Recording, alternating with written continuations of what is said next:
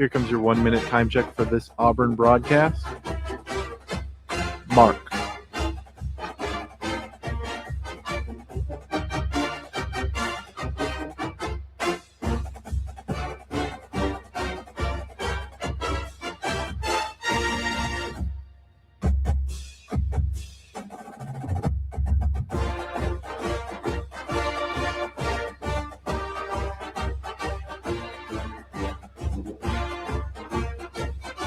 "30 seconds till broadcast." Mark.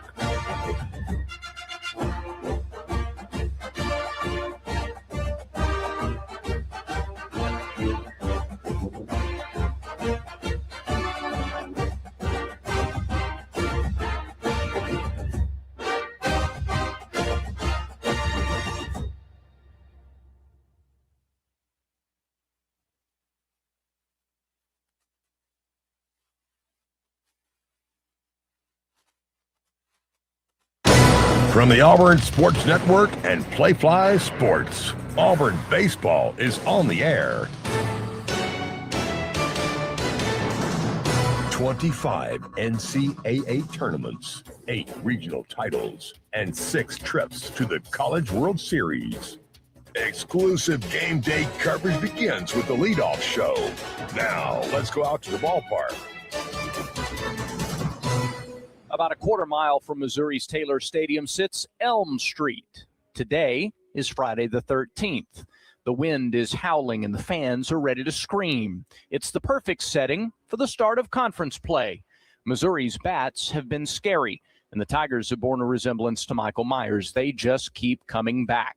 2 teams with momentum open play in the most competitive conference in college baseball tonight. Hello, everyone. War Eagle, welcome to another evening of Auburn Tiger Baseball. Alongside Jason Caldwell, I'm Brad Law in Columbia. Quinn Burkeen is in our Skyview studios. Missouri hasn't lost since February 17th, carrying an average offensive 11 runs per game. Auburn has its own winning streak, 7 straight, led by a steady starting rotation.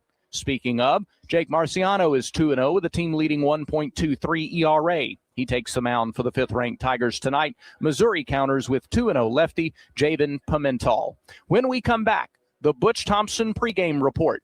This is the Auburn Sports Network.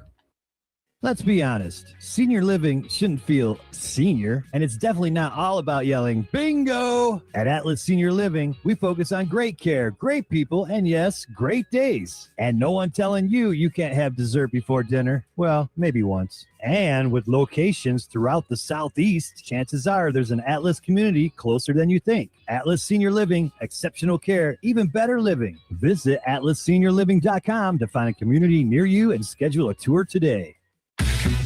Are you ready for your winning moment? Find it at Wind Creek Casino, where the action never stops. Hottest games, loosest spins, more ways to win.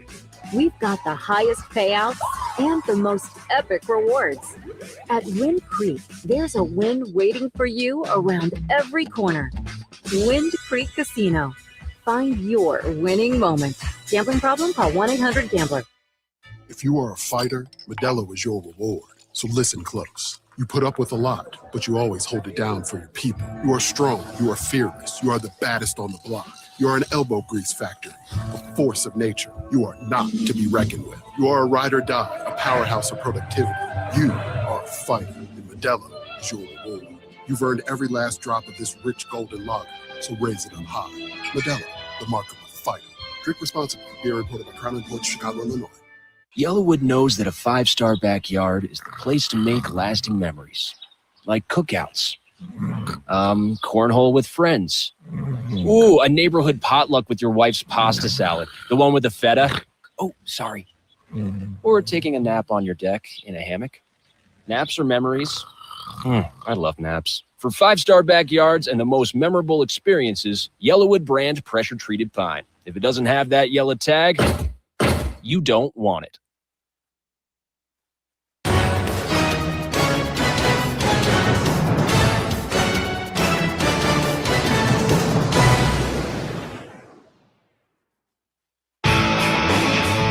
Game day coverage of Auburn baseball continues now with the Butch Thompson pregame report. is conference play like a second season, a different kind of maneuver on the path, or is it's the next game in a consistent kind of preparation? Well, for the team, they have to keep doing what they're doing. Unless if we need to change something, now we haven't trained them very well. You should be training them for this. I will say, the month of March here that's left, halfway through March, the teams we're going to play have a record of 68-12. That was not evident the first 15 games we played. So we can't change what you do. And if you don't get the outcome you want, the sky's not falling. Yeah. This is a definitive line of step up. But we can only train one way that we play the game. We've thrown as many strikes as we can. We need to continue that. We're hopefully starting to get on time more offensively. I think we're evaluating the strike zone. That'll be essential against the Missouri pitching staff for us to have any chance to win a game, hopefully early in the weekend, and then a chance to win a series. We're going to have to evaluate the strike zone greatly. And, it's the first time we played somebody this year that's won 13 games in a row. And we're at their place. But none of that are factors. We just got to be in a state of being and continue to do what we do and be as present as we can to continue to try to, be the hunter, not the hunted, and that offense work as a pack. Our pitching staff continue to try to suffocate the strike zone, even though we're going to have a 20-plus mile-per-hour wind going from left to right and blowing out to right center and toward that corner. And they got a couple lefties that are threatening. But there's some things that we do that we've done good. We walked 50 less batters. Mm-hmm. So evaluating that strike zone's huge. They have the shortest at bats of any team of the 16 in SEC with 3.9 per at bat. So, if they're ready to swing, can we get them out early? And maybe we're not going to give them as many freebies. And again, I think evaluating the strike zone for both sides is the whole key to the game. But they definitely have some left-handed hitters built for their park that are threatening swings. If you look at barrel rate, we're ahead in that regard. But, if you get a lower barrel percentage, but you hit the barrel, that can change a game. So we've tried to outline 5 or 6 things that we feel like that we can do better, and can it show up in this series? And but I think our deal is to be present and just trying to win a game as early as you can in the weekend if it's presented an opportunity. So all we got is this first game. That's all we need to focus on. And can we keep Missouri deserves the same standard and the same effort that we've given for this non-conference segment. They deserve that tonight from us starting SEC play. You mentioned the wind. I want to ask about air and ground and the importance of coming out and getting the lay of the land. I know these guys have played on turf plenty as they've come up, but we usually talk about it from a defensive perspective. How helpful was it for, all right, how do you run the bases? How does the ball play off the turf offensively and decision-making on the bases? And the wind, does that affect your approach offensively in the game at all? I think it does for the right-handed hitters to start there. I think, and that's what you want versus a lefty. We'll use a right-handed DH. Last time versus a lefty starter, Todd Clay got his first hit of the year, a double, got a walk. We know that with all the good at-bats, he makes us a better ball club, and we think, we got to put another righty in there. Our lefties tonight are going to probably be pitched away from all the preparation, and that wind's going to be right in their face too. So they got to have good, tough at bats and find a way to reach and not try to do too much or try to find the wind. They have to continue to have their at bats. When you slide it, Van, you got to start early on that turf. Here we slid and didn't go as far. It's a spongy. The outfield was not turf the last time we were here. It is now. And so it's pretty new. So that ball that's in the air that's going to land in front of the outfielder is going to have that rebound almost head high or more. So the word yesterday for practice was awareness, because we needed to get better yesterday and not be thinking about the game today, but just awareness of the park. That's external. But I tried to get them, that's what teams do. They come in, they see these ballparks, and we start changing their game too much. I think it's good we've already put them in a major league dome from that experience, but it's internal awareness. Can we continue to have good at-bats? Can we keep our head and barrel connected? And, they did go around for 5 minutes and practice and get some external awareness. But this thing, when you go on the road, we're all we got. There's not going to be, outside of parents, there's not going to be a lot of Auburn people here. We're all we got. We have to absolutely use this as an opportunity to get close, play close, stay close, and compete as a group. All the best to you out there tonight. War Eagle. War Eagle. Children's of Alabama reminds you that every child's head injury should be treated like a serious injury until a doctor says it's not. The CDC estimates some 4 million sports and recreation-related concussions occur each year. Even a minor fall or collision may be a concern. Symptoms typically include headaches, unsteadiness, confusion, or sleepiness. To find out what to do in case of a suspected concussion, visit childrensal.org/concussion and always dial 911 in case of an emergency. Ants in the kitchen, termites under the floor, mosquitoes in the backyard. It's a full court infestation. Don't let them score. Call Cook's Pest Control. Nobody beats Cook's when it comes to superior protection against unwanted pests. Cook's knowledgeable and courteous technicians are expertly trained to get the job done right, guaranteed. With Cook's on your team, your home's defense is unstoppable. Looky, looky, looky, here comes Cookie Cook's Pest Control. What a matchup we've got, folks. Just nonstop action. The energy is electric and the fans are all in. An intense game like this calls for a Coca-Cola. Crisp and refreshing. That's a game changer. Yeah, that taste scores every time. And just like that, they're back at it. Passionate fans and an ice-cold Coca-Cola. Now that's a winning combo. No matter the team, no matter the sport, everyone knows fan work is thirsty work. Enjoy a Coca-Cola. He's got the speed. He's got room. He's going to score. No one gets you closer to the game than Sirius XM College Sports Radio. For the win. Got it. Let's go. Tune in for news, talk, and analysis from the offseason through regular season and into the postseason. We've got your team covered anywhere you go. Deep to center field. Oh, it's gone. Get a free trial at SiriusXM.com/College Sports Radio 2025. The starting lineups are presented by Yellowwood brand pressure treated pine. If it doesn't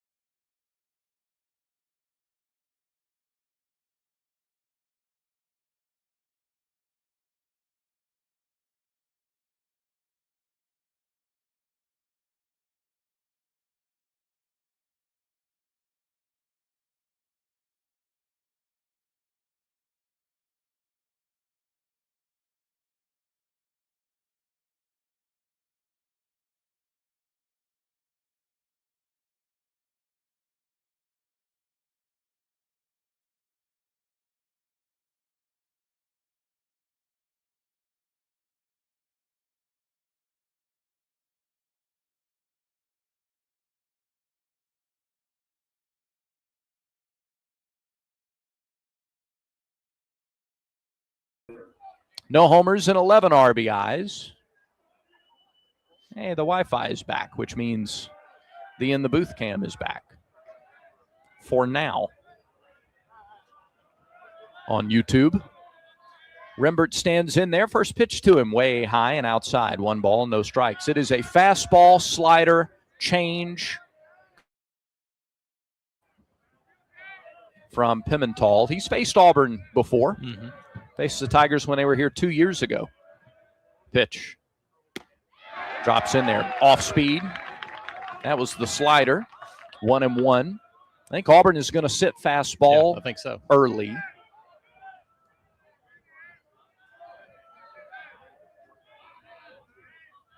Wind and the delivery. Swing and a miss. Fastball up and away. Yeah, and swung the ball outside the zone there for Rembert, and now you got to make it be in the zone. First 2 batters have gotten strike 2, swinging and missing at something that would have been a ball otherwise. Yeah. Got to stay patient. It's what's gotten them to this point.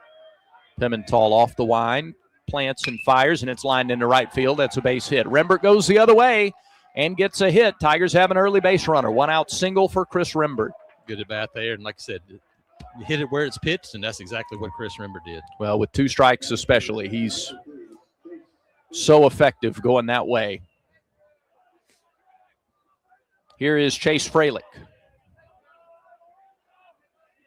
Fralick is batting .397, team leader in homers and RBIs, 5 and 20 respectively. And as always, facing the shift. Yep. Shift is on against him, and it's worth noting for every left-handed hitter, wind is howling toward right. Step and a throw to first to chase Rembert back.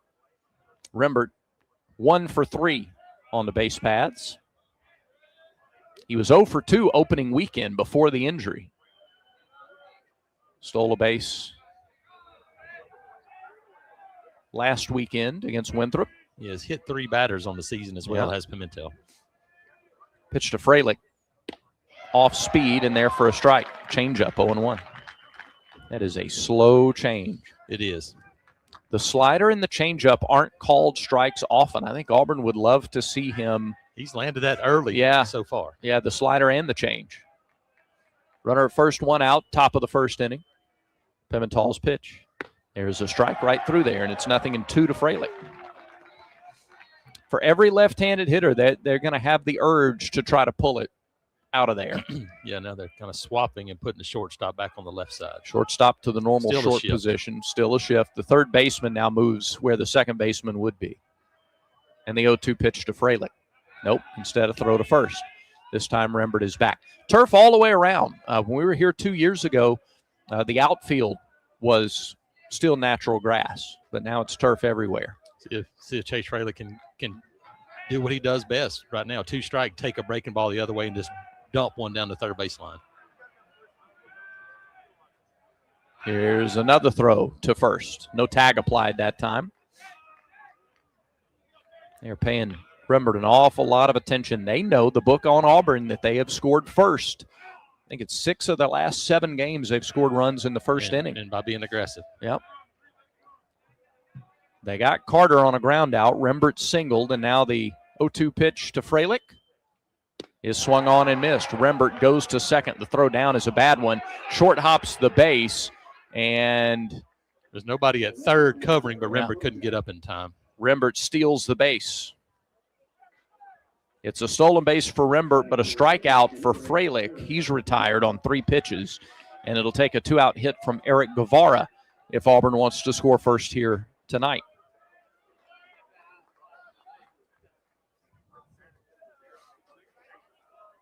Rembert at second, 2 out for Guevara. Another guy that will absolutely go the other way. And look, they've got plenty of room over there and the wind blowing that way.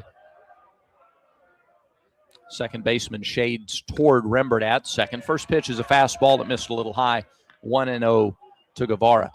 Pimental doesn't pitch to the inner half often, to lefties or righties. Doesn't like going after the inside corner.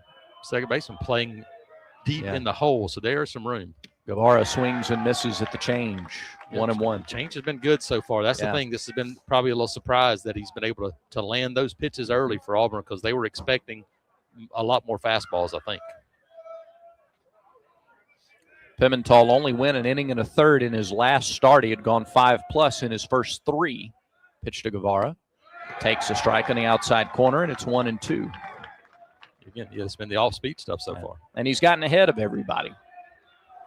So Pimental good early. Guevara deep in the batter's box. 1-2 pitch. On the way. Fouled away right side. Plenty of sunshine. You got shadows creeping out over the first base and third base lines. Metal bleachers here at Taylor Stadium. Not quite full, but I'll tell you what, a 15-2 start gets you a better crowd than the last time we were here, which was May of 24. Here's the pitch. Fouled away again. So Guevara battling with 2 strikes, just as Rembert did before Chris singled to right field.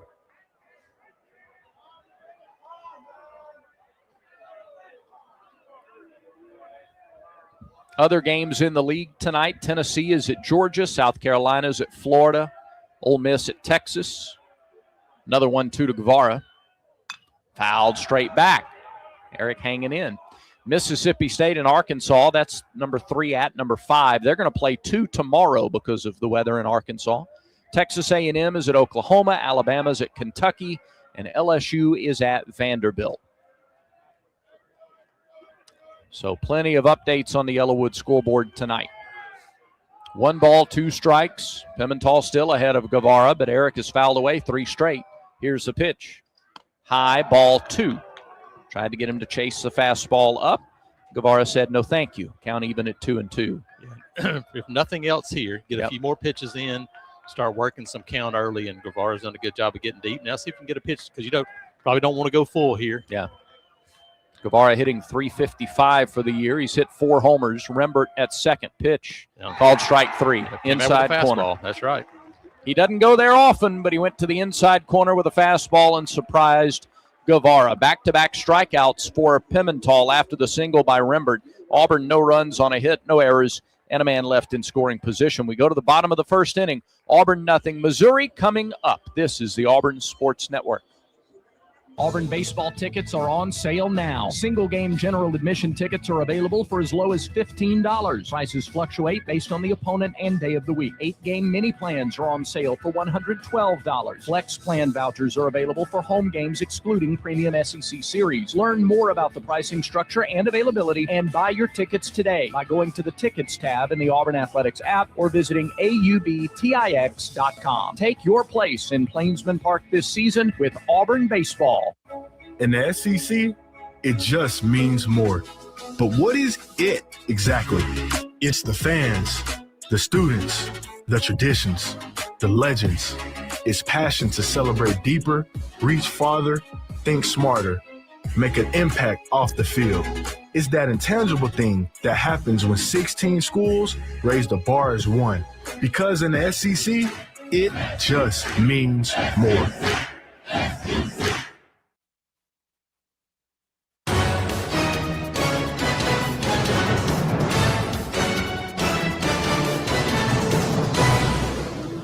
Auburn gets a man in scoring position but does not score in the first, and now the potent Missouri offense comes to the plate here in the bottom of the inning against Jake Marciano. Defensively, Jake's got Bub Terrell in left, Bristol Carter in center, Mason McCrane in right.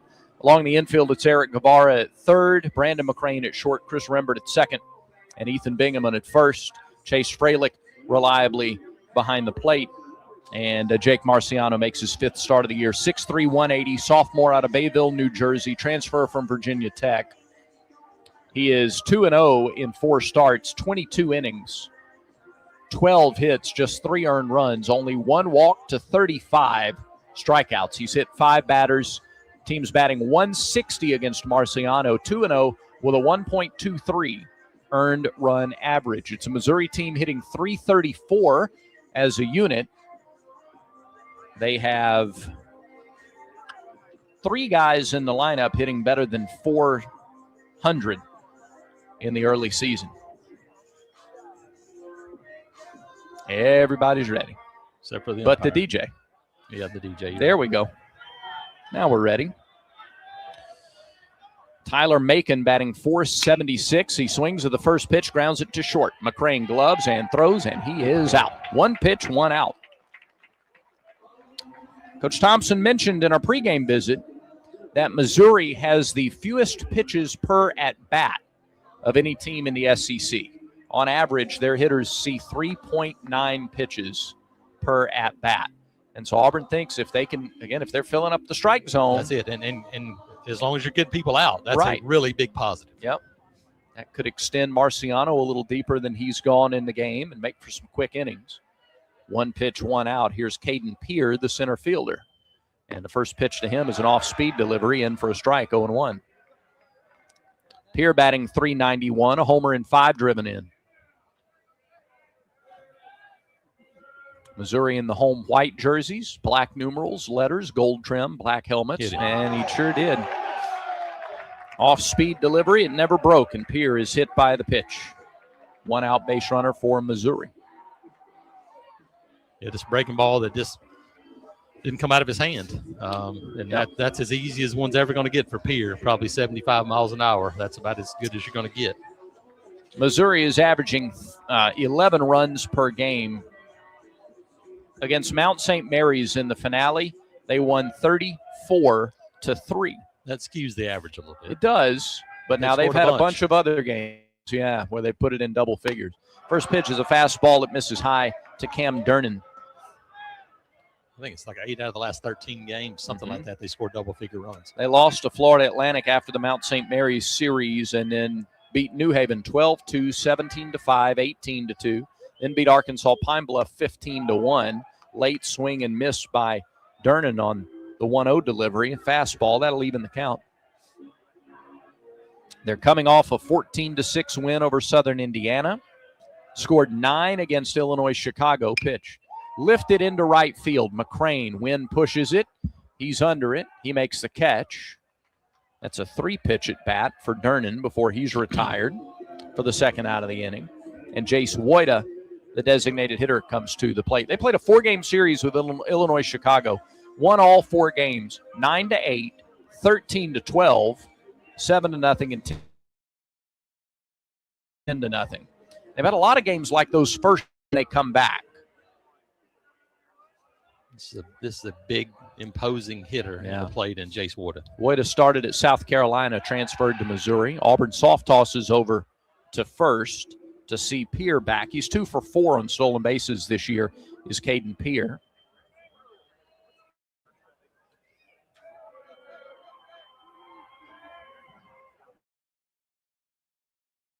Didn't miss by much. Pretty good one. Must have been a little up, I suppose.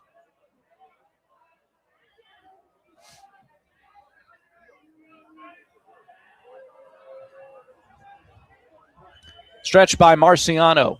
Big lead over at first. The pitch home. Breaking ball. Fouled past first base. And that'll even the count at 1-1. 2 outs. Runner at first. Woida is batting .404. 4 home runs, 27 RBIs.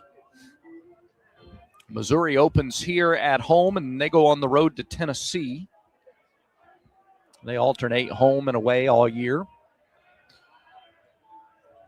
Here's the stretch from Marciano off the right side of the rubber. The pitch, fastball, hit in the air, a bloop.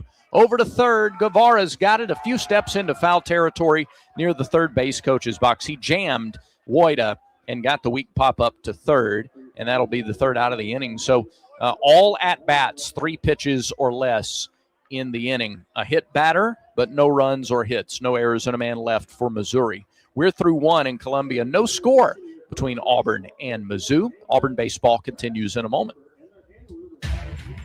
In 1977, Ford F-Series became the best-selling trucks in America. 33 million trucks later, we've kept that title every year since.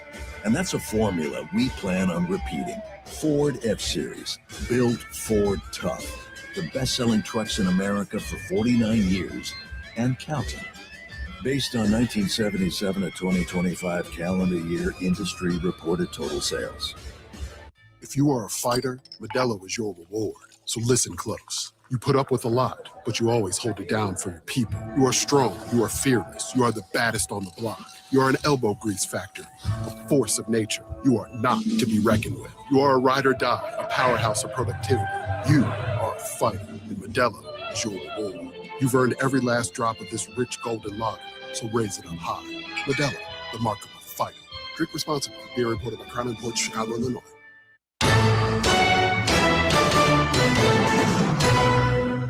We head to the second inning. No score in the SEC opener, Auburn and Missouri. Tigers got 20 pitches into Jake Pimental in that first inning. Javen Pimental, rather. Pimental went 5 innings against Mount St. Mary's. Gave up a run on 4 hits and no decision. Then went 5 innings against New Haven. Gave up a run on 3 hits and struck out 10. 10 of his 18, or 20 now, strikeouts came in that one game against New Haven. Then 2 runs on 2 hits against North Dakota State. Last week, a no decision, an inning and a third, 8 runs on 2 hits and 3 walks. For Auburn now, you got an inning. Yep. You watch film and watch some of those things. There's nothing like getting some at-bats. So now you get a chance to. Bub Terrell takes the first pitch, slider, in for a strike. And I think that's the thing. I think he's a different pitcher if he's throwing breaking ball for a strike, and he has done that so far. And so for Auburn, you plan to come in is to make him throw fastballs because he doesn't throw breaking balls for strikes, and he's done it early. Bub Terrell, lefty-lefty matchup to start the second. He swings at another breaking ball. Looks a little lifted into left field. Shortstop is out, and it hangs up long enough for Durnan to sprint out and make the catch. Bub hit that off the end of the bat. It looked like it might fall for a bloop. There was no way Benson was getting there from left, but Durnan from short went out and got it. And I don't know how much the wind might have pushed that back to him a little bit. That's what you saw immediately. The left fielder was not going to get that. Nope. And so that was the only play to be made right there, and he made a heck of a play at shortstop. Never been here for a series where the wind wasn't blowing hard some way, either out to left or out to right. Here today, it's blowing out to right. Brandon McCrane shows bunt, pulls the bat back, is nearly hit by a fastball up and in. 1-0 to McCrane. Brandon's average at .468. He's driven in 6 runs, stolen 5 bases. And been patient at the plate. Yep. Shows bunt again, pulls the bat back, takes a fastball for a strike. It's 1-1. Brandon then signals into the dugout what he's seeing. Yeah, early, Javen Pimental's ability to throw off-speed pitches for strikes as he's been locked in. There's a fastball grounded to short on 2 hops. Durnan has it, bobbles, then throws and gets McCrane by a half step. One little bobble can mess you up with McCrane flying down the line, but Durnan was able to recover for the out. Yeah, I don't think he felt like the ball was in his glove, so he kind of hesitated there for just a second. LSU out to an early 1-0 lead at Vanderbilt. Tigers batting in the first inning. Kentucky leads Alabama 4-1. They're in the third in Lexington. And Tennessee leads Georgia 2-0 in the fourth in Athens on the Yellowwood scoreboard. Here's Mason McCrane. First pitch to him is high for ball 1. It's a full-on shift with 2 out, nobody on. If you're Mason McCrane here, if you could just bunt one to the left side and get it past the pitcher, you could walk to first base. McCrane takes it off the outside edge, a slider away, and it's 2-0. It's the first 2-ball, no strike count Pimental has gone to. McCrane has shown really good discipline for a freshman. Pitch upstairs, 3-0. That's it. Make him throw pitches, and you're right. He's looked very different with Mason McCrane at the plate than he has with anybody to start this game. McCrane batting .361. 1 home run. He's driven in 18. Imposing figure in the left-handed batter's box. 3-0 pitch. It's a fastball straight away for a strike. 3-1. McCrane was taken on 3-0, as you normally would. And now a good count here for the freshman. Here's the pitch. Swing and a foul back. He went to the inner half. Now the third baseman and shortstop switch places again in the shift. And the count is run full. A 1-out single by Rembert in the first, and then 4 in a row retired by Pimental. He's got a full count to McCrane. The pitch. Outside. Called strike 3 on the outside corner. Landed it Tough call on the 6'6" guy. Landed it right where he wanted it. Got the call, and Auburn is retired in order in the second. Second inning is presented by Auburn Bank, champions of you. No score, bottom of the second is next. This is the Auburn Sports Network. At Affordable Comfort Cooling Systems and Plumbing, we believe our work is more than just AC and plumbing repairs. It's about serving people with integrity and care. As a Christian-owned company, we take Colossians 3:23 to heart. Whatever you do, work at it all with your heart, as working for the Lord, not for men. That's why at ACCS and Plumbing, we do the job right the first time and always stand behind our work. As a proud Ream dealer, we're committed to offering top-quality products and faith-driven values. Give us a call today or visit acccsauburn.com to learn more. That's acccsauburn.com. Alabama license number 12084. Life moves fast. Shouldn't your checking account keep up? Meet Explore Checking from Max Credit Union. No monthly fees, no minimum balance requirement. Enjoy perks like access to your paycheck up to 2 days early, earning rewards that can be turned into cash each time you spend with your Max debit card. Plus, with 24/7 digital banking and an easy-to-use mobile app, managing your money is quick and effortless. Start exploring today at mymax.com/explore. Certain restrictions apply. Federally insured by NCUA.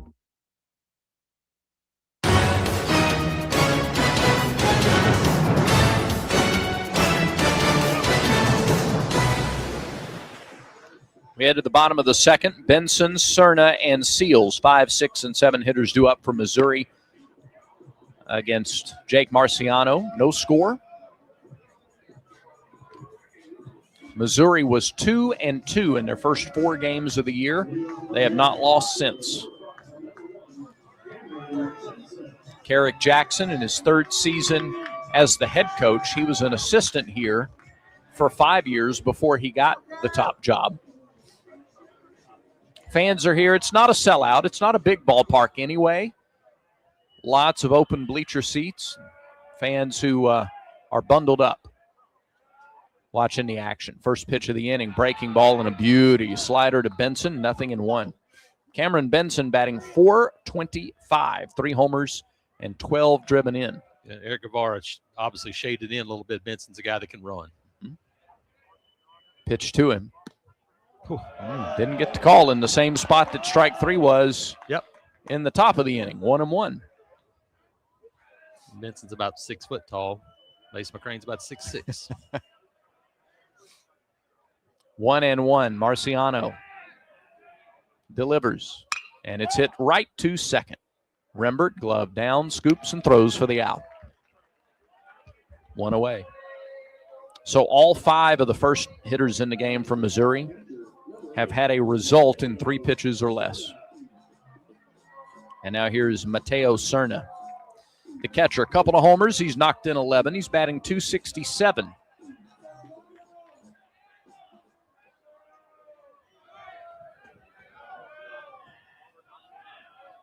Shadows now covering the entire infield. The first pitch is a fastball right down the middle. 0-1. What you like, too, is Jake Marciano, Virginia Tech last year. He used to pitch in cold, windy conditions. So this should be, right at home, familiar spot for him. Yep. He's got the short sleeves on. Here he delivers. And it's fouled back. 0-2.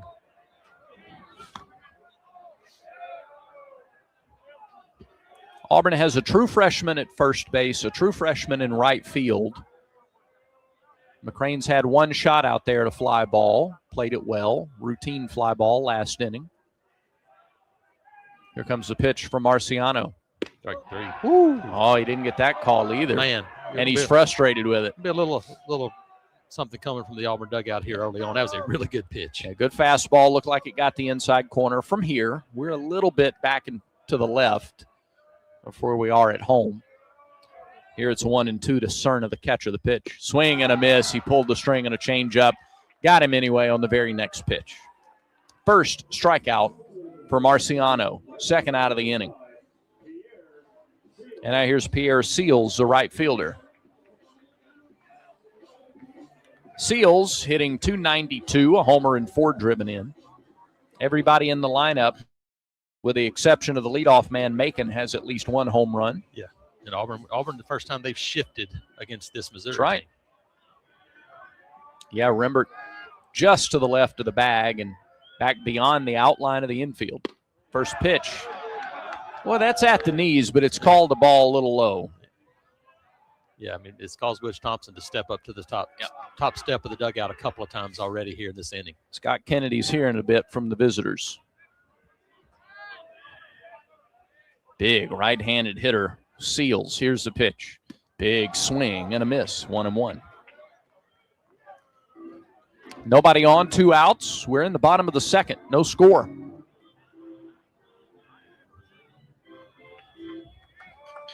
Seals back in the box with 8 on the pitch clock.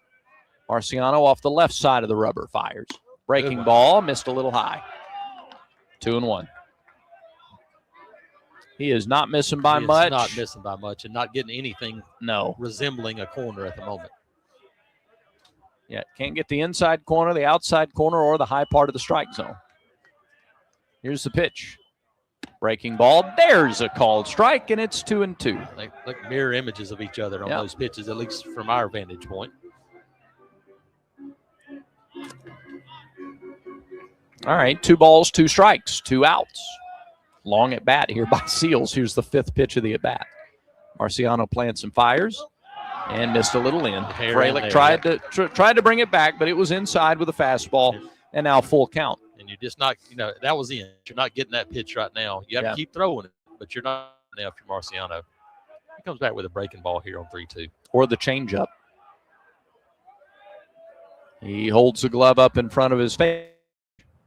He got the change and he fouled it away. Seals slowed the bat down just enough to foul it off.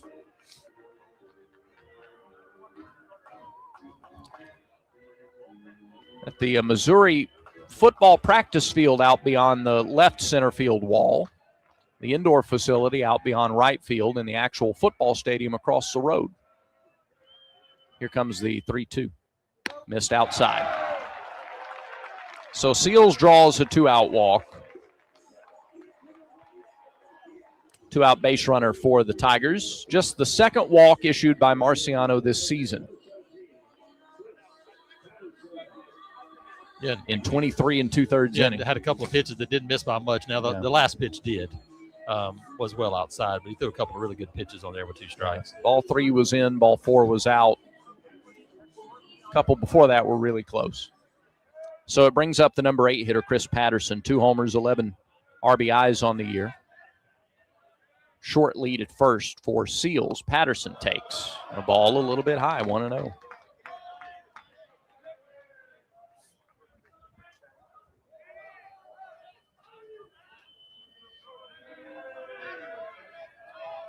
Marciano and Frelick get on the same page. Jake back from the stretch. Fires. Fastball. Chopped left side. Guevara charges, gloves, throws. He's out. And the inning is over. So it took 2 extra pitches after the walk to retire the 3rd out. No runs, no hits, a 2-out walk, no errors, and 1 left for Missouri. We are through 2. No score between the Tigers and Tigers. Auburn baseball continues in a moment. Alabama Power is here for you when big storms hit. But we're also here for the little things. We're there to get the coffee started, to make sure everyone's ready for school, for midday dance breaks and evening entertainment. We're also there to help you save on all that energy with easy-to-use tips, tools, and efficiency programs. So enjoy these moments. Kids, movie night. And we'll do the rest. Visit alabamapower.com and follow us on social to learn more. Ants in the kitchen, termites under the floor, mosquitoes in the backyard. It's a full court infestation. Don't let them score. Call Cook's Pest Control. Nobody beats Cook's when it comes to superior protection against unwanted pests. Cook's knowledgeable and courteous technicians are expertly trained to get the job done right, guaranteed. With Cook's on your team, your home's defense is unstoppable. Looky, looky, looky, here comes Cookie Cook's Pest Control.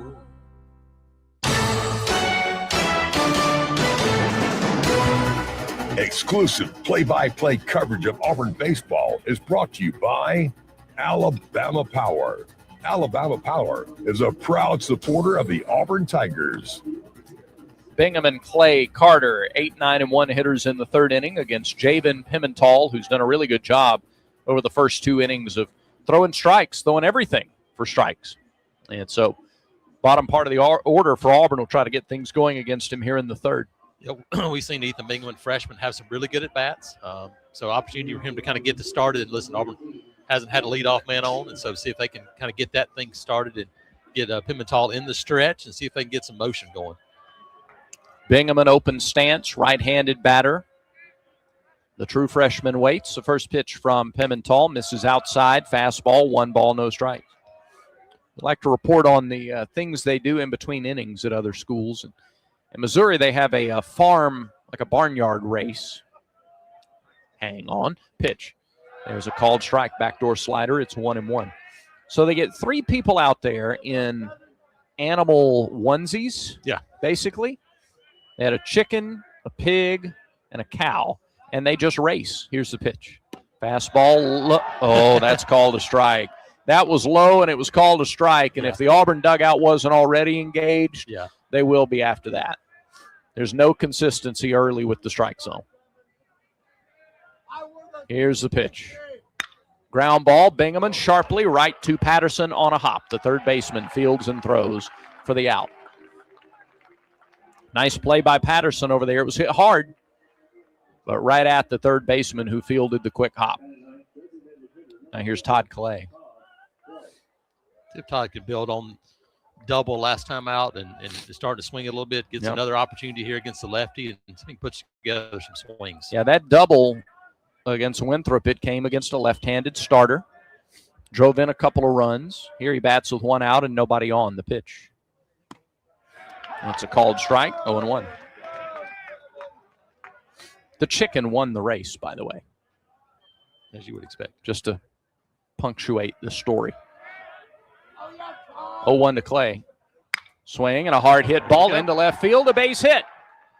So Todd Clay knocks a 1-out single to left. He waited on the breaking ball and then still generated enough bat speed to pull it into left field. Yeah, perfect placement there, right between third and short. Now you get back to the top of the order and we can get some things going here with Bristol Carter. And listen, the bunt game is always in play with Bristol. Now you're gonna be moving in on the corners here, but see if you can get some things going. First baseman can't move in too far with Clay at first. Third baseman's back, and Carter swings and pops it up on the infield. On the left side, it's the shortstop, Dernan, who makes the catch. So both corner infielders were relatively back, and Carter swung and popped it up. Second out of the inning. Now here's Chris Rembert, who singled his first time. An opposite field single for the sophomore second baseman.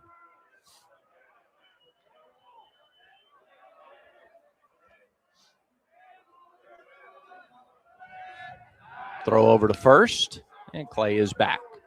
I would not expect Todd Clay to be running at this point. There is 2 outs, and you got Rembert up, but I wouldn't think that would be a spot you want to run in. Because they hold him on, though, it opens up the entire right side pretty much.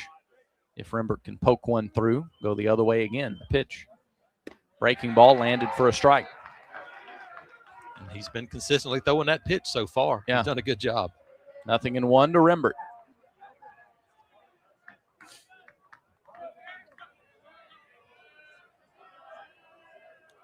Pimental comes set, works from the stretch, fires home. Swing and a foul straight back over the seats and into the parking lot. It's close to where we are. Yes. The few back there close. 0-2. So Rembert will have to get defensive here. His single in the first came with 2 strikes. That's with a runner on and 2 outs in the third. No score. Pitch to Rembert. Runner goes. It's way outside. Throw down to second is late. And Todd Clay has his first stolen base of the year. Got a great jump on a good pitch to run on. Breaking ball outside, and the catcher just couldn't get his feet underneath. Pimental's delivery to the plate is a little slower than average for SEC pitchers. And especially given the number of breaking balls he's thrown, Auburn thought even guys who don't steal a lot of bases might have a chance tonight. And Clay got one. Pitch to Rembert. 1-2, that's low. 2 balls, 2 strikes. Yeah, he's walking off the mound, and that pitch hasn't been a strike all night because Jake Marciano threw about 3 of them the last inning. I'm still a little surprised he didn't ring him up there. I think we would have seen somebody lose it if that would have happened. 2-2 to Rembert. Base hit means a run in all likelihood. No score in the third. Here's the pitch. Swing, ground ball to the shortstop. Glove by Dernan, the throw. Little high, pulled the first baseman off the bag, but he tagged him. Oh, it pulled Macon off the bag, but he had the presence of mind to tag Rembert before Chris got to the base. And is Auburn going to challenge? Let's see. They may. Butch Thompson is out of the dugout. I don't think so. I think he just had a question maybe about something. All right. So it's the third out of the inning. Auburn gets a one-out single, no runs, no errors, and Clay stranded at second. We're through 2.5. Still no score in the SEC opener. The third inning is presented by the Vance Law Firm. At the Vance Law Firm, they say dial 3 for me, 334-333-3333. No score. We head to the bottom of the third. This is the Auburn Sports Network. Looking for legendary wings, mouth-watering burgers, and unbeatable pizza for your next big event? Baumhauer's Catering is here to satisfy your cravings. From tailgates, birthdays, to office lunches and weddings, boost your event with delicious flavors of Baumhauer's Catering. We offer pickup or delivery, or choose our full-service catering that includes setup and staff. Don't have space for your big event? We can even host you in our dedicated party space. Baumhauer's Victory Grill Catering. Legendary flavors, zero hassle. War Eagle. In the SEC, it just means more. But what is it exactly? It's the fans, the students, the traditions, the legends. It's passion to celebrate deeper, reach farther, think smarter, make an impact off the field. It's that intangible thing that happens when 16 schools raise the bar as one. Because in the SEC, it just means more.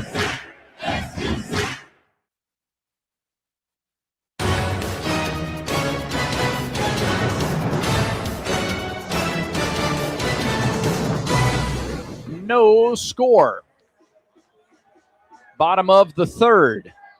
Marciano to face the 9-1-2 hitters for 15-2 Missouri. Eric Masonette, the second baseman, gets it going. Right-handed hitter. First pitch to him is at the knees for a strike. A fastball gets Marciano ahead in the count, 0-1. Yeah, one thing, Brad, look, Missouri hasn't played a great schedule, but they've won games, and winning games breeds confidence. And this you can see it. This is a confident Missouri team right now. 0-1. Off speed, popped up.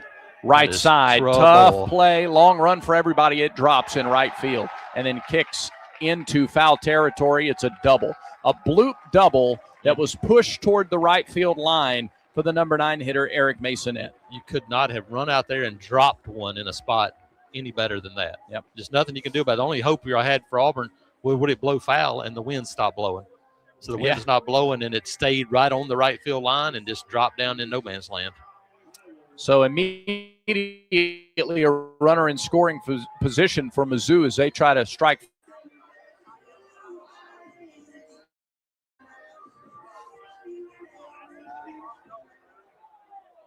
Back to the top of the order. Would Macon do some bunting here? I think in a game right now, you might see that happen. He's not. He takes an off-speed pitch for a strike, 0-1, at least not on the first pitch. Wouldn't be surprised if he tries to put one down here. Guevara is even with the bag at third and about 6 feet off the line. Marciano's been a strikeout guy early this season. Has not done it so far against this Missouri team. Yeah, only one. Here's the pitch. He is bunting, and he pops it up. Back behind the plate. Freilich makes the catch.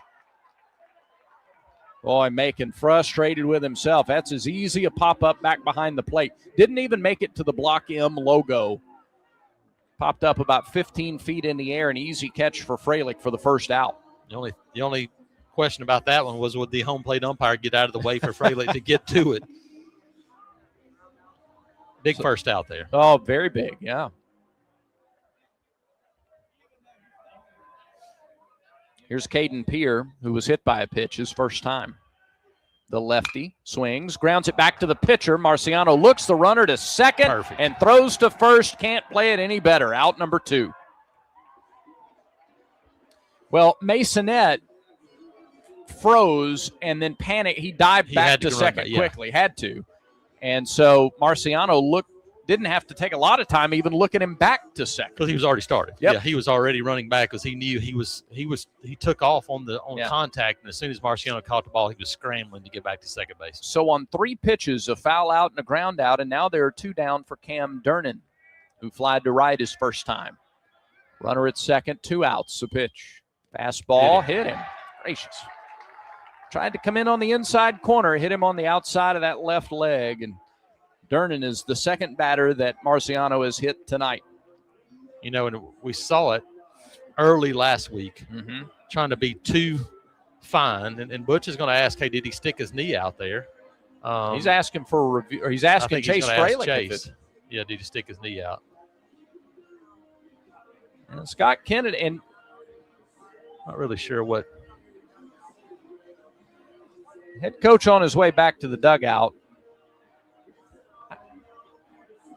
I don't know if he said anything to the home plate umpire in addition about the early strike zone, but there's been some frustration early.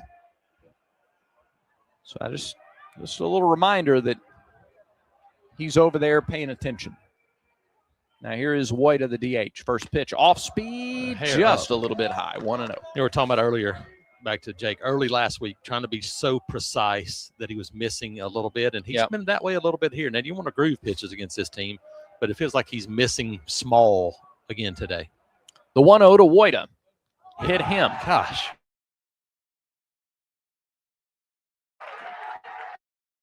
Bases loaded after back. Masonette to third. Durnan to second. And Cameron Benson is the batter. He grounded to second his first time. Fralick goes out, and the rest of the infield comes in. Just going to try to settle Marciano down a little bit here. Because another thing you can't do now is really throw a dart up there to Benson. Yeah, no, I mean, look, this thing can swing it. And, Everett Tiefert goes out and talk. I think everybody's coming in now. Listen, look, calm down, trust your stuff. Yep. But it's been the breaking ball. I mean, there was a fastball to the right. It's been a breaking ball to all 3 of the lefties he's hit, every one of those guys. And you got another left. Your plate, if you're him, you're going to have to come fastball heavy right now because I don't think you want to throw that breaking ball again. Well, that's kind of the point I was making, though. You can't totally abandon. Not right here in this moment. I think you got to get a feel for it again. So the meeting continues. Scott Kennedy goes out. He'll try to bust it up. Clock is down to 0. And they do break the meeting up. Everett Tiefert walks back toward the Auburn dugout, and the players back to their spot.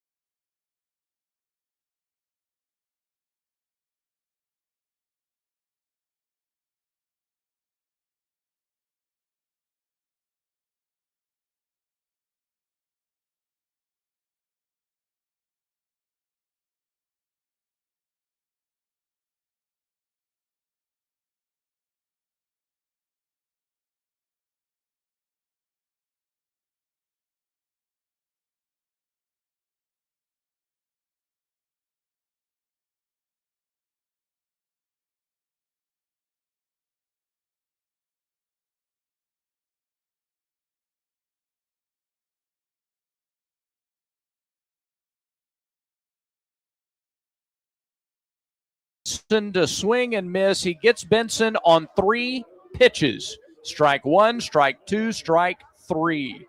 No runs, 1 hit.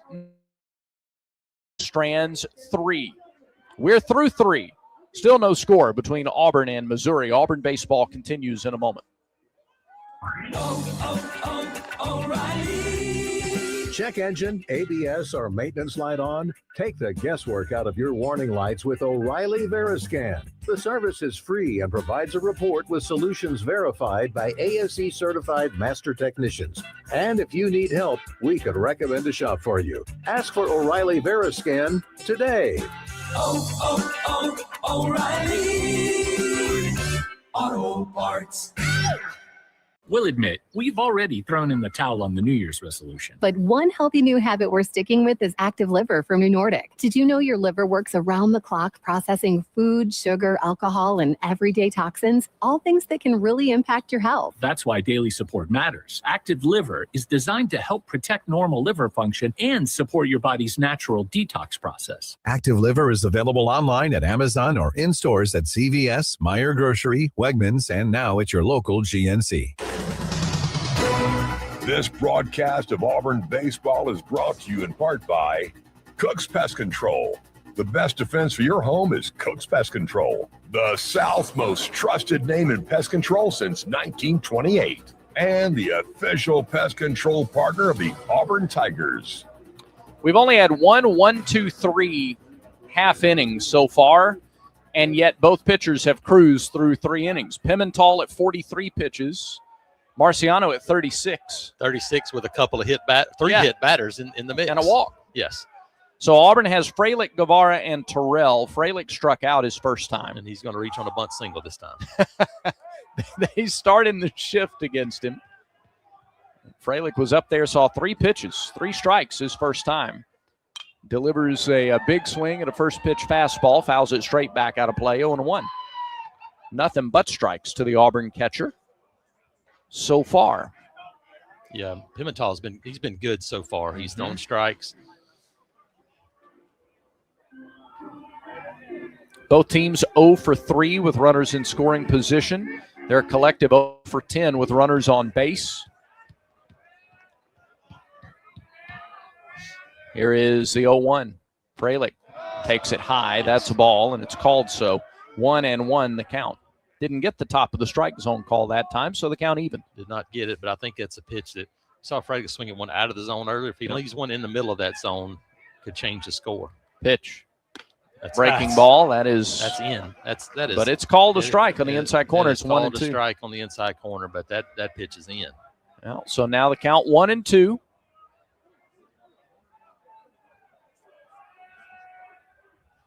Pimental off the stretch fires, and it's lined foul left side. Kind of came back to the same recipe that he did last time: breaking ball, fastball away. Frelick was ready that time. We noticed that at this time of night, we commented on this last night. It's not dark yet, but shadows are all over the field. Yes. The lights aren't particularly strong. No, it's a little dark. It does. It gets a little dim. Pitch. Missed the outside corner. 2-2. Missouri wanted that call. It is a good pitch, but it's only been called about twice out of the 8 or 9 times it's been thrown out there. 2 balls, 2 strikes. Frelick leading off the 4th for Auburn. Scoreless game. The pitch. Inside. Nearly caught, nearly got a piece of him. And the count is full. And that is just the second 3-ball count to which Pimental has gone. We're in the 4th. Came in with an ERA of about 4 3/4. Payoff pitch to Frelick. Swing and a drive, left center Hammered in the field. gap. He got a lot of it. It is down. It one-hops the wall. Frelick digs for second. He's in, cruises in with a stand-up double. Frelick leads off the 4th with a double. Tigers are in business early in the 4th inning. He smoked that ball into the gap. Obviously, the wind has died down a little bit, but base of the wall. Yeah.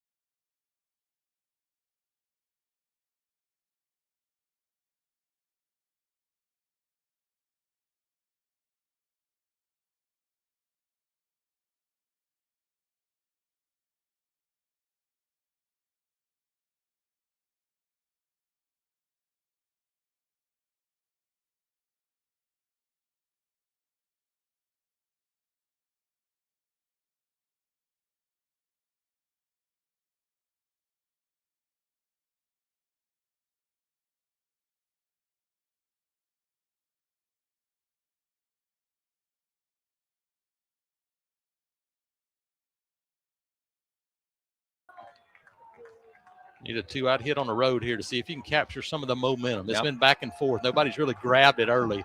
Here's an opportunity for Brandon McCrane. Both sides. How about this Missouri crowd? They're trying to help their pitcher. Payoff pitch on the way. No, he missed inside. Ball 4. Again, Pimental was walking off the mound.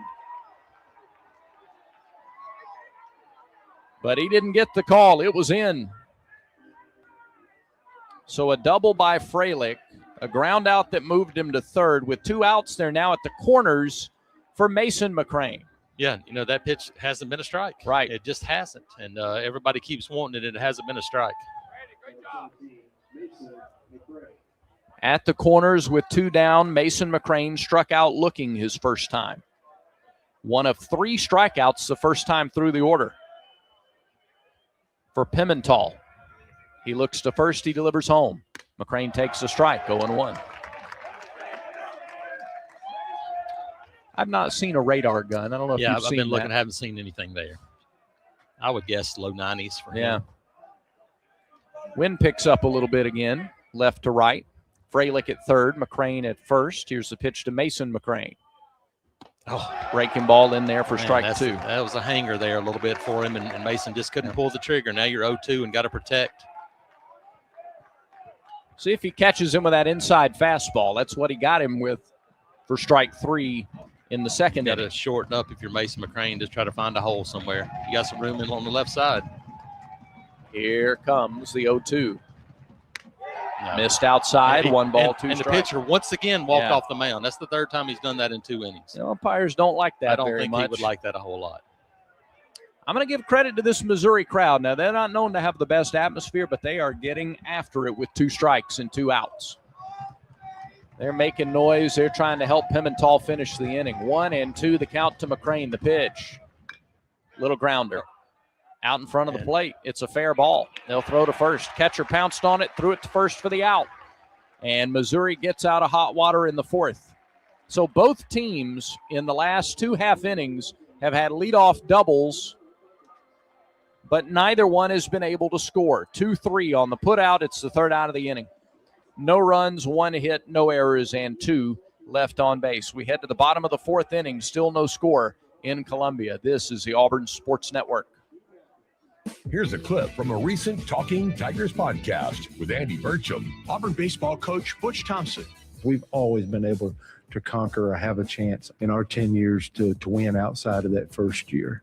But I think we got a chance to win the whole thing now because of all the things we're talking about. The buildup is greater. And I think last year's team's legacy will have a chance to manifest in 26, 27, 28.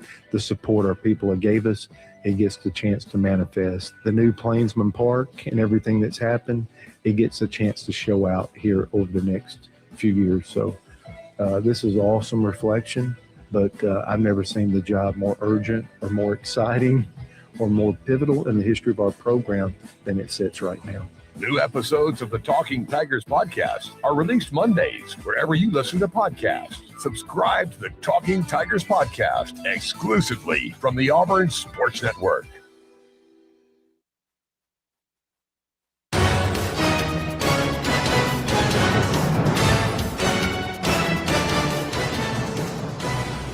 To the bottom of the 4th we go. Cerna, Seals, and Patterson, 6, 7, and 8 hitters against Jake Marciano. He's thrown 36 pitches through the first 3 innings. He has given up 1 hit. He has hit 3 batters and walked 1 batter, but we are scoreless as we go to the bottom of the 4th. Auburn baseball is brought to you in part by East Alabama Health. With their spacious cancer center, patients can make cancer a distant memory instead of a distant drive. That's why East Alabama Health is Auburn's home field advantage. Along with Jason Caldwell, I'm Brad Loss. Quinn Burkeen is in our Skyview studios. And the right-handed hitting Mateo Cerna takes ball 1 up and in to start the 4th. Cerna, a strikeout victim his first time, 1 of 2 punch-outs for Marciano here tonight. Jake looks over the top of the glove from the wind, a short wind at that. The pitch, fastball at the knees to even the count, strike 1.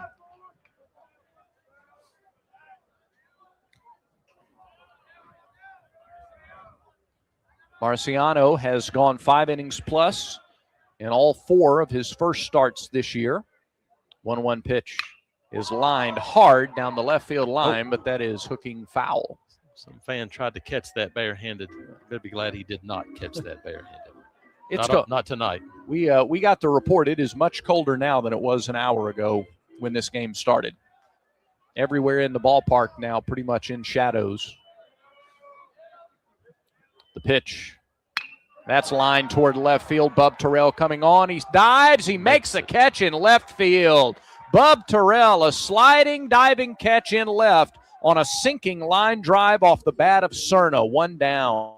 Great play by Bub because, that ball was diving at his feet, and he was able to make a play, and really good job there by Bub. We'll call that our defensive play of the game, presented by Cook's Pest Control. The best defense for your home is Cook's Pest Control, the South's most trusted name in pest control since 1928, and the official pest control provider of the Auburn Tigers. Pierre Seals walked his first time.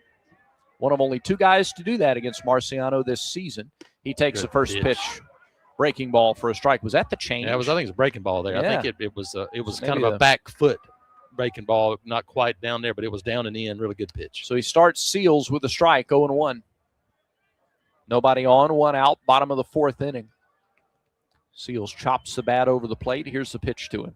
Fastball fouled back. 0-2. A little bit of the Gary Sheffield pump at the plate was kind of twitching the bat back and forth. Kind of built like Gary Sheffield, too. Thick running back looking player. Saw Gary's son with Florida State earlier this year. No. And saw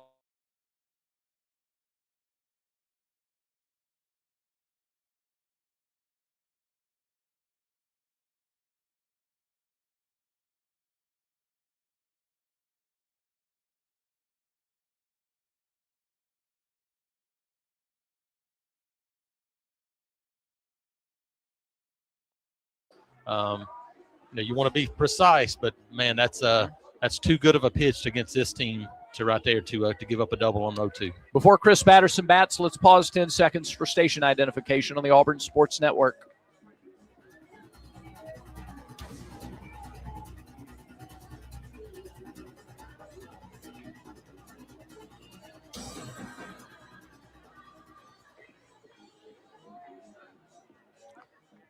A one-out double by Seals. And now here's Patterson, who grounded to third his first time. First pitch to him is outside for ball one. Masonette on deck doubled to lead off the third. They've had a runner in scoring position last inning and this inning, so back-to-back innings. Marciano deals with that. Throws home. Swing and a miss through a high fastball by Patterson there to even the count at 1-1. Yeah, we've already seen it. Looks like runs are going to be at a premium tonight. Yep. So Jake he's made some quality pitches. Can you get out of this one again? Another jam here, one out double. Stretch in the pitch from Marciano. Fastball swung and missed, and it's a ball and 2 strikes. And Patterson has not been able to catch up to the fastball. I'd be shocked if you don't go to anything else right here. Just stay fastball, even if you want to go up here. That's the chess match is he hadn't hit it twice. Do you give it to him again, or does he speed up his bat here and the changeup is effective? Marciano comes set off the left side of the rubber. He looks home. He delivers. He threw him a fastball and it was chopped foul to the left to the Missouri dugout. Still a ball, 2 strikes. Yellowwood scoreboard. Georgia leads Tennessee 4-2. They're in the 6th in Athens. Kentucky is built on its lead over Alabama. It's now 7-1 Wildcats in the 5th. They're going back and forth in Nashville. LSU back on top of Vanderbilt 4-3 in the 3rd. And Texas A&M leads Oklahoma 4-0 in the 1st. Swing and a miss, strike 3 on the changeup. He threw him one more fastball, got the bat sped up. Great. And then he went to the change. That's the 3rd strikeout for Marciano on the night. The K counter presented by Kia of Auburn, where you're always number 1. Now the number 9 hitter, Masonette, who doubled in the 3rd. Yep, had the bloop double right down the right field line. I'm surprised that Mason McCrane's not shielding a little bit more closer to the line here. Pitch to Masonette. Slider. Ooh, must have been a little low. Just a hair down. Freilich did a nice job to frame that, but didn't get it. 1-0 the count. Both doubles have come from behind in the count. Yes. 0-1 and 0-2. The 1-0 to Mason Eddy grounds it to the left side. McCrane gloves it at short, pats and throws for the out. And there's the third out of the inning. So a one-out double in the fourth by Seals, and he is left stranded. No runs, a hit, no errors, and one more runner left on base. That's 6 stranded by Missouri through 4 innings. We're scoreless as we head to the 5th. That is when Auburn baseball continues. What a matchup we've got, folks. Just nonstop action. The energy is electric, and the fans are all in. An intense game like this calls for a Coca-Cola. Crisp and refreshing. That's a game changer. Yeah, that taste scores every time.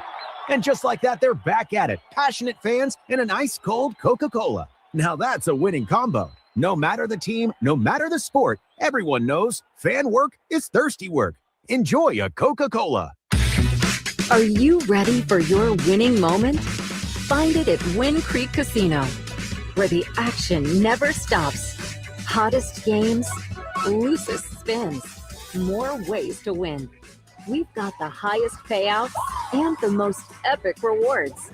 At Wind Creek, there's a win waiting for you around every corner. Wind Creek Casino. Find your winning moment. Gambling problem? Call 1-800-GAMBLER.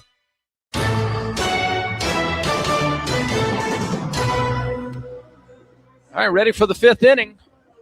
No score between Auburn and Missouri. You got the number 5 and number 6 offenses in terms of batting average in the SEC, so naturally we're scoreless as we go to the 5th. Although 2 Friday night starters in the SEC, these guys know what they're doing. Yeah, 2 Friday night starters. A little cold, a little chilly for both teams, too. And, I mean, of course, Missouri's used to it, but they're not used to facing Auburn pitching, and so that's been the difference. And for Auburn,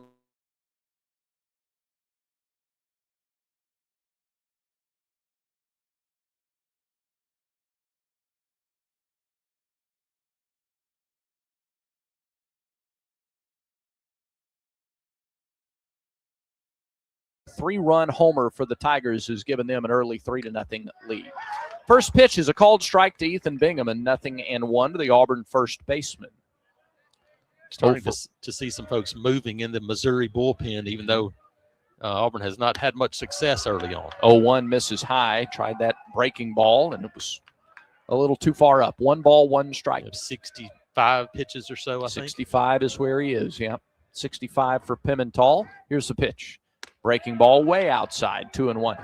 And the later you get into a start, the less command of the breaking ball you typically see. Chilly night. See if Bingham can jump on a fastball here. Pitch home. Swing and a high fly ball to center. Peer back to the track, and he makes the catch. Just missed it. It is 390 to straightaway center field.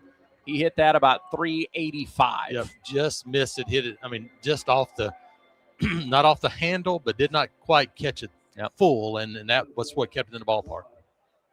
So here's Todd Clay.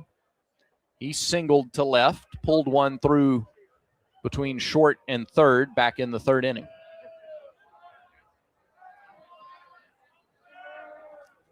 First pitch to the Auburn DH, swung on and missed. The rare changeup. Yep, you pulled the string on that one pretty well. Beautiful sunset here, the dusk in Columbia. Here's the pitch. Upstairs, 1-1.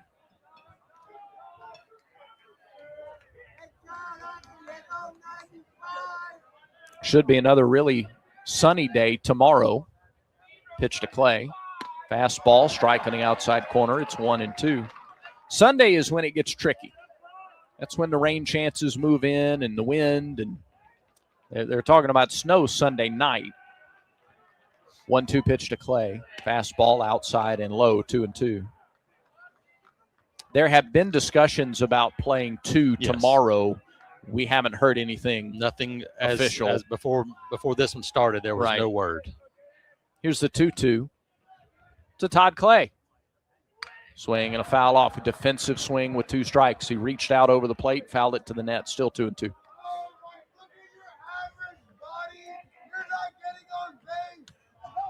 Carter waits on deck. Nobody on, one out in the top of the 5th inning.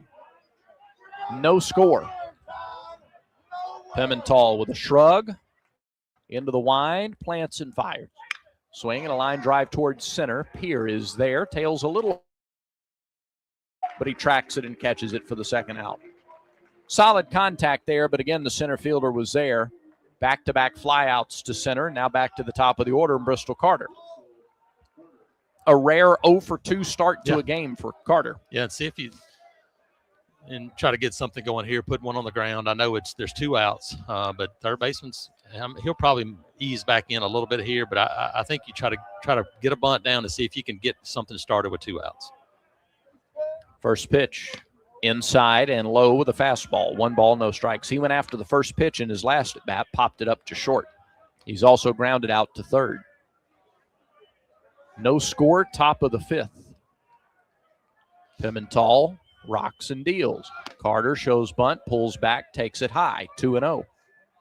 Take a walk. A walk's as good as a double. Yeah. Auburn hasn't been able to string together back-to-back guys reaching in any way tonight. Trying to get something started with 2 outs. The 2-0 pitch. In and low. 3-0. I'd be surprised here if you even take 2 just to see if you can get him to first base and see if you can get him going. 4th 3-ball count. The other 3 at bats. Strikeout, double, walk. Yes. So 2 of the 3 have finished well. Here's the pitch to Carter. Fastball, a generous strike. It's 3-1. It hasn't been there pretty much for this game, but that was a strike there. Now you're still way ahead of your Bristol Carter. It's got to be right where you want it. Lefty versus righty. Pimental deals and Not misses even high close. and outside. Ball 4. So Carter is aboard with 2 outs. That's the 2nd walk issued by Pimental. Let's see how quickly Bristol's going to be running, and I think it would be very quickly. They spent a lot of time watching film on the move to first. Now we're going to get a time here. The pitching coach is headed out to visit with Pimental. He is at 78 pitches.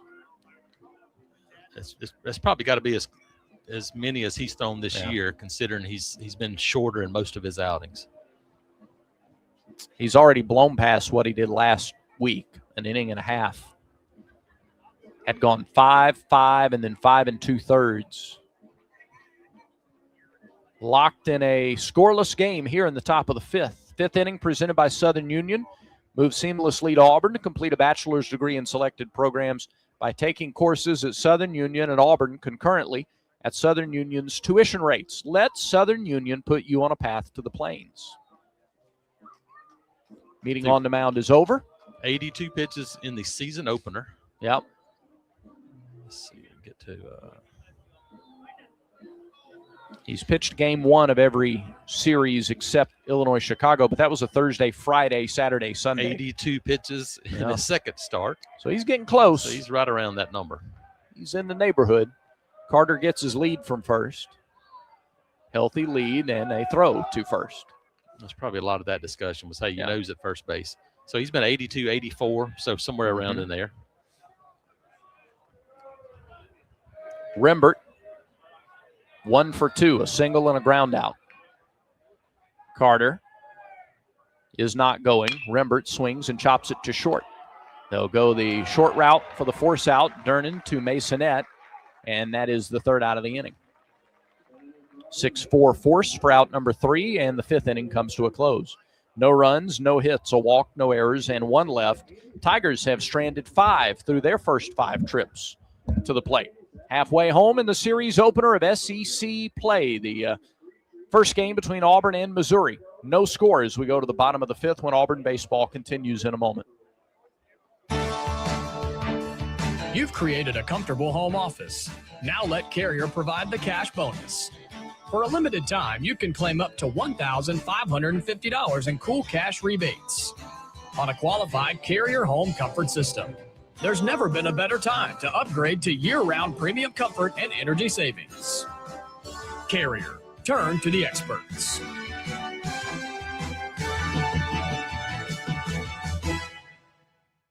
Let's be honest. Senior living shouldn't feel senior, and it's definitely not all about yelling, bingo! At Atlas Senior Living, we focus on great care, great people, and yes, great days. And no one telling you can't have dessert before dinner. Well, maybe once. And with locations throughout the Southeast, chances are there's an Atlas community closer than you think. Atlas Senior Living, exceptional care, even better living. Visit atlasseniorliving.com to find a community near you and schedule a tour today. Back to the ballpark for more Auburn baseball. The ballpark is Taylor Stadium. We're here in Columbia on a cool, clear Friday night. We've already had what my son called the best burger he's ever had and the best pizza he's ever had. So yes, we got that out of the way. Now it's time to handle business. Yes. No score. Both starters have had to pitch around some congestion on the bases in this game, and they've both done so to this point. Here in the bottom of the fifth for Mizzou, it'll be the top of the order. Macon, Peer, and Dernan. 50 pitches for Marciano through 4 innings. He goes to work in the fifth. Macon swings and foul tips it into Freilich Mitt, 0-1. And you know the difference so far. Look, Marciano's given up some freebies, but Pimentel has not given many freebies to Auburn, and so because of that, they haven't been able to get, you're right, string things together. Macon has fouled out to the catcher on a bunt attempt. He's also grounded to short. He takes a fastball in the inside corner for strike 2. That's maybe the second time that's been called a strike. Yeah, Missouri dugout's going to chirp a little bit after that one. It's the most generous strike call Auburn has gotten in the game. It puts Marciano ahead 0-2 of the Missouri leadoff man. 3 on the pitch clock. 2-1. And he steps off. I mean, like they're going to give him a ball. Yep. Home plate umpire is showing the dugout 1 and 2, but he didn't signal that. Correct. Here's the pitch. Fastball low. 2 balls, 2 strikes. Yeah, Scott Kennedy was asleep at the wheel there. He didn't notice that the clock went to 0, and he never officially indicated a clock violation. He said, hey, that's the ball. He just indicated the Auburn dugout 1 and 2. Now here's the 2-2 pitch. Good pitch. Called strike 3. Got him with a changeup. Macon down on strikes. 1 away in the fifth.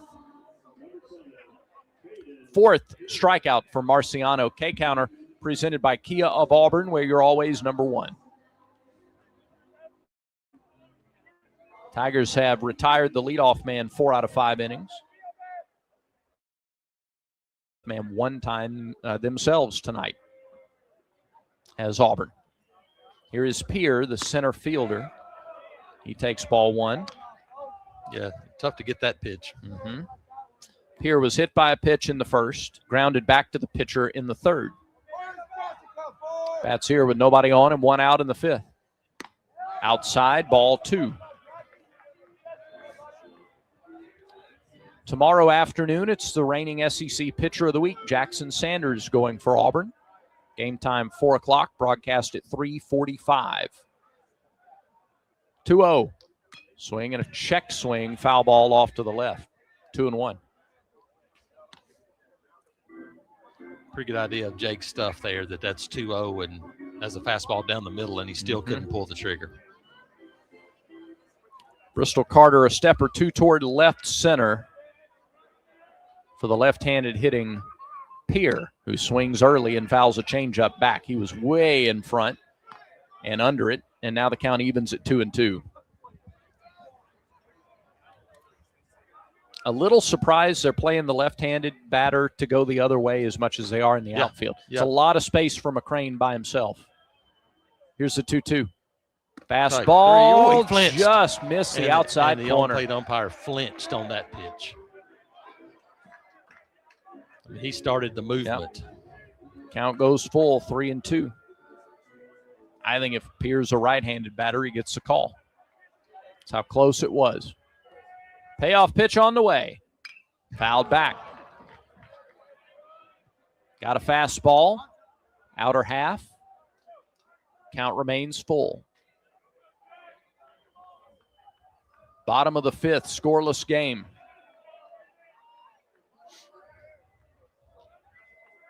Off the right side of the rubber, Marciano. He delivers. Ground ball to short. McCrane gloves, pats, throws, out by a step. 2 up, 2 down. And now Cam Durnan is the hitter.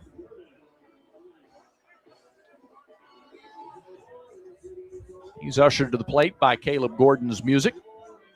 Durnan was hit by a pitch in the third. He flied out to right field in the first, 0 for 1.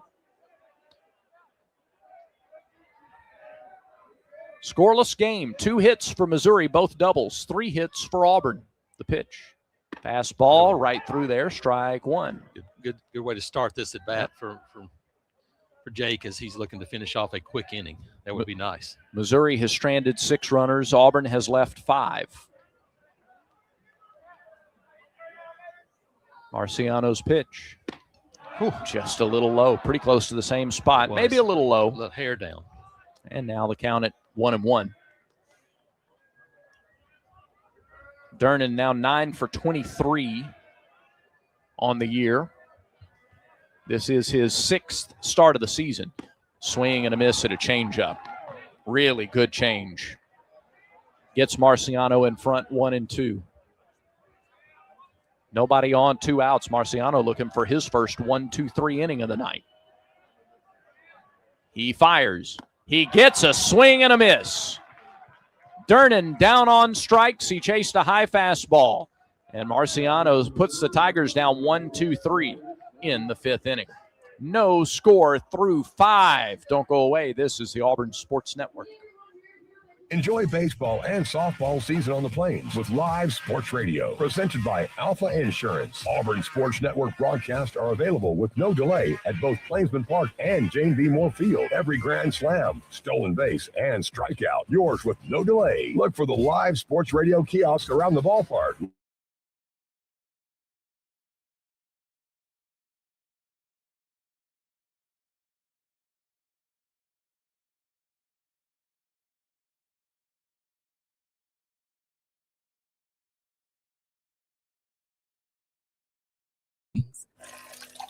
We're there to get the coffee started, to make sure everyone's ready for school, for midday dance breaks, and evening entertainment. We're also there to help you save on all that energy with easy-to-use tips, tools, and efficiency programs. So enjoy these moments. Kids, movie night. And we'll do the rest. Visit alabamapower.com and follow us on social to learn more.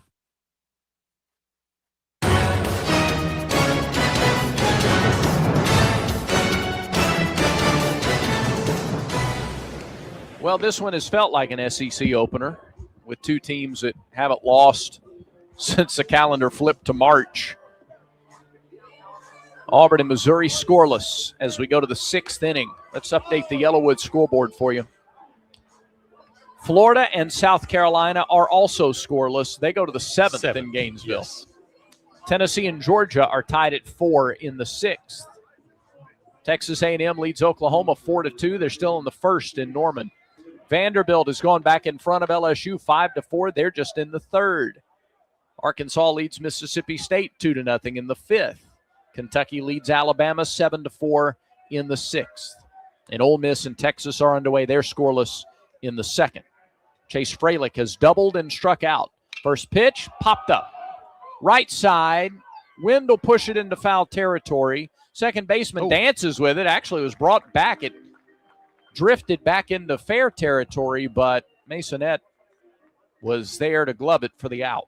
1 pitch, 1 out for Auburn in the 6th. Yeah, Chase being really aggressive there, trying to put Auburn on the board there with 1 swing and just got under the hair. And you've been getting deeper into counts, but Yeah. first pitch swinging there, and now you've went out. Eric Guevara needs to get something going here. 80 pitches for Pimental as we are in the 6th. Guevara into a groove, and it started early for him, and he has pitched really well.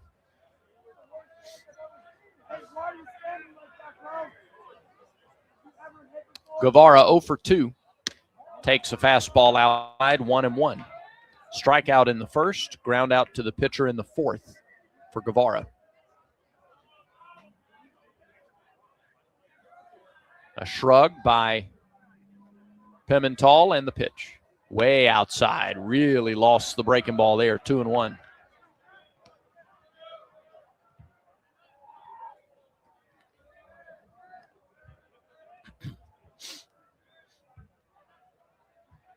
Who breaks first? Pimental's pitch. Guevara takes a breaking ball high and up. And now it's 3-1. You got a hitter's count. And a powerful hitter. Guevara second on the team with 4 home runs. And the pitch. Low, ball 4. Good at bat right there. Guevara works a walk. That is just his 4th walk drawn this year. Yep. Now Bub up. Bub's a guy that can give you a 2-0 lead in a hurry. See if he can get look, he's going a lot of breaking balls. See if he can get a hanging breaking ball, because if he can, the right field power alley to the line, especially power alley, is not very far. It's 366. You can get the ball out of here in a hurry. And we saw that in batting practice today. A lot of guys were cranking them out. Throw to first. Guevara's back. Eric has not attempted a stolen base this year. It's not about the steal. It's just about keeping him close, because you got a scoreless game in the 6th inning. Like I said, see if we can get Bub to get a hanger here, because he's throwing a breaking ball. Has not been as sharp with it. If he can leave one over the plate, get something to pitch. Get a pitch to drive. First pitch to Terrell. Outside, ball 1.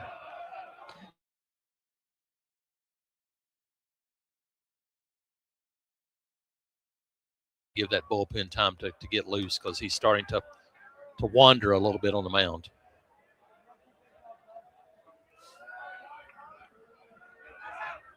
Pimental comes set and throws to first without a step. Quick throw to first. Guevara's back.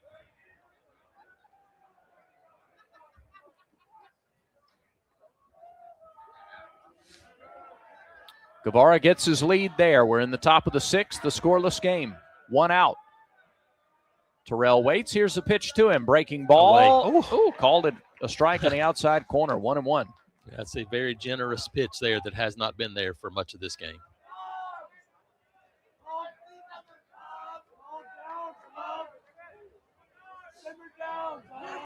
From the stretch, Pimental looks home. Comes home. No. Low. He laid off the slider. 2-1. He saw spin quickly and laid off. 2-1 to count.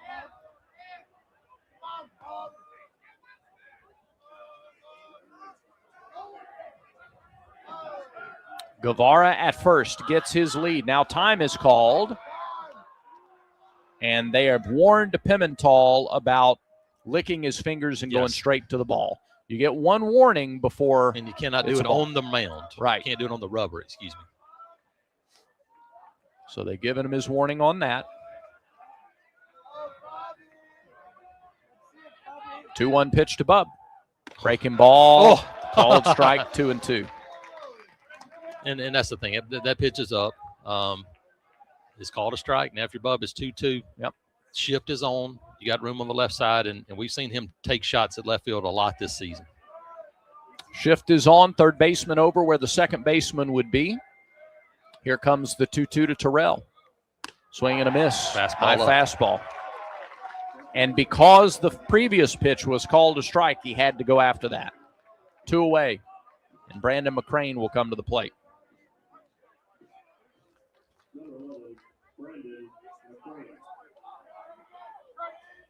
Brandon McCrane has walked and grounded to short. The walk to McCrane was his 13th of the year, most on the team. Throw to first. Nearly got away from Macon.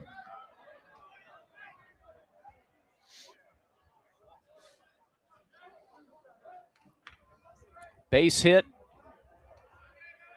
Now, something in the gap would score Guevara. Might be what it would take. With 2 outs, he'll be off on contact. First pitch to McCrane. Fastball, swung and missed. That may have been the breaking ball. Dropped on him. Yeah, it might have been a change a little bit there. He was a little bit out in front of it, but either way, got a swing and a miss. 0-1 to count to the Auburn shortstop. No score in the 6th. 1 on, 2 out. Here's the pitch to McCrane. Outside. 1-1. One more out, and Pimental would set a new season-high innings pitched. He's gone 5 2/3 one other time.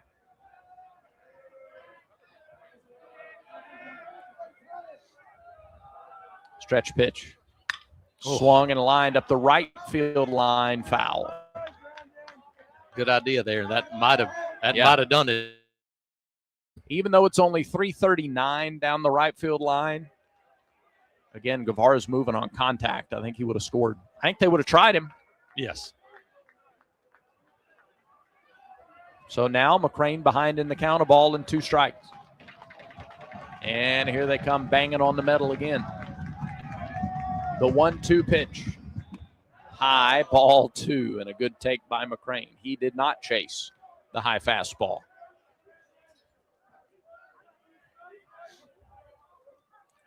Wind not as strong as it has been tonight.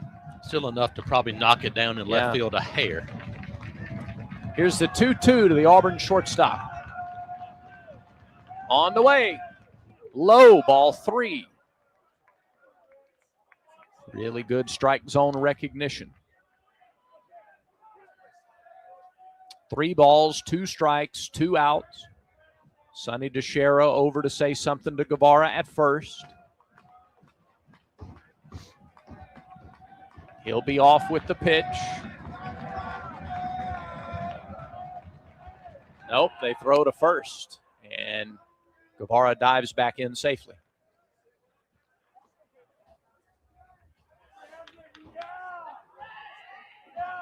Auburn's last hit was Freilich's leadoff double in the 4th. Since then, 3 walks, but no hits. 2 outs, runner on in the 6th.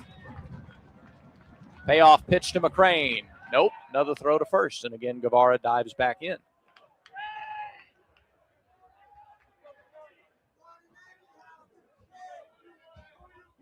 Plenty of room in left center. Pierre, the center fielder, a few steps toward right center. You could line one over the shortstop. You could run for a while. Here is the payoff pitch to McCrane. Maybe. Yes. Yep. And it is a called third strike down the middle. Can't take that pitch. Nope. That's too good of a pitch to take right there. Fastball down the middle, and McCrane is retired on strikes. No runs, no hits, no errors.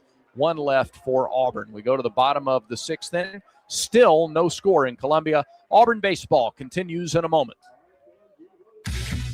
Are you ready for your winning moment? Find it at Wind Creek Casino, where the action never stops. Hottest games, loosest spins, more ways to win. We've got the highest payouts and the most epic rewards. At Wind Creek, there's a win waiting for you around every corner.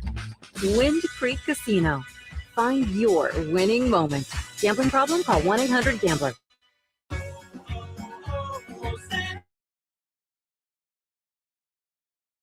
Now discover the facts about Ozempic, a GLP-1. Only Novo Nordisk makes FDA-approved Ozempic. Learn about the real thing. Talk to your healthcare professional today. Call 1-833-OZEMPIC or visit Ozempic.com to view the medication guide and to learn more about Ozempic. Semaglutide injection 0.5 milligram, 1 milligram, and 2 milligrams.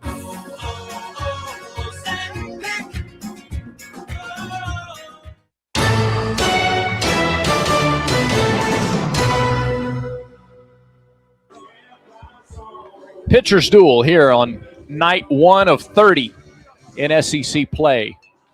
How many more Friday nights like this are we going to get over the next 10 weeks?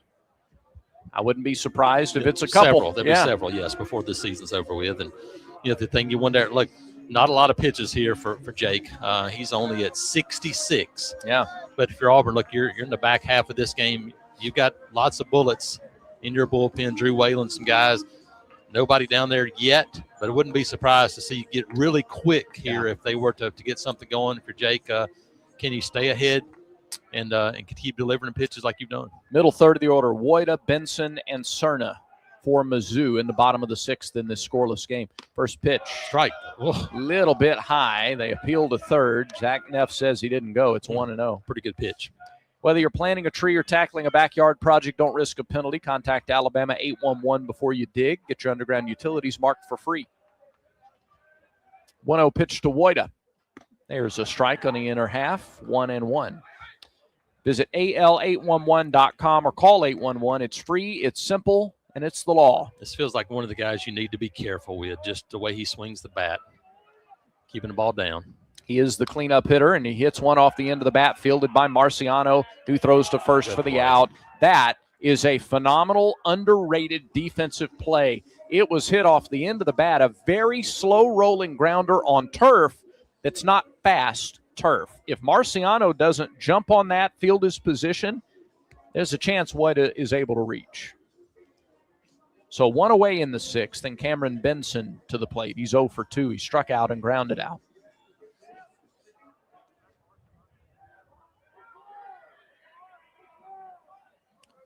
Butch Thompson doesn't. First the pitch. Caught the outside corner. 0-1. You're not really thinking about tomorrow yet. I wouldn't be surprised with the weather forecast for Sunday. Yes. I wouldn't be surprised if they play 2 tomorrow. And so then you need all your bullets in the bullpen. Absolutely. Yeah, the longer Marciano goes here, the better your outlook would be for tomorrow. There's a bloop to short. Back goes McCrane. He gets there and makes the catch. He jammed Benson, and he just couldn't muscle it past the Auburn shortstop for the second out.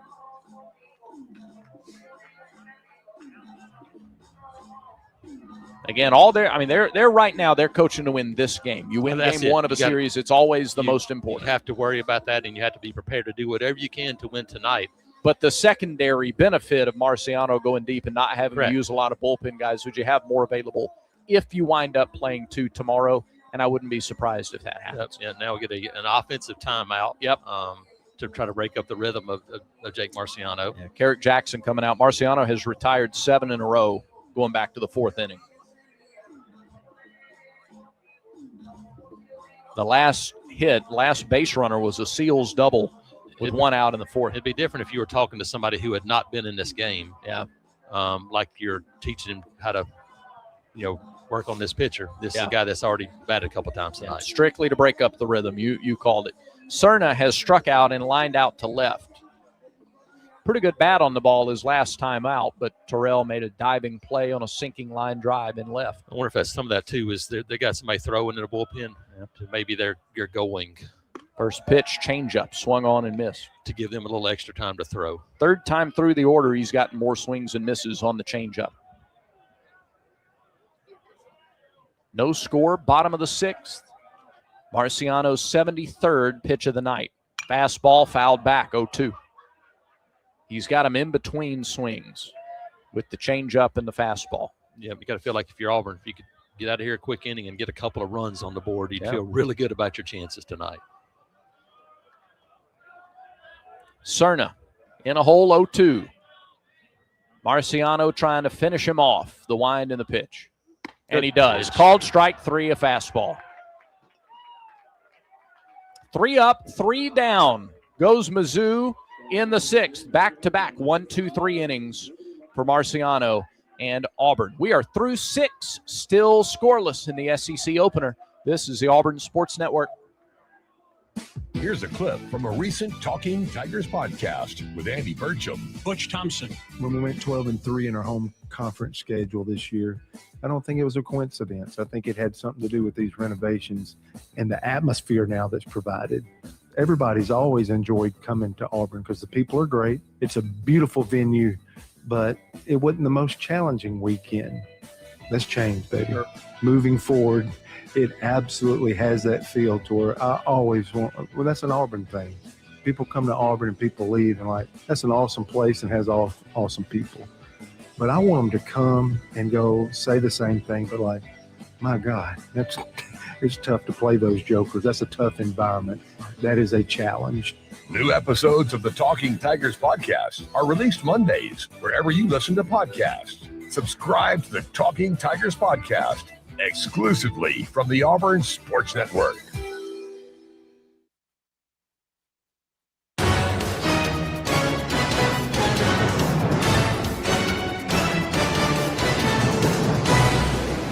As we go to the 7th in a scoreless game, Pimental's night is done. He went 6 shutout innings for Missouri.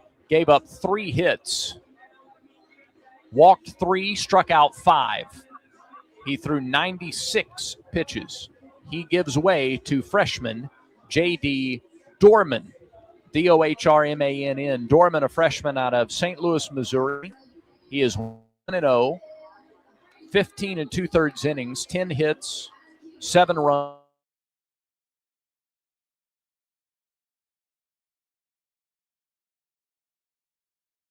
14. J.D. Dorman. So he's kind of been the definition of all or nothing in his outings. And he's been a starter. He's been a midweek starter. So this would be like Auburn bringing in Andreas Alvarez. Yes, yeah. Last year as a freshman. Yep. So for him jumping out here in a scoreless game as a true freshman, see how he handles this moment. He has hit 2 batters. He's balked twice. A 3.45 earned run average. Only 1 of the 10 hits he's allowed has gone for extra bases. It was a double. So Dorman is in, and he'll face the bottom third of the order. These guys have done a good job this season of setting the table and getting things going. Yep. Let's see if the freshman Mason McCrane can do it again. Auburn goes from seeing a lefty to seeing a right-hander now in Dorman. Mason McCrane 0 for 2, a strikeout and a little tapper out in front of the mound. He shows bunt, pulls the bat back, takes a strike. That was the pitch to do it on as well. They've got the shift on, and so there's a ton of room down the third base line, and Mason McCrane took a fastball away that would have been a great pitch to bunt down the third base line. Let's see if that changes where Patterson plays. He's still there. He's still deep in the hole at shortstop. There's a ton of room. 0-1. McCrane again shows bunt and lunges at one that was out of the strike zone. It's 0-2. Had a perfect pitch the first time up to bunt, and then just tried to bunt a pitch way out of the strike zone right there. So they'll take that off, and he'll be swinging away here to start the 7th inning in a scoreless game. Full shift, 0-2 pitch to McCrane. Down in the dirt, skipped up there. 1 and 2 are in the brown turf. It was a good idea. Just the execution wasn't quite there. Well, he's done a good job this year hitting with 2 strikes. Here's an opportunity here. Freshman on freshman in the 7th. Dorman delivers. Line left field, base hit. Got it in on the hands, but McCrane was able to pull those hands in and still strike it to left. A leadoff single. Second time tonight, Auburn has a leadoff man on base. Really good at bat there. Yeah. Got the fastball in and just fought it off and went the other way, hit it solidly. And let's see if Auburn plays some small ball here against the freshman pitcher. You got freshman. Do you bunt Ethan Bingaman here? Try to see if you can get the lead. Throw to first. McCrane is back. Mason does have 3 stolen bases. He does. And get a righty here. Mm-hmm. 3 of Auburn's 4 hits in the game have come with 2 strikes. And a couple of them have been opposite field, like that one from McCrane. Dorman to the plate. Swing and a foul back by Bingaman. Big cut. Fouled it up over the Auburn dugout down the first base line. He was trying to ambush a fastball and was just a hair late.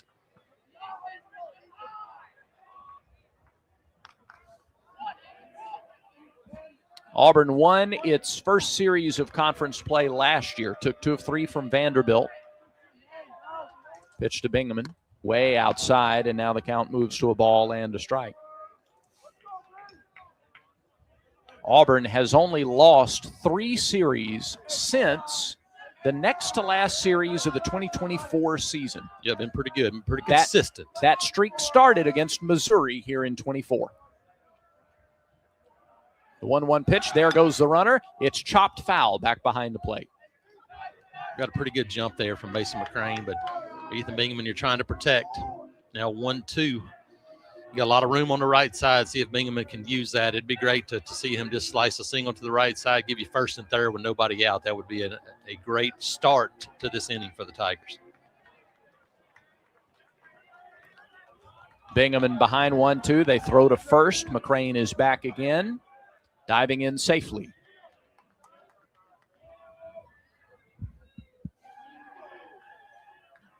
No runs, 4 hits for Auburn. No runs, 2 hits for Missouri.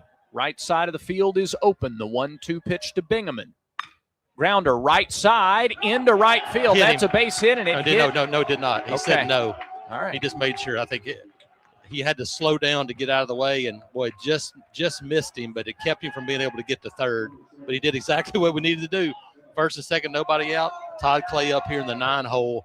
Now let's see if you can get a bunt down if you're Todd Clay. It's a base hit to right for Bingaman, his first hit, and the first time Auburn has been able to string together back-to-back hits or back-to-back base runners of any kind. And now Auburn will call an offensive timeout. Gabe Gross, Carl Nonemaker, Sonny DeShera getting together with Todd Clay, Ethan Bingaman, Mason McCrane, Bristol Carter, and Butch Thompson comes out there as well for good measure. So this is an 8-man meeting right now between the first baseline and the Auburn dugout. Missouri's infield gets together on the mound to talk defensive strategy. A base hit by McCrane to left and a base hit by Bingaman to right field. Just a seeing eye single. We mentioned that the right side was open. They were playing him to pull at second base and holding the runner at first. Ton of room on the right side.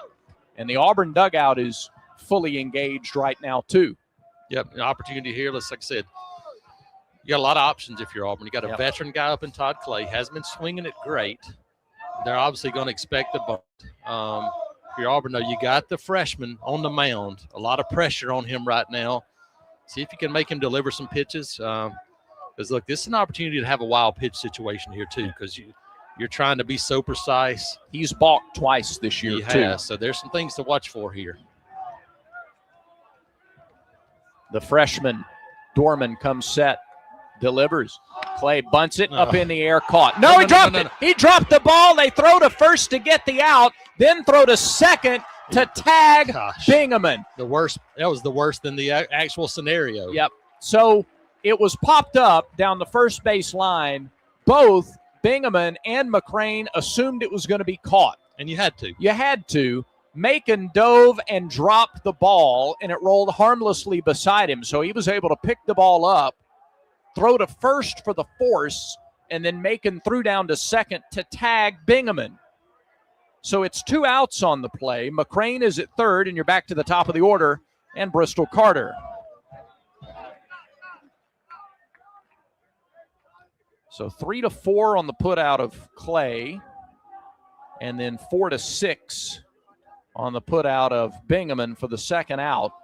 And just execution. You got to get the bunt on the ground. Yep.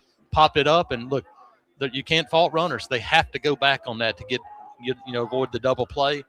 And then once that ball hit the ground, it was going to be double play no matter what then, unless it rolled away, and it did not. It was right under him. He was able to make the play and starts to double play. The only positive is you got a runner at third with 2 outs. Second mound visit now for Missouri in the game. Their pitching coach goes out to talk to J.D. Dorman, their freshman. Runner at third is Mason McCrane. Does he dance around? Does he try to create a balk? Do you take away breaking balls from the repertoire for fear of throwing it into the dirt? Yeah, I think right here, just if you're Bristol Carter, you got to be patient. Like, you got a freshman on the mound. Make him throw you a good pitch to hit. See if you can get one through somewhere and give the Tigers the lead. You've had some opportunities with runners on base, just haven't been able to take advantage of it. Here's another one here. Carter 0 for 2. Ground out, fly out. He's also walked tonight. 2 outs, runner at third, the pitch. It skips up there. There you go. Taken for ball 1, and Carter had squared the bunt, 1-0. Try to get that defense moving around. The dugout clapping their hands over their head like they do when he's got his walk-up music at home. And you still got room. The 1-0 to Carter. He takes it outside. 2 balls, no strikes. You'd like to have Chris Rembert up to the plate right here to see if he can give you a big lead with one swing of the bat. Bristol's been so good this year, and see if he can keep it rolling. 2-0 pitch. Inside. 3 balls, no strikes. It was close. Missouri fans have gotten that call tonight. They wanted it again there. No avail. Here you got to take one and then see if he can throw 2 in a row. 3 balls, no strikes. Dorman delivers. Called strike. It was high, but it's 3-1. Carter stepped across the plate there like he got the call. He did not. Again, it's still, you got your 3-1. You still got to be in a zone here if you're Bristol Carter. Don't help him out. The stretch, the freshman rocks and fires. Carter takes it outside for ball 4. And they're on the corners with 2 outs for Chris Rembert. I don't know who you'd want more at the plate than Rembert. Chris today has singled, grounded out, and hit into a fielder's choice to end the 5th inning. Now, we've seen him be very aggressive at the plate. Does he take a pitch or two from the freshman who just issued a walk? Yeah, and you look at this one, the only outs they've gotten this inning were 2 that you gave them. Yep. On a bunt. I mean, you've given yourself up and ended up being a 2-out situation. That's it. He hasn't retired anybody else this inning. We're in the 7th. We're scoreless for the moment. Here's the pitch. Swing and a foul back. Waited on a breaking ball, fouled it back, 0-1. Now, Chris Rembert is not going to be patient. No. That is not in his mindset. No, very, very aggressive. And Bristol was running on the pitch. Yeah. And it served him well. He led the SEC in on-base percentage in league games as a freshman a year ago. Chokes up with 2 outs. Does he normally choke up like that? He does somewhat. Here's the 0-1. Carter goes. Pitch is low. They don't throw. It's an uncontested steal for Bristol Carter. Now base hit gives you 2 runs. Yeah, it really does. 16th stolen base for Carter on the season. The count a ball and a strike to Rembert. See if you can use the right side again if you're Chris Rembert. Dorman winds, fires. Low, ball 2. A base hit finally breaks a scoreless tie.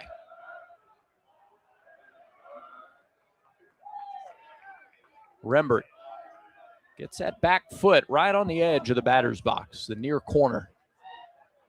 2-1 pitch. Rembert swings, flies it foul up the right side. Yeah, that one got in on his hands and just could not extend it and, kind of sawed him off to the right side. Now 2-2 here. And, again, he's a good 2-strike hitter, but big opportunity here for the Tigers. 2nd, 3rd, 2 outs. 5 hits in the game for Auburn.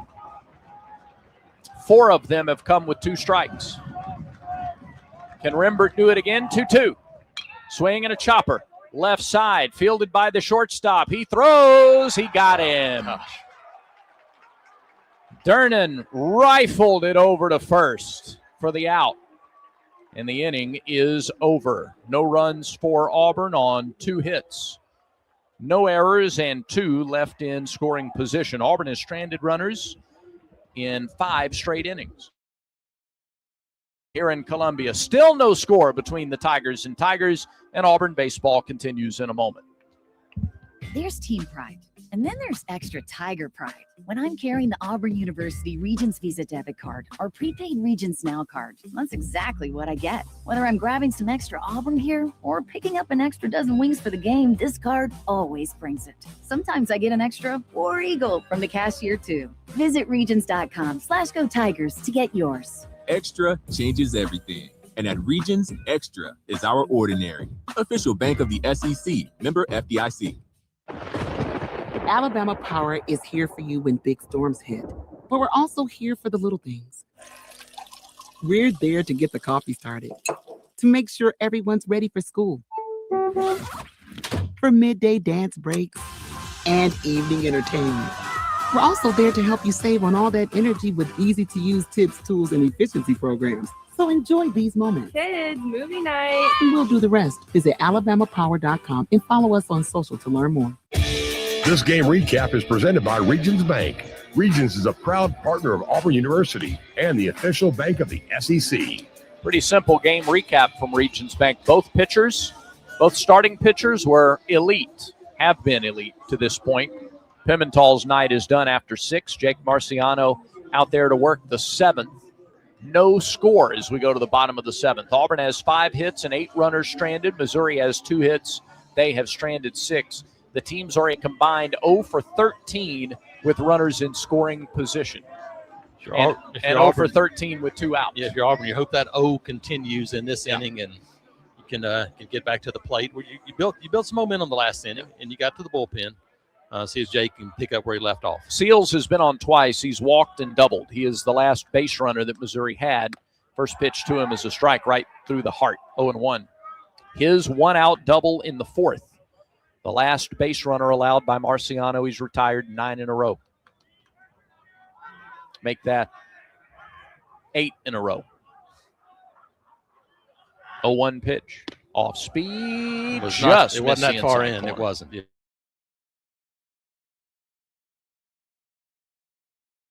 Some other scores around the league throughout this inning. Tennessee leads Georgia 7-4. They're in the top of the 9th in Athens. Tennessee trying to go on the road and win the conference opener. 0-1 to Seals. Chopped left side. McCrane charges, gloves the short hop, and throws on the run, and the runner is out. Good play. They will review this. It was very close. I thought initially that goal. I think he's out by half a step. Okay. I thought the other on first look. We don't have a booth monitor, so we're going to be a little limited in what we can tell you. We're going to look next door into their booth. And, boy, that's as bang as you get. As close as you get.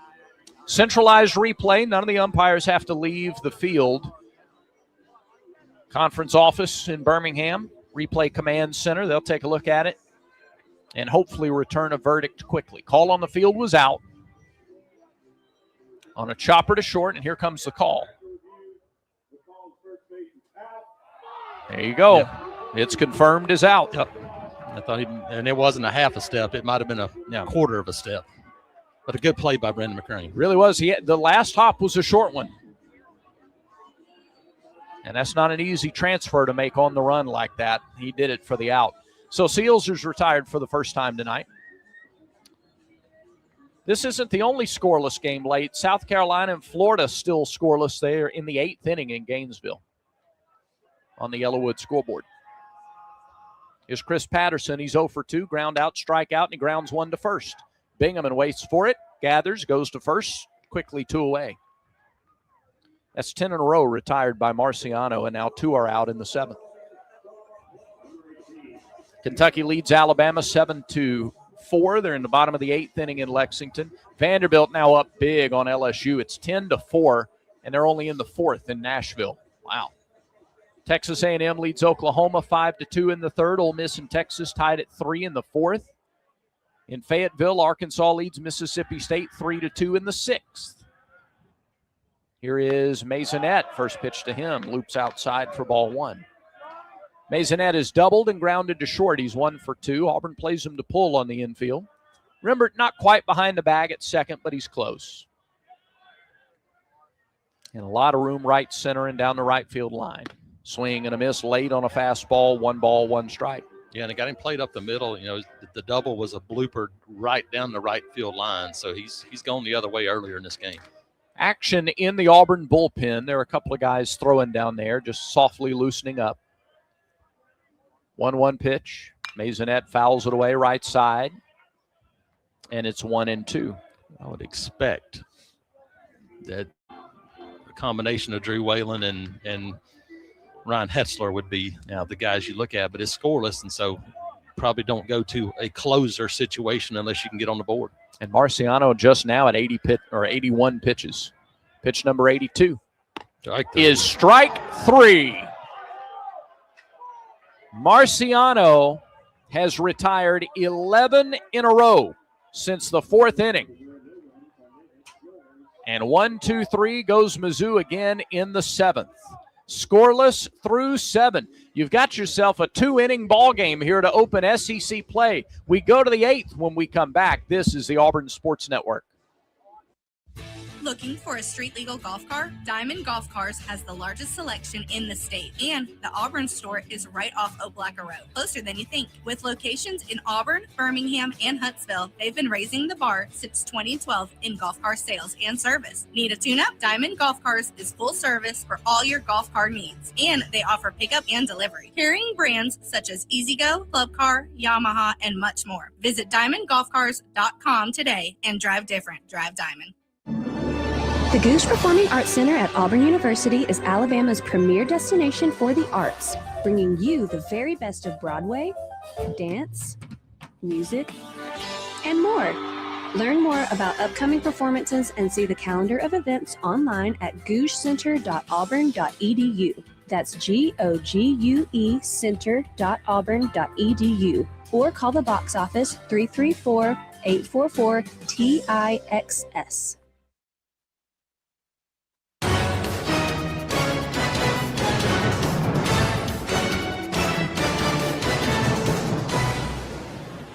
No score with 2 innings to go in regulation. Along with Jason Caldwell, I'm Brad Law. We have Quinn Burkeen in our Skyview studios. He's going to fire this for you as we pause 10 seconds for station identification on the Auburn Sports Network.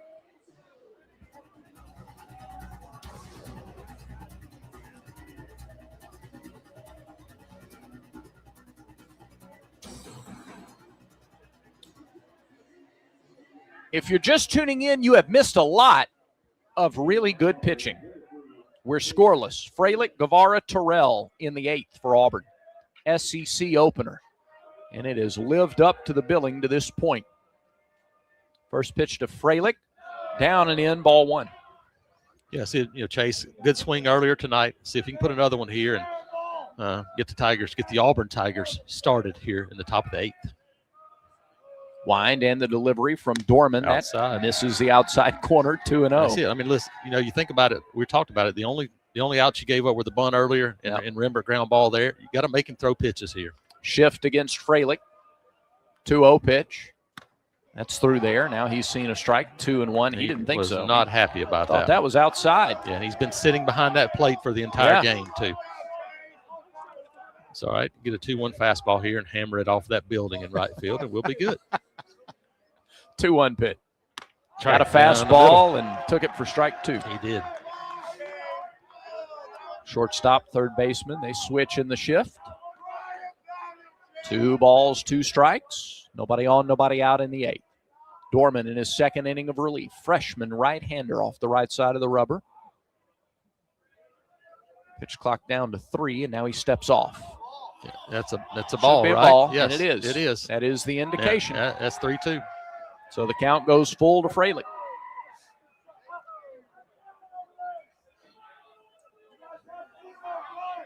And the pitch clock resets. Yes.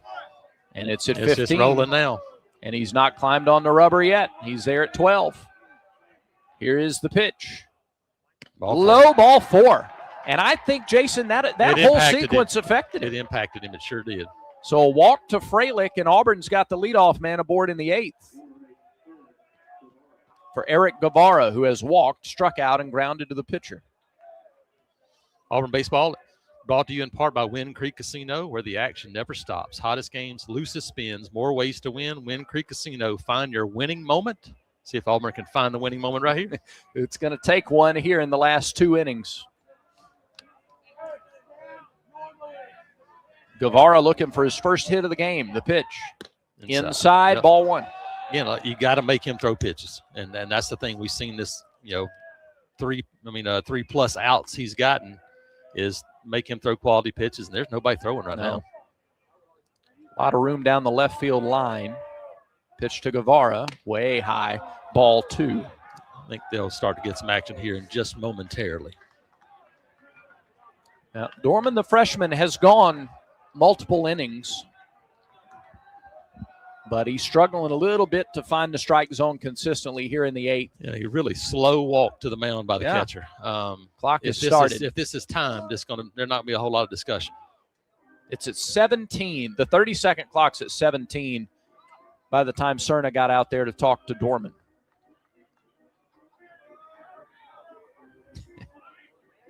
Two balls, no strikes, nobody out.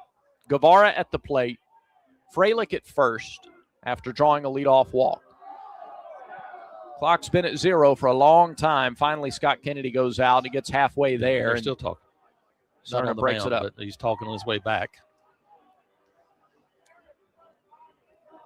All right, Eric Guevara here ahead 2-0. He's a really good fastball hitter. So we can get a fastball across the plate and drive one somewhere. 2-0 pitch from Dorman. Fastball swung and missed. He kept it low. Probably swung at ball 3 there. Yep. But he was wanting to tee off on one, and I don't blame him. 2-1. And they're okay. Again, the last several weeks, they've encouraged big swings 2-0. Still ahead in the count. Nobody. Just don't help him out right here. Yeah. 2-1 pitch. Fastball chop.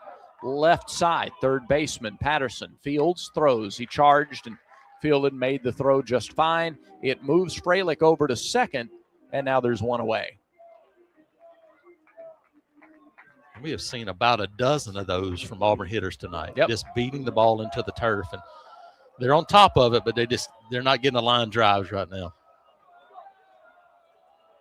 Here's Bub Terrell. He's 0 for 3. A fly out, a ground out, and a strikeout for the sophomore left fielder. This feels like a good matchup for Bub with the fastball down in the zone. That's where he likes to live. This feels like a good spot. First pitch off speed, way outside, 1-0. Whereas Pimentel got ahead of most of the guys he faced, especially the first 2 times through the order, Dorman's had to battle a little bit. Yeah, he has. And like I said, as long as you don't help him out, you're going to get a pitch to hit, I think. If you're Bub here, see if you can, again, drive one. They haven't done it. 1-0 pitch, swing and a miss. He Looked tried. like a change. He did, and they pulled the string on him. A good pitch there. 1-1 to Terrell.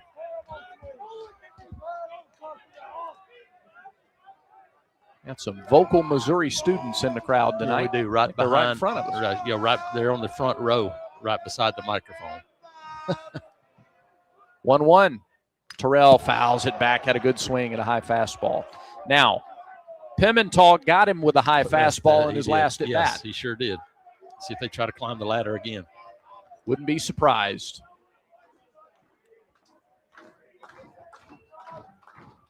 Bub cracks his neck there, a little shrug to either side, stands in the box. Don't need a home run here, just a single somewhere. Runner at second, 1 out, 1-2 pitch. Outside, 2-2. That's a setup for the high fastball, Jason. He's going to come back to it right here. Off speed away from the left. Auburn trying to break out a scoreless tie in the 8th. The 2-2 pitch to Terrell. High, ball 3. Brandon McCrane near the on-deck circle for the guys in gray. No score, 8th inning. Fralick at second with 1 out. Big hole on the left side. 3-2 pitch. High fly ball, right field. Seals is back. It is gone. Bob Terrell. That'll break the scoreless tie. Auburn's on the board in the 8th. It's 2-0 on Terrell's 4th home run of the season. Brad, he got a pitch. Golf that baby out of here. We were talking about he loves the ball down in the zone. He got a ball down in the zone there on the full count and did not miss it. Moonshot to right field, but it cleared the wall easily, and Tigers up 2-0. And now it's the Auburn dugout going crazy. They have battled and battled and battled, and they have finally scratched first. Here's Brandon McCrane. First pitch to the redshirt freshman inside, ball 1. They chopped and chopped the tree that was Pimentel for a long time, never could bring it down. They finally got to this freshman for a big swing. McCrane takes the 1-0 pitch up and in. 2 balls, no strikes. So just 1 out this inning. Make him throw strikes. See if you can tack on a couple of more. That'd be huge for Auburn. And look, you got 6 outs to cover, but look, you still got 5 outs to work with offensively as well. Pitch to McCrane. Upstairs, 3 balls, no strikes. That's it. Make him throw pitches right here. The freshman Dorman has not thrown a strike since the home run to Terrell, and the lights have gone out. Some of the lights have gone out. They have. Behind home plate. And it wasn't Bub's fault. That was outfield lights he almost hit. Oh, boy. And now the umpires have stopped the game. And it looks like somebody from facilities. It's got to be Missouri. over the top of us because we can see all the lights here that look like they're still on. No, I was watching. It was we saw it flicker out. It's above us somewhere. Yes. Yep. So someone from facilities at Missouri out here to talk to Scott Kennedy, the home plate umpire. Carrick Jackson is out to talk to the home plate umpire.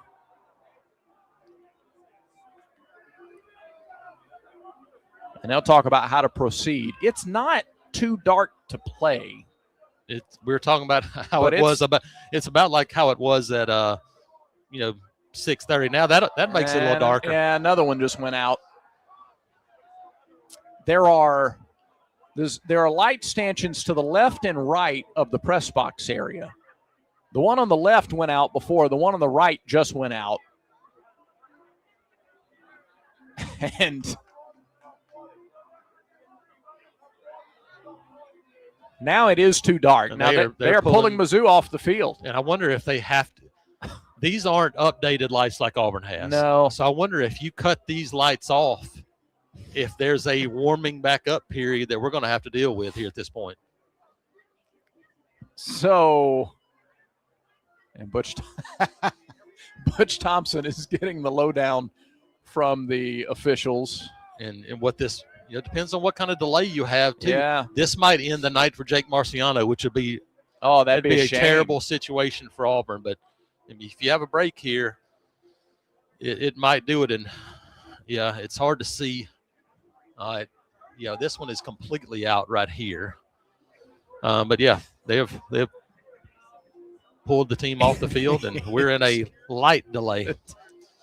The texts I'm getting right now are hilarious. Well, so let's recap what has happened here in the 8th inning. Auburn broke a scoreless tie with a 2-run home run by Bub Terrell. And after the first 3 pitches to Brandon McCrane to follow missed the strike zone, one set of lights went out behind the plate. And a couple of minutes later, a second full set of lights went out. And so the game has been halted. The outfield is perfectly lighted. The infield and behind the plate, not so much. Not so much. And so they have pulled Missouri, who was on the field defensively, into the dugout. The entire Auburn team, including the bullpen, is now in front of the Auburn dugout. Okay. And now we wait. We do. We absolutely wait. I called it a stadium delay, so that's what we're in. We're in a stadium delay. A stadium delay. I think they're talking to the SEC. The may umpire well is be the talking case. to someone. I think I wonder if he is talking to someone in the Southeastern Conference. Older lights like, and I'm not an expert on this and don't pretend to be anywhere close to an expert on this, but don't you think that it takes a little while to get them back I said going? if you have to cut them all off if they're all on the same grid or whatever it is, it takes a while to get them back going again. And I think you're right. You go from the absurdity of it to, if this is long enough, there's a chance Marciano, who has been wonderful tonight, is done. And has plenty of pitches left. Yeah. 2-0. Auburn leads it in the 8th inning.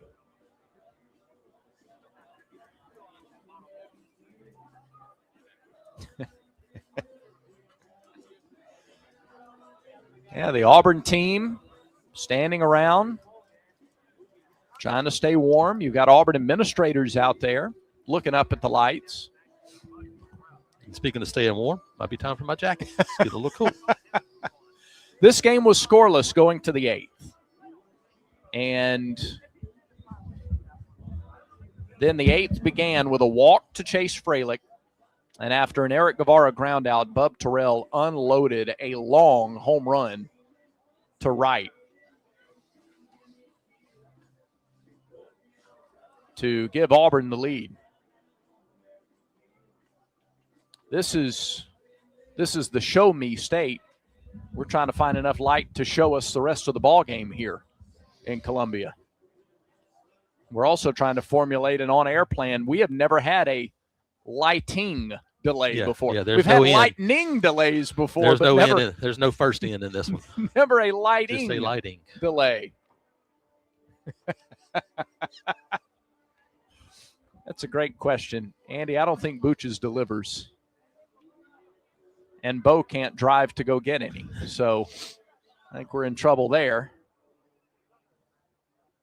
And it doesn't look like there's a whole lot going on either. There's a phone call being made, and Everybody's just kind of standing around. So now the administrator for Missouri is talking to the umpires. Yeah. I'm guessing the question is what you do. And hey, here's the other question. If this is the case, then I mean, like, you can't play part of a game and then potentially 2 more games tomorrow. Yeah, if you don't that's have a any good lights. point. If you don't have any lights, you'd have to start at 9 a.m. anyway. Yeah. Well, they would have enough. My goodness, I would think they would have it fixed by tomorrow. But you can't do that. Right. You can't do those. Those would then turn in, if you were to do it, 2 7-inning games. Yeah. All right. I tell you what we're going to do. We're going to find. I don't know where to go with a weather delay game. Let's see. They're now talking to Red Hobart and see if there's an update. Auburn leads 2-0. We're in the 8th inning. Yep. And we're going to treat this like a weather delay. It is a game operations or facilities delay at the moment. And I'll tell you what we'll do. For those of you on the Auburn Tigers YouTube channel, and I don't even know if the camera will hold, but we're going to turn around and let you see what it looks like on the field. This is the Auburn Tigers YouTube channel. We'll turn the camera around. The windows don't open here, so you're going to see a reflection.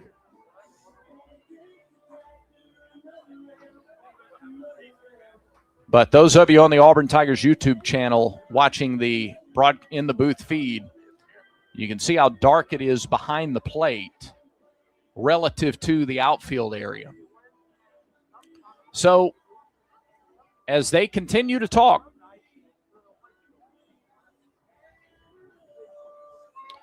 we will take you to special programming. Again, we're going to treat this like a weather delay as they wait to find out. And I'll be honest, this may be a 5-minute presentation. It may be a half hour. We don't know. We will find out, and we will bring you information as we have it. So stick with us. This is highly intriguing and compelling, if nothing else. Auburn leads 2-0 in the 8th inning. And if we're ready, Quinn, are we ready in the studio with 2003 Princeton in an NCAA regional game? Yes, sir. If so, let's go with it right now. This is special programming during a lighting delay from Columbia, Missouri on the Auburn Sports Network.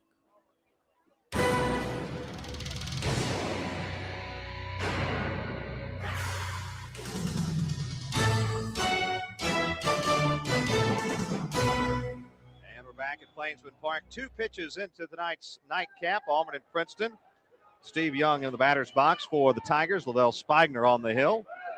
1-1 pitches inside and low. 2 balls and a strike to Young. Left-handed hitting second baseman, batting .288, no home runs, and 18 runs batted in.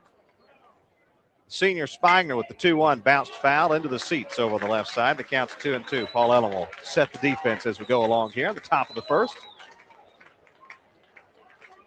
Outfield very quickly as usual. And Gamble in left, Moran in center, and Clete Thomas in right. In fact, Auburn going with the healthiest regular lineup they've had for a while, Rod. Pitch bounced up there. Huddleston blocked it. The count's now 3-2 to Young. And around the infield, Scott Shade at third, Chuck Girolamo, the shortstop. Tug Hewlett at second, Carl Ammonite at first, Bobby Huddleston behind the plate. And as we told you, Lavelle Spigner on the mound. Will get his numbers in a moment. 3-2, a slow bouncer right side. Going to be a tough play for Hewlett. In hard. Gloves it and flips to first, fully out. All in the same motion. Nice play by Hewlett. No room for error there. Hewlett had to make the flip with the glove hand as he moved to his left and charged forward. Once it got by the mound, very tough play. And Hewlett with the open glove just gave it the old highlight flip that time. And Ammonite with the big long stretch at first to record out number 1. Young with some wheels, 11 stolen bases on the year, so one of the best runners, so very little room for error there. Here's B.J. Zamansky, another left-handed hitter. tall center fielder hitting .329 with 2 homers and 30 runs batted in. Fastball missed inside. Interesting.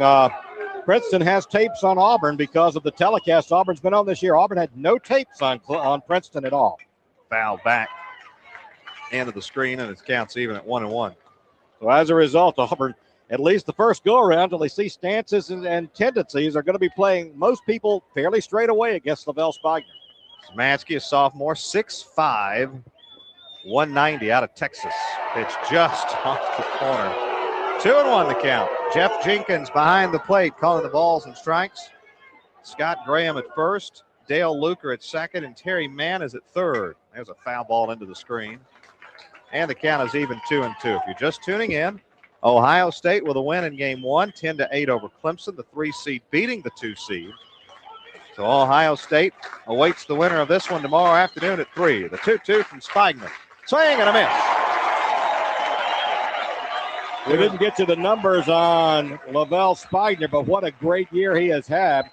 2.72 earned run average, a 9-0 record. 26th appearance. This is number 27, and his 5th start of the year. He's gone now 60 and a third innings this year, giving up just 52 hits. He has walked 19 and struck out 46 now. 2 outs here in the first. Here's John Miller, 346 average, leading hitter on the team. 2 homers and 32 runs batted in. First pitch to him, misses high, ball 1. This is a jacked up crowd here at Plainsman Park tonight. Swing and a miss at 1-1. And they are jammed in here to the walls too and continue to come in. They had to empty the stadium between games, and Donahue Drive completely closed because of the massive humanity. 1-1 is low, 2 balls and a strike. Lights are on, but the sun's still a factor in left field at the moment. Sean Gamble right now battling the sun out there. Strike on the outside corner. 2-2 to John Miller, right-handed hitting third baseman. The line and 2-2 pitch. Swing and a miss.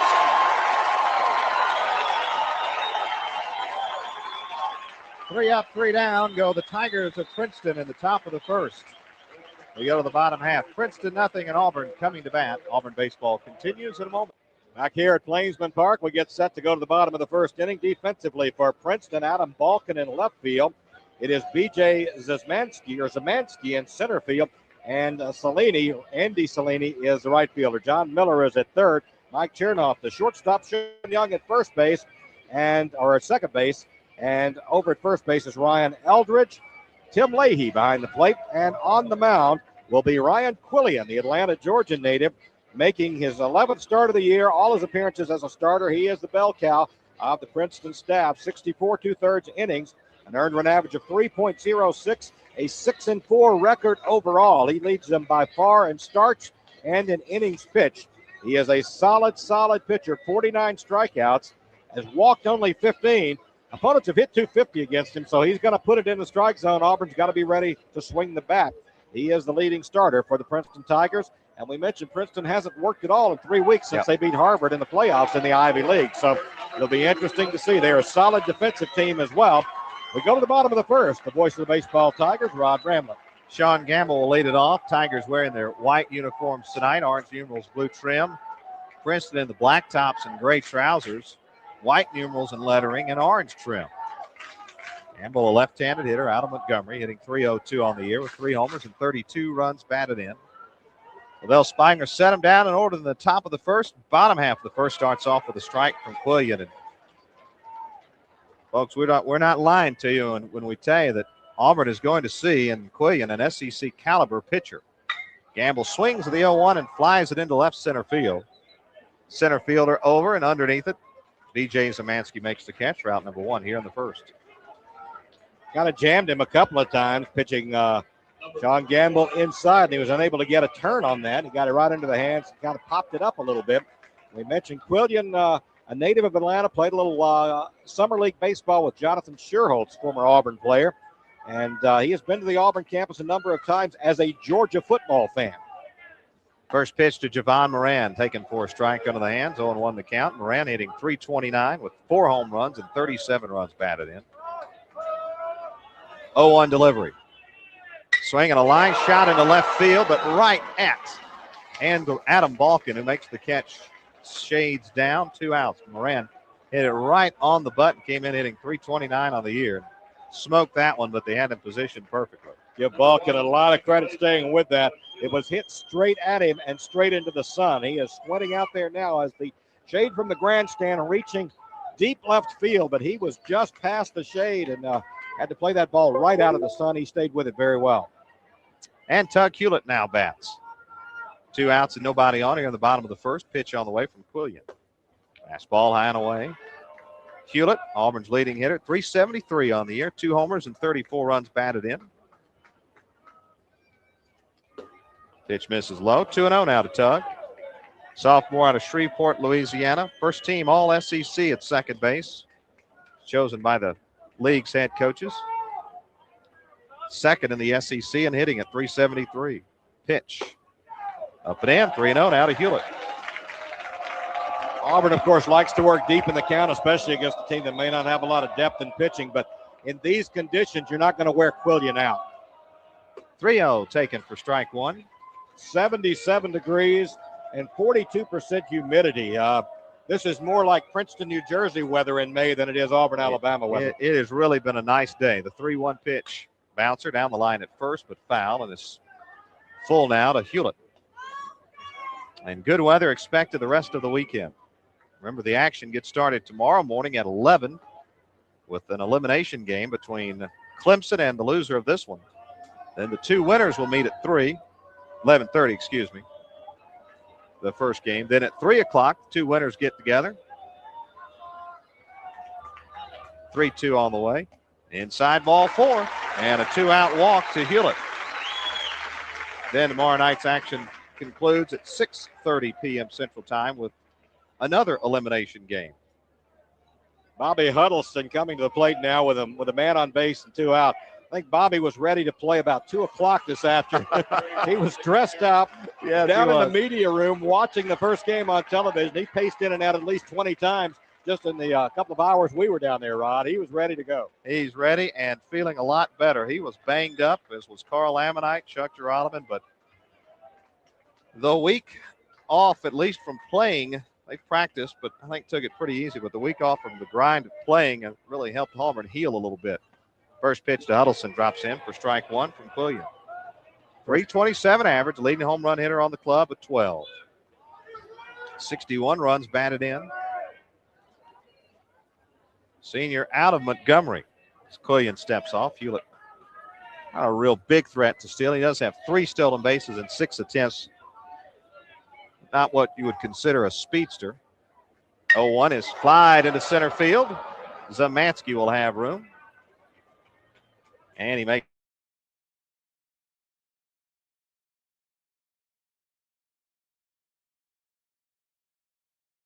pretty hard in the inning, but nothing to show. No runs, no hits. Auburn nothing, Princeton nothing. This is the Auburn Network. No score, 3-1 inning of play. Auburn and Princeton in the first round of the NCAA Regionals. All the day's action pretty much done. We do have some games already underway in the nighttime. In Tallahassee, Florida State, the host school there, leading Jacksonville State 2-0 in the bottom half of the third inning.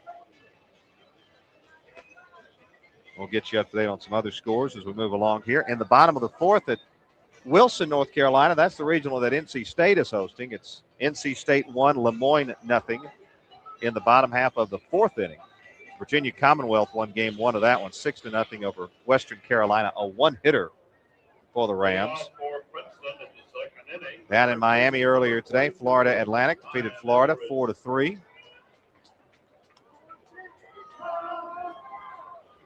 Ryan Eldridge, Andy Salini, and Tim Leahy, 4, 5, and 6 hitters for Princeton here. First pitch strike from Lavelle Spikner. Eldridge, a big guy as he steps in there. He lists as only a 6'1", 210, but he looks bigger than that. He looks Carl Ammonite size almost. 0-1. Bouncer right side, Tug Hewlett is there. Flips to first, 1 out. Eldridge came in hitting .316 and not a lot of power for the type of build he has. Only 2 home runs on the year. It looks like Charles Atlas standing in there. The stats for Princeton may be a little misleading. They started the season on a 17-game road trip, went 5-12 because of some of the restrictions in games you can play in the Ivy League, plus the weather in Princeton, New Jersey. They opened the season on the road. Since Ivy League season started, they have really been on a tear. They went 15-5 in their league. Andy Salini swings the first pitch, bounces it to Chuck Giraldo, it's short, over to first, too quickly gone. Yeah, they're not allowed to start practicing. Princeton's not allowed to start practicing until February 1. Well, you've got half the schools on the West Coast already with 3 or 4 games under their belt by that time before they're even practicing. And, snow's on the ground up there until April or so in many cases. So, they're at a big disadvantage, and they usually get it rolling pretty good the last half of their season. Auburn opened the season February 7th, just for an example. So Tigers have been practicing a long time by the time Princeton was able to start. Tim Leahy, the batter. First pitch to the catcher is ball low, 1-0. Leahy, the guy we mentioned, over half his hits are extra base hits. Hitting just 236 on the year, swing and a foul back. But he has 11 homers and 18 extra base hits out of 34 total hits. So when he hits it pretty hard. Well, he put on a show in batting practice yesterday. First pitch, or the 1-1 pitch, rather, inside ball 2. He launched 3 or 4 over the top of the scoreboard, right over the very tip top where the clock is. 2-1, a little bit low, 3-1 the count. He has 11 home runs, and he is the only Princeton player with more than 3. 3-1 on the way. Line, one hot sharply to Giraldo, who knocks it down, and he can't pick it up. Boy, if he can pick it up again, he throws him out because Leahy does not run very well. That was a shot. We'll see if Giraldo's okay. It was coming. He was standing in a sunspot, in the sun right between where the top of the grandstand casts the shadow in left field to the bottom of the grandstand, and it was really, really hit hard. They're going to score a hit. It just ate him up. He's able to reach down and pick it up with a bare hand. He's able to throw him out, but it's still a tough play to make. It was hit so hard. Leahy given the single there. Here's Adam Balcom now, the runner at first. First base hit for either team. 2 outs in the inning. Balcom hitting .262 on the year with 3 homers and 13 runs batted in. Lines that one into right field. That's going to get down, go all the way to the wall. Cleet Thomas plays it off the bounce. And the throw back in, not in time. It's a double for Balcom. Stopping at third is Leahy, and runners are at second and third for the Princeton Tigers here with 2 outs in the second. Great decoy job by Chuck Giraldo, the shortstop. As that throw was coming in, he just stood there with his hands at his side, and he almost got a tag on Adam Balcom, who went into second standing up and kind of cruising, and that was a close play down there. But now runners at second and third with 2 out for the Princeton Tigers. And the shortstop, Mike Chernoff. The batter looked like Balcom was looking first pitch fastball, and he got it. He was able to turn on it, hit it off the wall in right field. 8th or 6th double of the year for Balcom. First pitch, strike call to Chernoff. No score, top of the second, but Princeton threatening here. 2 outs and runners at second and third. The stretch by Spigner. 0-1 pitch to the plate. Strike 2 on the outside corner. Chernoff, 248 hitter. 3 doubles, otherwise 31 singles, no other extra base hits. So Auburn playing in pretty shallow. 0-2 count and pitch. Outside ball 1. Trying to get Chernoff to go fishing after that one. That one broke outside, and crowd wanted strike 3 called, but Huddleston had set up a little bit off the plate. Now the 1-2 pitch. Foul back, just stayed alive. I got Huddleston right off the top of the mitt and then up into the mask. And, of course, you have to control that ball. You can't get to the body for a foul tip strikeout. And Bobby just grabs a little dirt and tosses it away. But actually, Chernoff got a pretty good piece of that ball. 1-2, the count to Chernoff. Stretch and pitch. Just outside again, 2-2. Since he went 0-2, though, that's 2 real good pitches, breaking pitches, moving away from the hitter, and Chernoff trying to protect the plate. Here's the pitch where he wants to try to get it.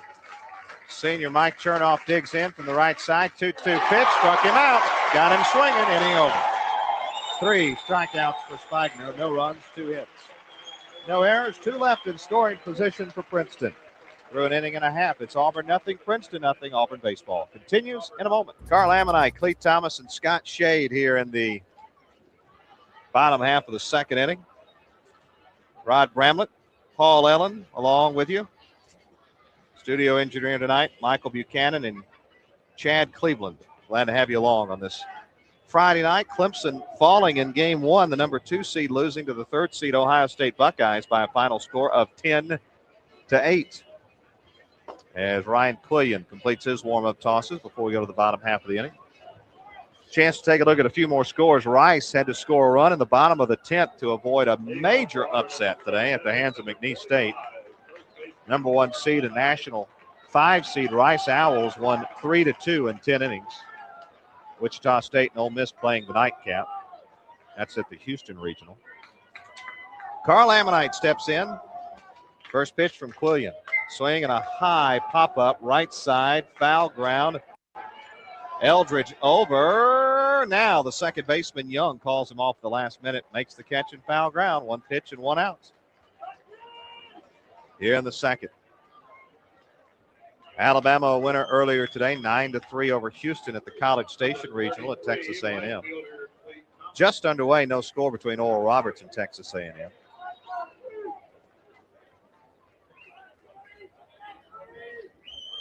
Here's Cleve Thomas. 1 out, nobody on here in the bottom half of the second inning. Quillian pitch. This is low, ball 1. Freshman right fielder hitting .287 with 2 home runs and 25 runs batted in. Nebraska won today at their regional 16-11 against Eastern Michigan. 1-0 inside corner, strike 1. Southwest Missouri State and Coastal Carolina just about ready to start. And in Baton Rouge, LSU a winner 11-8. Wasn't that close. 1-1. Low and inside. 2-1 now to Thomas. Northeastern with 4 runs in the ninth to make that score a little more respectable. UNC Wellington. Hey, Quinn, let's come back. Let's give an update. 2-1. Grounder back up the middle and in the right center field. Base hit. Just out of the reach of Steve Young for Auburn's first base in the game. All right, welcome back to Taylor Stadium in Columbia, Missouri. We are in a lighting delay that has lasted for, I don't know, close to 20 minutes, maybe more at this point. And we've just come in from the cold back into the booth to give you an update on what's happened. So 2 full light stanchions went out, and that's what caused us to go into to this delay. Before that, the 2 stanchions suffered a partial loss of light. Well, some of that lighting is now back. These are old school halogen bulbs, and they have to be off for 20 minutes to cool down before you can even attempt to turn them back on. So that 20 minutes came and went. They turned them back on, but they're only back on to the level they were before the 2 sets of lights went completely out. The SEC has a lumen standard for all games. So they are waiting on a device that will measure lumens. This is absolutely true, to determine if the lighting here in Columbia meets the minimum lumen standard in order to continue. If it does not, we are waiting on what the next call would be. The teams have agreed that it's light enough to play for them, regardless of what the lumen detector shows. But they have to get clearance from the SEC to do it. So we continue in a lighting delay for as long as it takes to bring the lumen detecting device to the field and test. It doesn't appear at the moment that the rest of the lights are going to come on, at least for the moment. And so the question is, can they play, will they play with the current lights as they are now? As a refresher, Bub Terrell hit a 2-run home run 3 pitches before the lights began to go out to break a scoreless tie and give Auburn a 2-0 lead in the 8th inning. And so again, to repeat, before we go back to our special programming, the lighting delay continues. About half the lights that went out are back on, but we are waiting on a lumen detector here at the ballpark to determine. There is an official, the league declares there's an official lumen standard, And we're waiting to see if the lighting here officially meets that standard. If it does, the game will continue. If it does not, we'll await word from the Southeastern Conference on whether or not the two teams, having already agreed that they'll play with the lights as they are, whether they will approve that or whether we will need to continue to wait. So, again, 2 full lighting stanchions went out. They're old school halogen bulbs. They have to have a 20-minute cooling off period before you can even try to turn them back on. That window has come and gone, and they're on about halfway. So, with that said, we will take you back now to our special programming. And as we did here, as we get other updates, we will bring them to you. With Auburn leading 2-0 in the 8th inning, we go back to our first ever lighting delay programming from that 2003 regional against Princeton with Rod Bramlett and Andy Burcham bringing you the call that day in 2003. A lighting delay from Missouri on the Auburn Sports Network. Get an orange shirt right there on the corner to catch that out of the air one-handed. Actually, that is a member of the law enforcement or fire department. Actually, I think he's got his fire breeches on, his red suspenders. Well, you know we're in good hands with him. Well, he's got good hands. 2-2 grounded into right field. Base hit. Shane around second, digs for third. The right fielder boots it. Shane will make it easily as Sane holds up at first. The throw misses the cutoff man, and Sane goes to second. That'll have to be a single and an error on the right fielder. I would think Cellini in right field threw it to nobody. He threw it halfway between first and second, and first baseman Eldridge made a diving attempt to knock it down, could not, and that gives up the extra base and takes away the force opportunity. It'll be a base hit for Sane. The error goes to the right fielder Cellini. See, 3-hopped one back to the infield. Eldridge had almost no chance to get a glove on it, but somehow he did, and it deflected away, and Sane took off for second base. So second and third, and one out for Auburn shortstop Chuck Girolamo. In there for strike one from Ryan Quillian. Princeton going to keep the infield deep for Girolamo, and they'll give up a run and a ground ball to get the second out here. 0-1 the count to Girolamo. Swings and lines it towards the gap at center field, but slicing towards the center fielder is Zemansky, who makes the catch. Tagging at third is Shade. He will score. 2-0 Auburn on the sacrifice fly by Chuck Girolamo. We mentioned between innings, Auburn getting some real good looks the first time through the order on Quillian. In the first inning, 2 of Auburn's 3 outs were very hard hit balls. That line shot there kind of tailed back toward the center fielder and allowed Zemansky to come over and make a play, but an easy sacrifice fly as Girolamo hit the ball hard. 36th run batted in out of Girolamo this season. And now back to the top of the Auburn order, Sean Gamble. Flied out to center his first time up, takes the pitch low here. Sane down at second in scoring position with 2 outs. Auburn with 2 runs here in the bottom half of the second inning. Here's the stretch by Quillian. Pitch to Gamble. He pops another one up.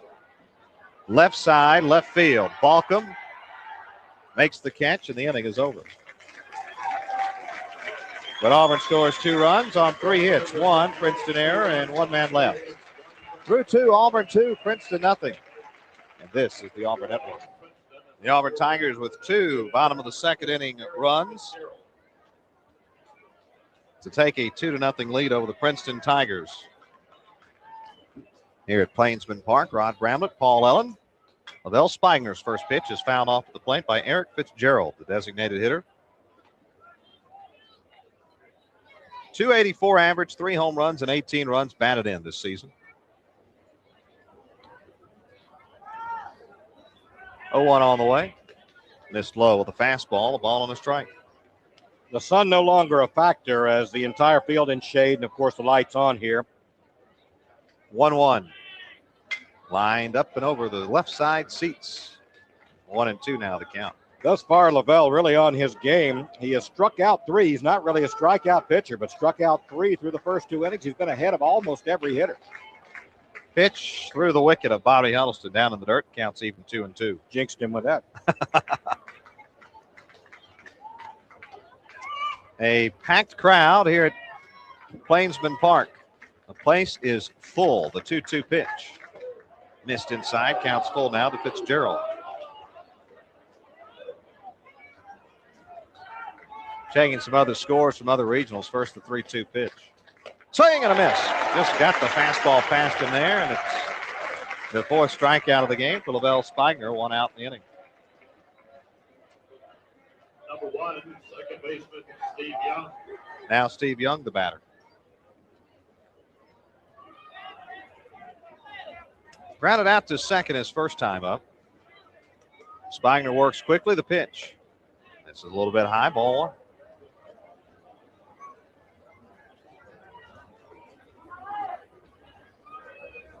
The 1-0 on the way from Lavelle Spigner. Bounced right side. Down the line at first, and Ammonite scoops it up in foul ground. The count's even now at 1-1. I wonder if that went off the foot of the batter. He sure played it in a very nonchalant fashion. And Ammonite charging the ball almost caught that on the line, as Young really never left the batter's box. Either he was very confident it was going to get fouled before Ammonite could get to it, or he played it very casually because he didn't run it out at all.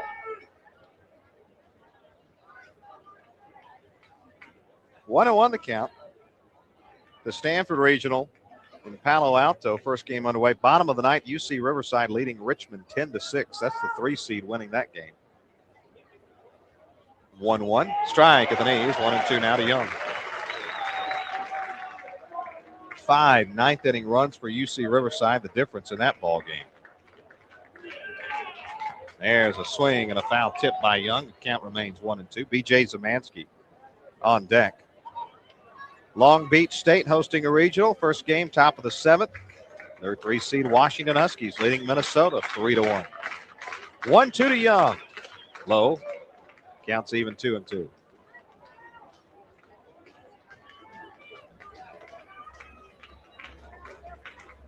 The line and 2-2 pitch from Lavelle Spigner. Swing and just a foul tip. Squirted between the legs of Huddleston. And the count stays 2-2. Final score from Starkville, North Carolina, a winner in 11 today, 4-3 over Missouri. Carolina, the 2 seed. Second game underway as well. 2-2 pitch. Just missed the outside corner, count full. Mississippi State, the host school, leading Middle Tennessee 5-0 in the bottom half of the 4th inning.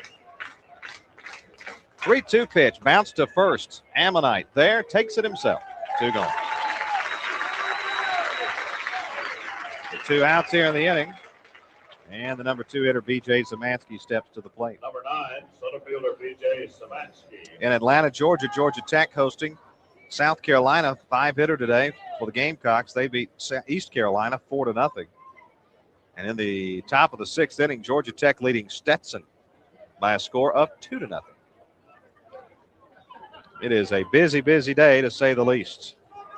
First day of the NCAA regionals. Zamansky, a strikeout victim his first time up, swings and misses at the first pitch from Spigner here. Top of the 3rd, Auburn 2, Princeton 0. And the 0-1 pitch from Lavelle. Swing and a miss, 0-2. Zamansky, second leading hitter on the team, 329 average with 2 homers and 30 runs batted in. The 0-2 pitch. Just off the corner. 1-2 the count. Went after the outside edge and almost too close for Zamansky to take it. Here comes the 1-2 on the way. Same spot. 2-2 now the count.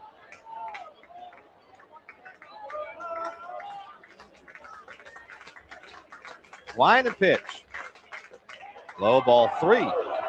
Now that is 1, 2, 3, 4, 5. 3-ball counts. Every batter has taken it to 3-2 in this inning.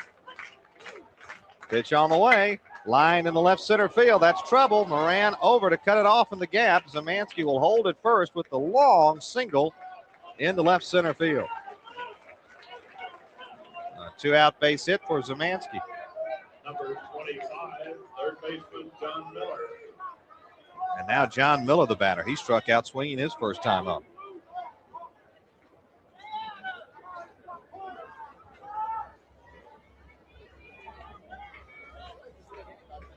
Runner at first is Zamansky. This Princeton team has 52 stolen bases on the year. The leading stolen base threat is the guy at first base, Zemansky, with 13 stolen bases and 15 attempts. Pitch with fastball outside. Ball 1 to Miller. One of the keys of Auburn getting ahead early is it has to make Princeton a little less aggressive than they would like to be as an underdog coming in here. And that was a big play by Moran, holding him to a single then. A 1-0 on the way. Lined into center field. Moran over to his right there to make the catch, inning over. No runs on a hit. No errors, and one man left on base for Princeton. 2.5 in the books. Plainsman Park, and it's Auburn 2, Princeton nothing. Auburn baseball continues in a moment. Go to the bottom half of the third. Auburn leading Princeton 2-0. Want to say congratulations on what was a very busy day at the local hospital here in Auburn, Alabama yesterday. Maybe an all-time record for number of births in an athletic department on the same day. We'll send out congratulations here in just a second. Javon Moran leads it off, followed by Tug Hewlett and Bobby Huddleston. 2, 3, and 4 hitters against Ryan Quillian. Moran hits this one high and deep to left, hooking into foul ground. The left fielder balked him over, but runs out of room. And the count is 0-1 to Moran. Congratulations, first of all, to Media Relations Director Meredith Jenkins on the birth of her first son, her and Robert Alexander. On the very same day, Kirk Sampson, number 2 guy in media relations and in charge of baseball, their first child, 0-1 to Moran. Bunt fouled off in the box, and it's 0-2. Hayes Joseph and assistant softball coach Amy Reef and her husband, former Auburn player Derek Reef, they had their first child yesterday, Storm Robert. So congratulations to all of them. Kept the doctors busy in the maternity ward at East Alabama Medical Center. 0-2 to Moran, high, ball 1.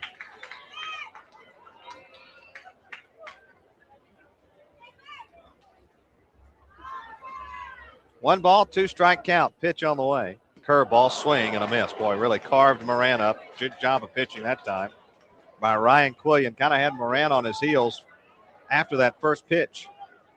Obviously, Moran guessing fastball then was way out in front. Just tried to foul it off. Was so far out in front he couldn't get a piece of the slow curve there. Here's Hewlett. Walked his first time up. Tug Hewlett. 373 average on the year. First pitch from Quillian. Low and away, ball 1. The subject of all those babies, Meredith and Kirk, if you're listening, Chuck has taken over the office. 1-0 to Hewlett. Popped up in his shallow left field, but Balcom right there, the left fielder to make the catch, 2 outs. That's right. And Kirk, as far as we're concerned, the food service has improved dramatically in the press box. 2 outs in the inning, nobody on for Bobby Huddleston.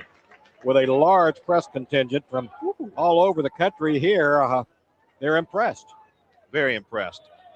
I tell you what, they did a quick remodeling of the press box here in terms of they've laid down some new carpet, and it looks great for the regional. Huddleston, 2 outs, nobody on, takes a pitch low for ball 1. Well, this is just an idyllic setting for baseball. Packed house. A lot of orange showing here as 3 of the teams have orange as their primary color. 1-0 at the knees, strike 1.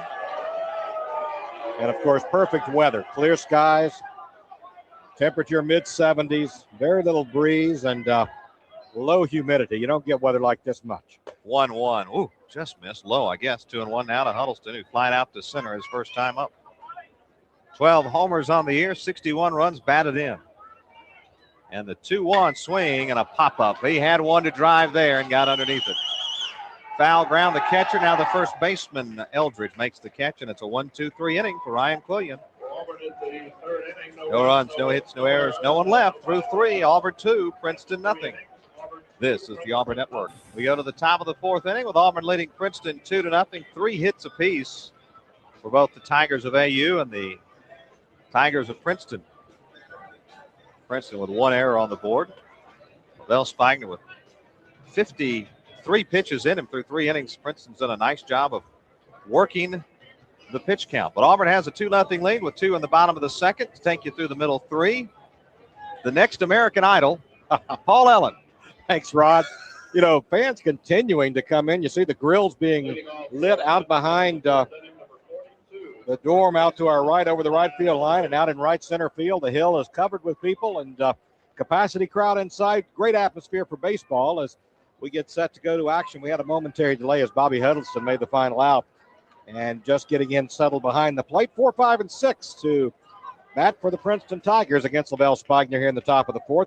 Ryan Eldridge steps in, and he bounces the first one up the line at first. Ammonite takes it in foul ground. It'll be 0-1 as Ammonite playing deep to the left-hand, hitting Eldridge. Eldridge bounced to second his first trip. 5 times Princeton in the first 3 innings has taken LaBelle Spigner to a full count. So he has 4 strikeouts, but they have worked his pitch count a little bit high, 53 pitches through 3 innings. 0-1 is bounced towards second again. Hewlett smothers it, comes up and throws to first for out number 1. So Eldridge is retired 4-3 to open the 4th inning, and that'll bring up right fielder Andy Cellini. Cellini also 0 for 1. He bounced to short his first trip. 279 hitter. And he also bats from the left side against the Auburn right-hander. Spigner's been on his game. Not normally a power pitcher, but he is 4 strikeouts through 3 innings, and he's had the fastball by a couple of the Princeton hitters. First pitch is a fastball high for ball 1.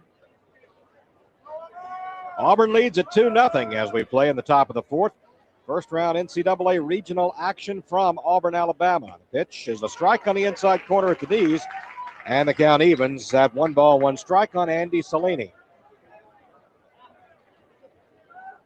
Quickly working is Spigner. 1-1 pitch, just missed inside this time, and the count goes 2-1 on the Princeton right fielder. Princeton with black tops trimmed in orange with white numerals and gray pants. Auburn wearing the solid white home uniforms with orange letters. Swinging and a miss at a high fastball. Count evens up at 2 balls and 2 strikes on Cellini. Auburn bunches Cellini a little bit as Gamble plays over in left center. Moran straight away in center field. Cleet Thomas straight away in right. 2-2 pitch is line foul up the third base line off the brick, sent into left field. Count remains 2 balls and 2 strikes with 1 out here in the top of the 4th inning. Auburn got to Quillian for 2 runs in the bottom of the 2nd. 3 hits and a balk, along with an error contributing to that. Pitch check, swing, he went around, strike 3. Strikeout number 5 for LaBelle Spigner, out number 2 here in the top of the 4th inning for the Princeton Tigers. He threw him about 4 fastballs and then took something off a curveball. And Cellini could not check his swing. He went around. So 2 down now in the top of the 4th inning. And that brings up Tim Leahy, the one legitimate power hitter for the Princeton Tigers. Big right-handed hitter. First pitch, fastball missed inside for ball 1. Auburn plays him deep and straight away. Pitch, off-speed curve, called a strike on the knees of the outside corner. And the count evens, 1 ball, 1 strike. 2 outs here in the top of the 4th inning. Auburn leads at 2-0. Spigner winds. Fastball is popped up foul on the right side. Ammonite over near the stands, and he's got room, and it went off his glove right in the first row of the stands. Unusual to see Carl Ammonite get a glove on a ball and have it go off his glove. He was crowding the stands and just had it go off the tip of his glove down the first base line. He had a play, but with this big crowd there, I think he felt pretty crowded down the right side. 1 ball, 2 strikes now, the count on Leahy. Pitch is lined up the middle. That's another base hit for Tim Leahy. 2 hard hit balls. Quinn, let's come back and give an update and do the ID. First base. And that'll bring up Adam Balkin. Copy that. Balkin doubled down the right field line his first time. Yep. Was left stranded at second base. Okay, we have reached the 9 o'clock hour, and we understand that initially a Lumen reader was just downloaded on a phone, but it wasn't the official Lumen reader. Now meetings are taking place with Auburn, between Auburn administrators and coaches near the dugout. while Missouri is on the other side of the field trying to warm up or trying to stay warm in the event that we resume this game anytime soon. Since we are at the top of the hour for our stations down the line, let's pause 10 seconds for station identification. 10 seconds for station identification on the Auburn Sports Network.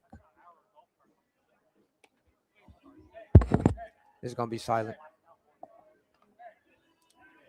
5, 4, 3, 2, and 1. You're live. I should have noted the time when we went into the lighting delay, but it's been close to an hour. Let's see. We officially went into the lighting delay about 45 minutes or so ago. And 2 entire light stanchions went out just to catch up anyone who's just tuning in. We understand this happened at softball here at Missouri a couple of weeks ago as well. 2 light stanchions went out. They've come back about halfway on.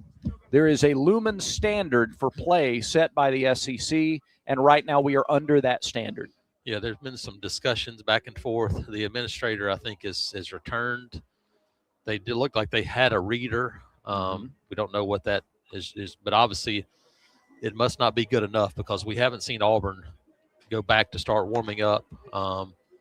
Don't know if that means a resumption. She's still on the phone. Yeah. So I don't know that anything's changed. Here's why, too. You go, well, why don't you just suspend it tonight, come back tomorrow? There are talks about playing 2 tomorrow. Correct. Here. I don't know if anything has been decided Here's or released publicly, but you don't want to come back and play 20 innings Well, tomorrow. the other part of it, too, well, you can't. There's no 7-inning rule anymore. You got to play 9 innings in this league. The other part of it is, look, you have to treat this like it's Wrigley Field in 1984 now. Yeah. Like you can't trust these lights tomorrow night, which means you're going to have to finish whatever you do tomorrow before it gets dark. I don't think you can say, hey, we'll be good. Yeah. I don't know. I don't know what you do now. Well, the delay is part of the reason this has taken so long is these are halogen light bulbs. This is old school. These They're are not LED. Right. Yes. And because of that, you got to let them cool off 20 minutes before you try back. The LED behind us, behind the left field wall, LED on the football practice field. Yep. But not for baseball here. And so because of that, when they turned these back on, about half of the 2 stanchions of lights did not return. So we continue to wait out a lighting delay. We continue to wait, and as we get more updates, we will bring them to you. Right now, we'll go back to our special lighting delay programming here on the Auburn Sports Network. You're listening to a flashback to 2003, Auburn's NCAA Regional against Princeton. Again, we'll give you updates as we get them here on the Auburn Sports Network. Facing the best pitcher on the staff, which is Thomas Pauly tomorrow as a starter. Stretch by Quillen. Shade fakes a bunt, takes a strike on the outside corner. Princeton trying to keep third baseman Miller back. As a result, they have Eldridge really charging. He's starting a step or 2 on the grass and really coming down the first baseline as they want to cut off the bunt. Shade, a good bunter, takes strike 2. I tell you, he's looked at 2 good pitches to bunt. Right on the outside corner. I think Scott thought both of those might have been outside as this umpires had a fairly tight strike zone, but both caught the outside corner, and now Shade down 0-2 here. Ammonite is not Fleet. It would take a good bunt to move him over. Fleet Thomas runs very well at first base. Shade bunting again, takes this one outside, and the count goes 1-2 on the Auburn third baseman. Scott Shade singled and scored Auburn's second run back in the second inning as Auburn leads it 2-0 here. Right at nightfall at Plainsman Park. Quillen with a 1-2, slow curve, fouled off, out of play into the grandstand down to our right. And the count remains 1 ball, 2 strikes. Auburn with a big threat here. The Tigers playing at home really would like to break this thing open early. Princeton with 2 outstanding pitchers. There's a bunt back to the mound. He had to play at third, decided to go to first. A sacrifice is accomplished by Scott Shade. Yeah, I'm a little surprised because the bunt was not the best you could have. It was a little bit hard and right to the pitcher. Really, William could have gone to Miller at third and gotten the out, I think. But instead took the sure out at first, and runners are at second and third now with 1 gone. And Derek Sain, who picked up a base hit his first time up, standing at the plate. That may be one of those situations where lack of familiarity with a team. Right. Not knowing who has speed and who doesn't. First pitch to Sain, foul back, strike one. Sain hit the ball hard his first time. Moved up to second on an error by the right fielder, Salini, and was left stranded.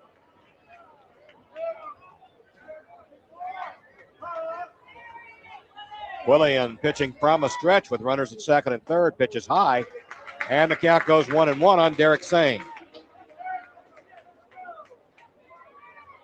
With Josh Bell unavailable due to that broken finger suffered a couple of weeks ago, Steve Renfro has a lot of options for the designated hitter role.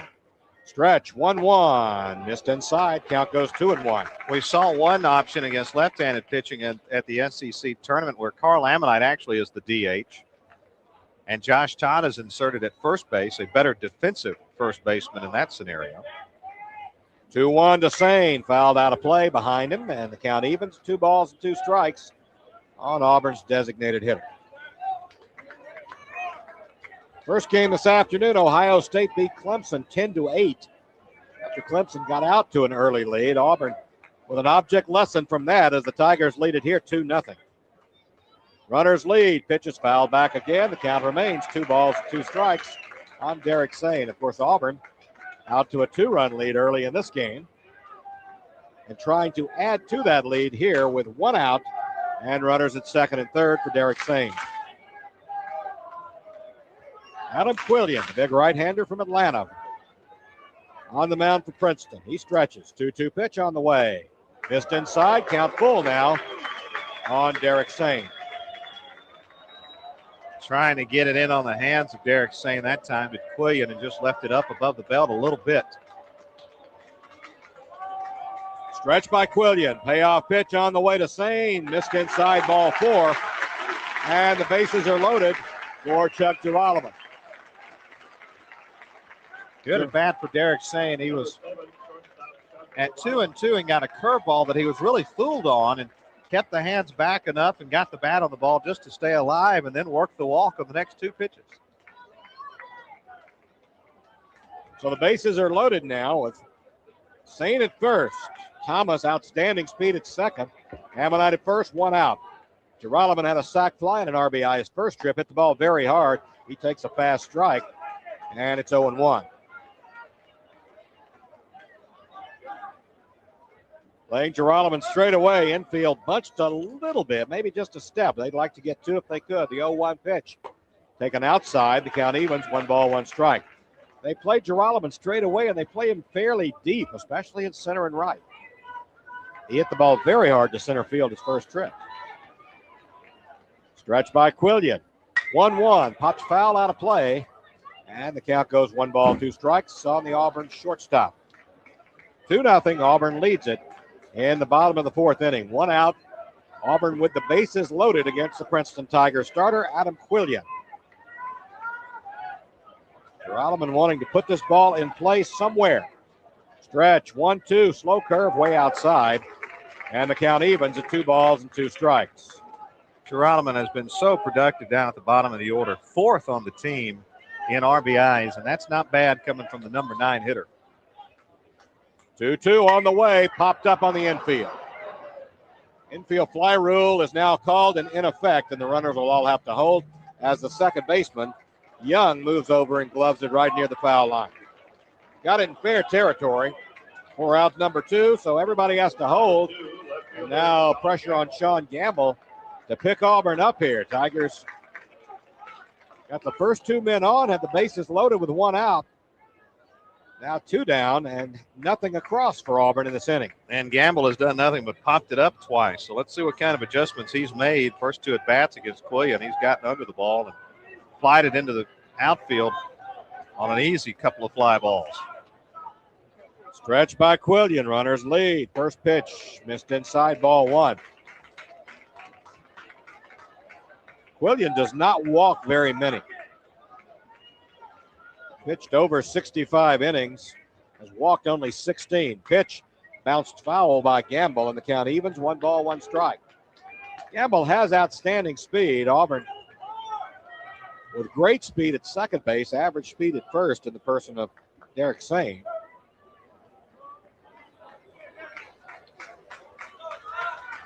One ball, one strike on leadoff man Sean Gamble. Gamble has seen his average dip below the 300 mark, and with an 0 for 2 night, 295 as he steps in now.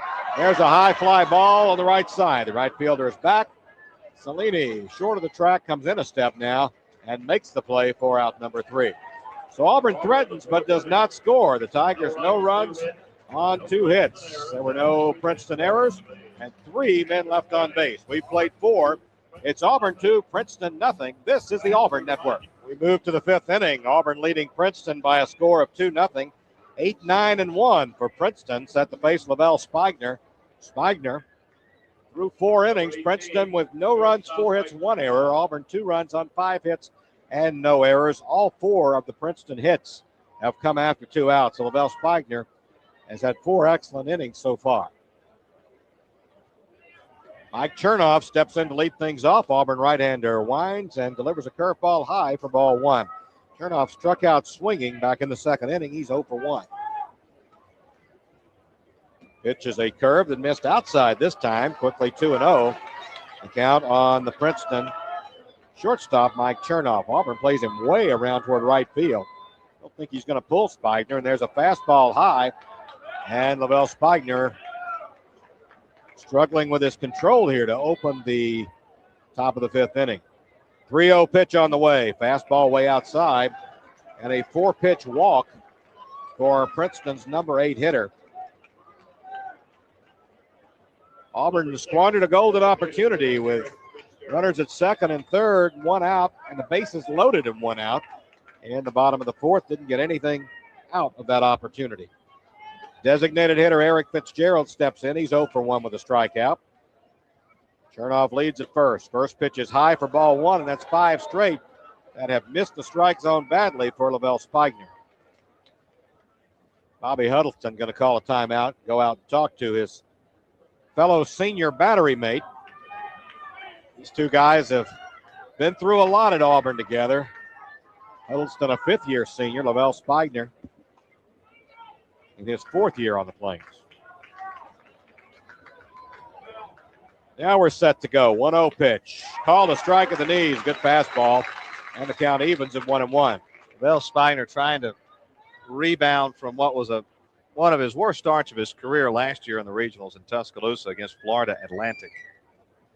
Stretch in the 1-1. Bounce towards second. Could be 2. Hewlett to short for 1. On to first. Not in time. Had an extra loop in it. Hewlett had trouble getting the ball out of his glove. Fielder's choice, and give Geralman some credit there on the out at second, 4-6, as he had to make kind of a stretch and still got a pivot and a throw to first to make it reasonably close.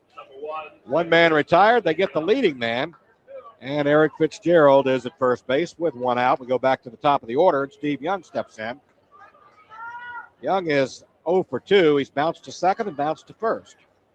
Little left-handed hitter with an open stance. First pitch is low for ball 1. Talking about Spigner's outing a year ago against Florida Atlantic. He did not record an out in that opening game of the regional. Gave up 3 hits and 5 runs. Wanting to bounce back. Typically a good postseason pitcher, but had a rough outing last year in Tuscaloosa. Stretch. 1-0 is popped up.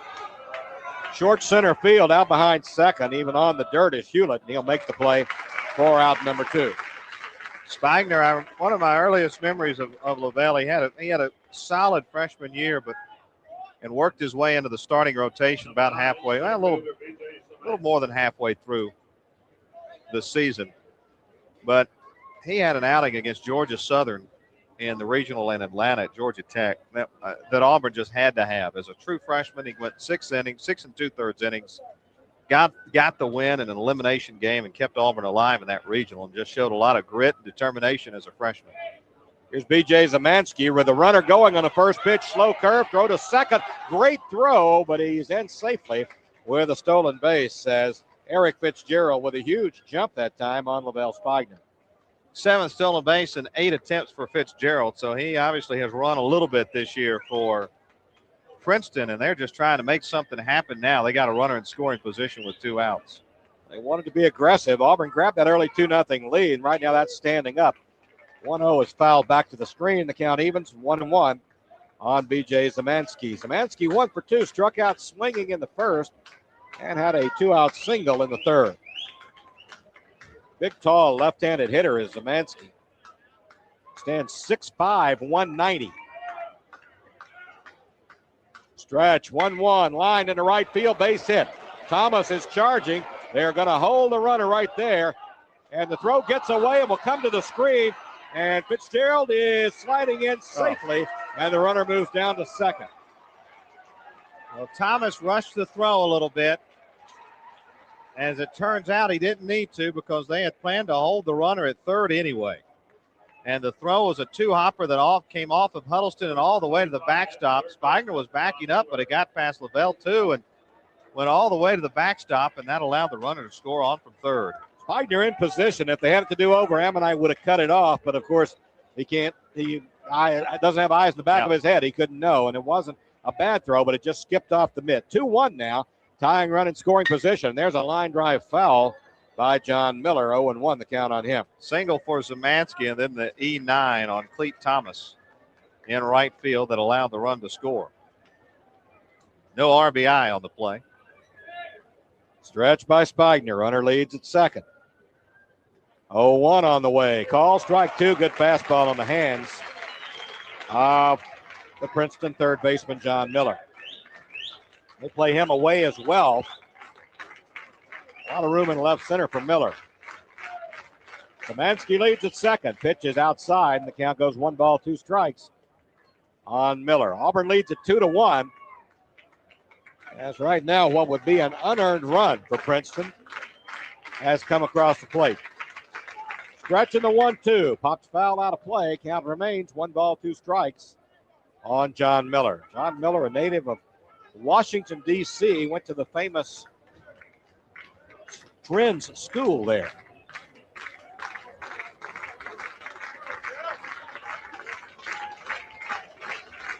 Sidwell Friends School is what the name of the school is. 1-2 is high, and the count evens at 2-2. They go all over the country, this Princeton. They've got guys from Washington State, Atlanta, Georgia, New Jersey, California, Texas. 2-2 on the way. Fly ball center field. Going to hang up for Moran. He moves over into left center field and makes the play for out number 3. But Princeton gets an unearned run. 1 hit, 1 Auburn error, 1 man left on base. Auburn 2, Princeton 1 as we go to the bottom of the 5th. Auburn baseball continues in a moment. We go to the bottom half of the 5th. Auburn leading Princeton 2-1. Checking the scoreboard, Tallahassee Regional will just go through games in progress during this half inning. Top of the 7th, Florida State, the host school, leading Jacksonville 6-0. A 1-hitter right now for the Seminoles. Down in Austin, Texas, the Longhorns lead Bucknell 3-0 going to the 5th. In Wilson, North Carolina, it's NC State 4, Lemoyne 2 in the top of the 7th. More scores as we move along here in the 5th. 2, 3, and 4 in the Auburn order. Set to face Quillian here. As we go to the bottom of the 5th inning, Javon Moran steps in, takes the first pitch strike, and it's 0-1. Moran with a line shot to left in the first inning, struck out swinging in the third. He's 0 for 2. Quillian to the wind, and the pitch is lined down the left field line. Left fielder going back, looks up, it's off the wall. Here's Moran digging for second. There's a throw coming in, and Moran is sliding with a double. 18th double of the year for Moran, and a good start to the 5th inning for the Tigers. Some more scores down in Coral Gables. Host Miami struggling a little bit with Bethune-Cookman, the 4 seed. It's 3-2 Hurricanes in the bottom of the 6th. In Houston, Texas, Wichita State and Ole Miss are scoreless in the top half of the 3rd inning. Adam Balkin played the left field wall very well for a visitor, seeing it for the first time, and made it relatively close on a speedy Javon Moran at second. Here's Hewlett lining the first one fair. Down the right field line. Moran will score. Right fielder up with a Cellini, and he dropped the ball. Here goes Hewlett into second, and he'll go in cruising. We'll see how they score. It'll be at least a base hit and an RBI. And we'll see if they charge Cellini with an error, as he had got over to the ball in great shape to hold Hewlett at first, or at least make a play at second. Yeah, and then he dropped the ball. I imagine that the home team, it'll be a double. Nope. They posted an error. It'll be a single and an error. single, RBI for Hewlett, and an error on the right field of the second error of the game as we get a trip to the mound here for Princeton. They've had activity on and off, and David Bowl over the last few innings. But now a visit to the mound by head coach Scott Bradley. Yeah, it is Scott Bradley out to talk to his team, and he may have a quick hook. This is exactly what Auburn would want to happen, answering the unearned run that Princeton got in the top of the fifth with a run of their own here. So now a runner in scoring position at second, and the meat of the order coming up in Auburn with that huge threat from which they got nothing in the bottom of the fourth, trying to open a little breathing room here in the bottom of the fifth. Auburn leads at 3-1 with Bobby Huddleston, Auburn's leading RBI man, coming to the plate, the big cleanup hitting fifth-year senior out of Montgomery. And he has just missed on a couple of pitches, just gotten underneath a couple in his first two at-bats. He's 0 for 2 as he faces Quillian. Stretch, Hewlett leads a second. There's a wild pitch all the way back to the screen. He threw it. That was behind and above Huddleston's head. It was an off-speed curve, and Bobby didn't know which way to go. He just kind of ducked and let it sail. It looked like a Frisbee. It was 7 or 8 feet over the top of everybody, and luckily, I don't see how the catcher even got a glove on it, to be honest with you, but somehow he did. Still went to the backstop. So now a fly ball here, scores another run for Auburn. Leahy got just the tip of his mitt as he jumped up, stretching like a first baseman. So runner at third. There's a pop-up down the right field line. Second baseman going out and makes the play in foul territory, and Hewlett did not tag. He came about 40 feet down the line and has to go back to third base. Well, Bobby not getting the job done there. Wanted to get it a little deeper than that, obviously, so Hewlett has to stay at third. Take a look at the scoreboard again down in College Station, Texas. Texas A&M and Oral Roberts scoreless in the bottom half of the fourth inning. Lincoln, Nebraska. 2-2 the score between Southwest Missouri State and Coastal Carolina there in the top half of the fourth inning. Baton Rouge, Louisiana, Tulane leading UNC Wilmington 1-0 in the bottom of the third. Here's Ammonite with the infield in. First pitch, high ball, 1. So Princeton, kind of interestingly, in the bottom of the fifth inning, pulling the infield in a 3-1 game. Pitch to Ammonite is a fast strike. The count evens at 1-1. Hewlett with average speed at third. Ammonite 1 for 2 in this game. Single and was left stranded at third an inning ago and fouled out in the second inning. Pitch to him is bounced foul again. And the count now 1-2 on Carl Ammonite. Ryan Quillian now back with a baseball. 1-2 pitch to Ammonite. High outside, ball 2.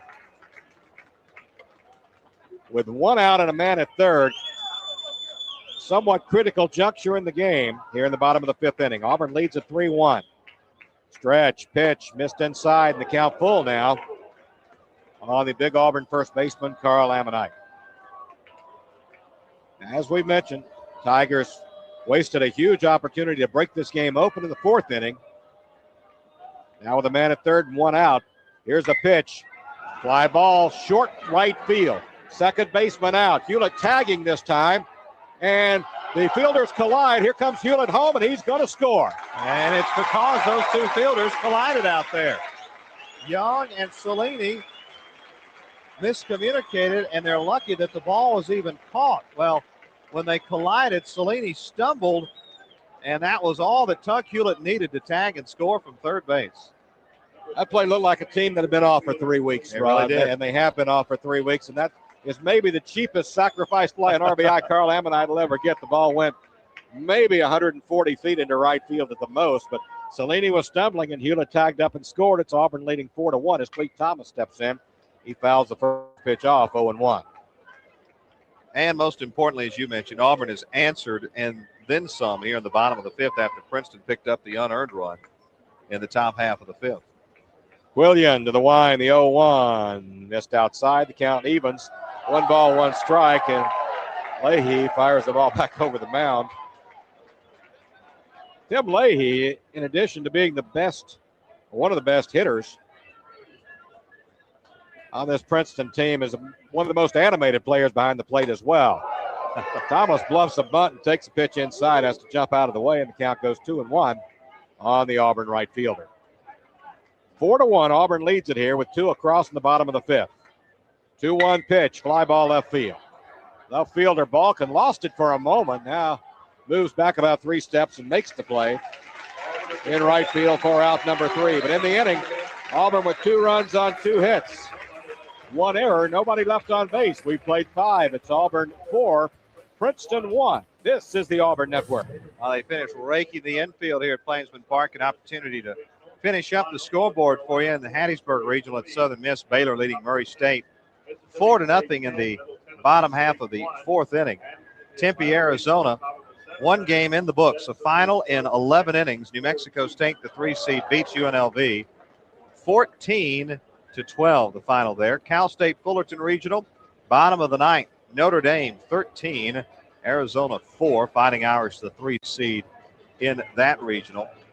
Elsewhere at the Stanford Regional, it is UC Riverside leading. Check that. It's final now. UC Riverside defeats Richmond by a final score of 10-8. A couple more scores for you as we run through the inning here. 4, 5, and 6 for Princeton to face Spiegner. Eldridge hits the first ball to Tuck Hewlett at second. He fires to first. 1 pitch, 1 out. And that's, Rod, exactly what Auburn needs from Lavelle Spiegner. He's up to 87 pitches now in the 6th inning. Both pitchers getting up in the pitch count. And with the meat of the Princeton order up here, they've got to be considering this top of the 6th inning a very key inning for them to get to the Auburn starter. I think for both these pitchers, you're talking about 100 pitches as being their limit. Auburn would certainly like to build a much bigger lead and maybe get Lavelle Spiegner out of the ball game in the 7th. First pitch, swing and a miss to Andy Cellini. Cellini 0 for 2. He's bounced to short and struck out. He has had some adventures in right field, particularly an inning ago. 0-1 misses low, and the count evens. 1 ball, 1 strike to Cellini. Spiegner has been on his game, but Princeton, to their credit, been very good at working a deep count on the Auburn right-hander. Pitch is fouled out of play, and the count goes 1 ball, 2 strikes on the Princeton right fielder. Auburn leads it by 3, 4-1 here as we play in the 6th inning, but it has been a struggle. Tigers had a couple of chances to break it open as the 1-2 goes outside, and the count evens at 2-2. Now, you knew this Princeton team was going to present a challenge. I think everyone was prepared for that, even the fans, and they've certainly given Auburn that. 2-2, bounce to the mound. Spiegner gloves it and throws to Ammonite for out number 2. Checking the scoreboard again, Long Beach Regional, Long Beach State hosting there. It's Washington leading Minnesota 4-3 in the bottom half of the 8th inning. Starkville, Mississippi, the Bulldogs all over Middle Tennessee State, 10-1 in the bottom half of the 6th inning. And one more regional to get to, and Atlanta. We'll try and get to that one as soon as his first pitch is thrown to Tim Leahy. Leahy 2 for 2, 2 line drive singles in the game so far. Swing and a miss, strike 1, and he was trying to uppercut that one over the Green Monster. Here's the score for you. Bottom hitting to the top of the 8th. Stetson 4, Georgia Tech 2. Surprise from Atlanta there. 0-1, lined foul on a play, and the count quickly 0-2 on the Princeton catcher. A very animated guy and a guy who can generate some bat speed, Tim Leahy. Stetson, a very dangerous 4C. I think everyone realized that as well. Swing and a miss, strike 3, and an outstanding top of the 6th for Lavelle Spiegner as he gets Princeton 3 up, 3 down. No runs, hits, or errors. Nobody left on base. We move to the bottom of the 6th inning. It's Auburn 4, Princeton 1. Auburn baseball continues in a moment. We're set to move to the bottom of the 6th inning. Gorgeous night as nightfall has reached Auburn, Alabama. Here's Sanford Stadium, Hitchcock Field at Plainsman Park. Capacity crowd, obviously mostly for the Auburn team, although there is a sizable Clemson contingent. And Ohio State and Princeton are represented. Ohio State had a very vocal group here as they came from behind to beat Clemson in the opening game. That's good. 2-3 rows worth of Princeton fans clustered together. I'm sure there's some. All right, we have an update, Quinn. Let's come back to me. Good number of Princeton fans, and also folks listening to us on the internet tonight, of course, on AuburnTigers.com. Okay. Across the globe. You know what? We got a lot of people listening to us across the globe on AuburnTigers.com. A lot of people watching the In the Booth feed on YouTube and listening on radio stations throughout Alabama. If you're still hanging with us, we so greatly appreciate you. This game is going to resume at 9:50. 9:50, 19 minutes from now.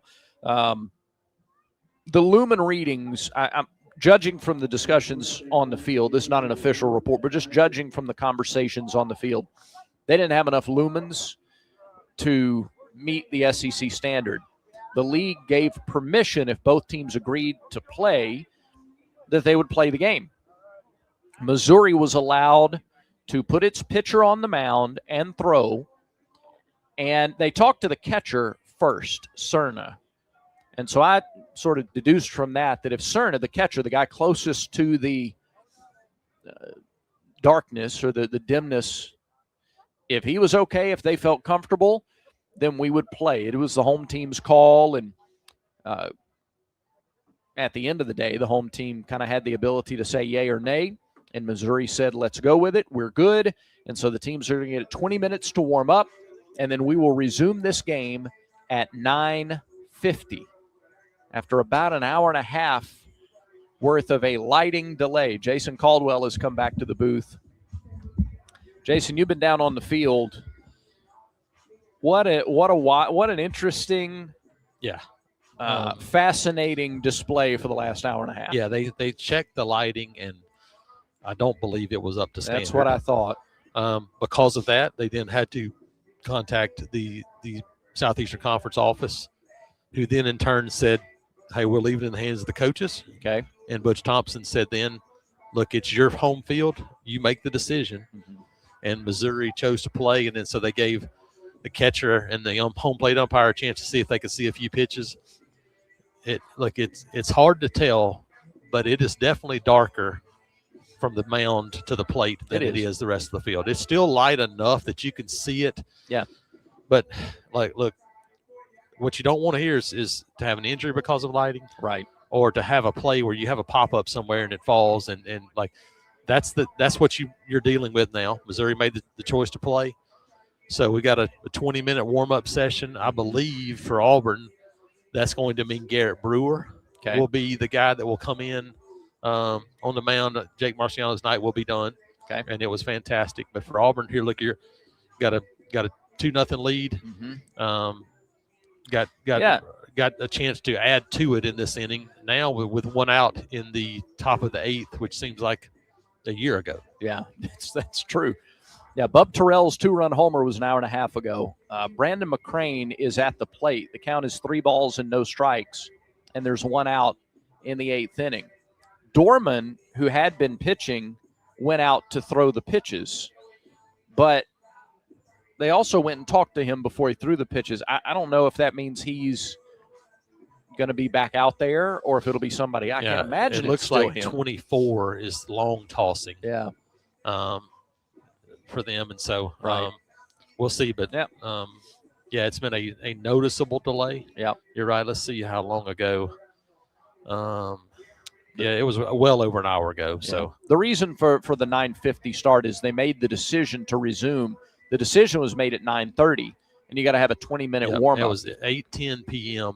So roughly almost an hour and a half. It will be over in an hour and a half. Yeah, by the time we get going, over in an hour and a half delay. So, yeah, everybody gets time to warm up. That's what's happening now. Both teams are on the field. It was a dramatic moment during the conversations at the plate because they cut the music here at the ballpark for a while. Yeah, they had to hear. They were talking to the Southeastern Conference, couldn't hear the phone call because they had it on speaker, and so they had to cut the music down so they could hear.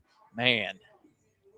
Okay, well, in the meantime, we're going to get you back to about 10 or 15 more minutes of the game we were listening to. In the meantime, let's update the other scores in the Southeastern Conference tonight. Some really terrific games.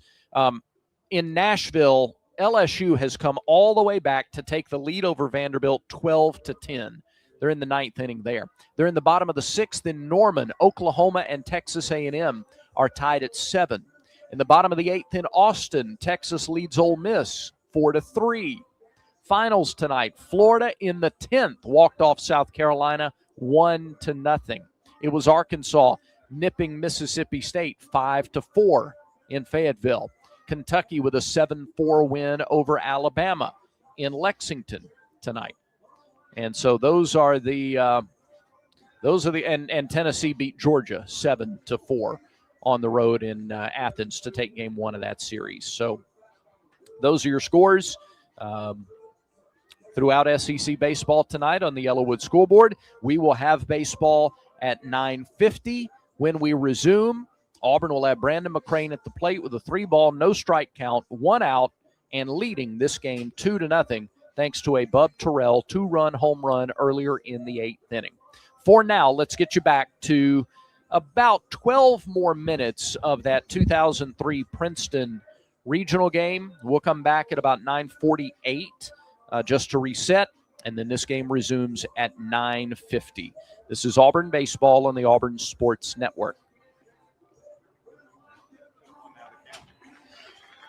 Well, this will be pitch number 99. You got to feel like Spigner's on a fairly short leash here with a 3-run lead and a fresh bullpen.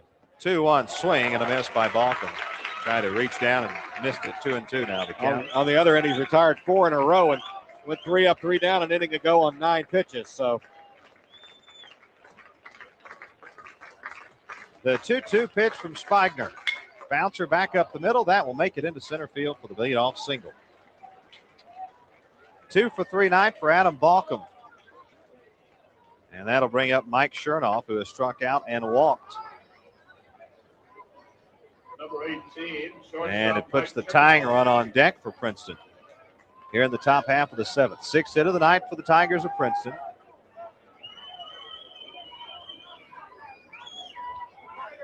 As Chernoff, the right-handed hitter, steps in.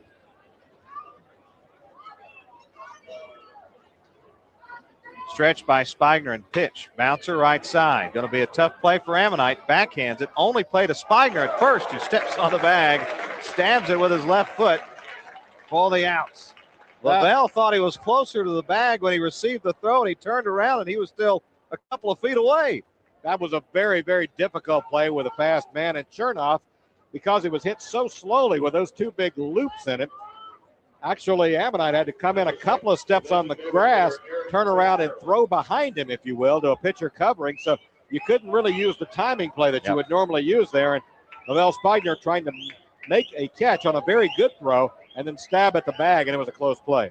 1 out, runner at second. Eric Fitzgerald, the batter, bounces this one back up the middle. Hewlett is right there. Fields the high hop to first. 2 gone, and over to third goes Balcom.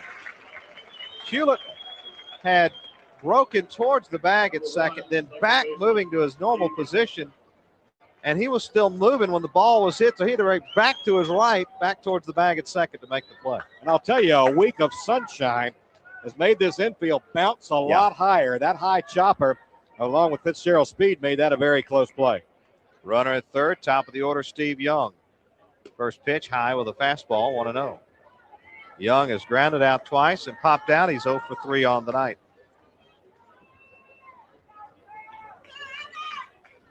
Spigner off the stretch. 1-0 pitch to the plate. On the outside corner, strike one. Keep you up to date on what could be the upset of the first round of the NCAA Regional. Stetson has added a run at the top of the 8th, still batting, and they lead Georgia Tech now 5-2 in Atlanta.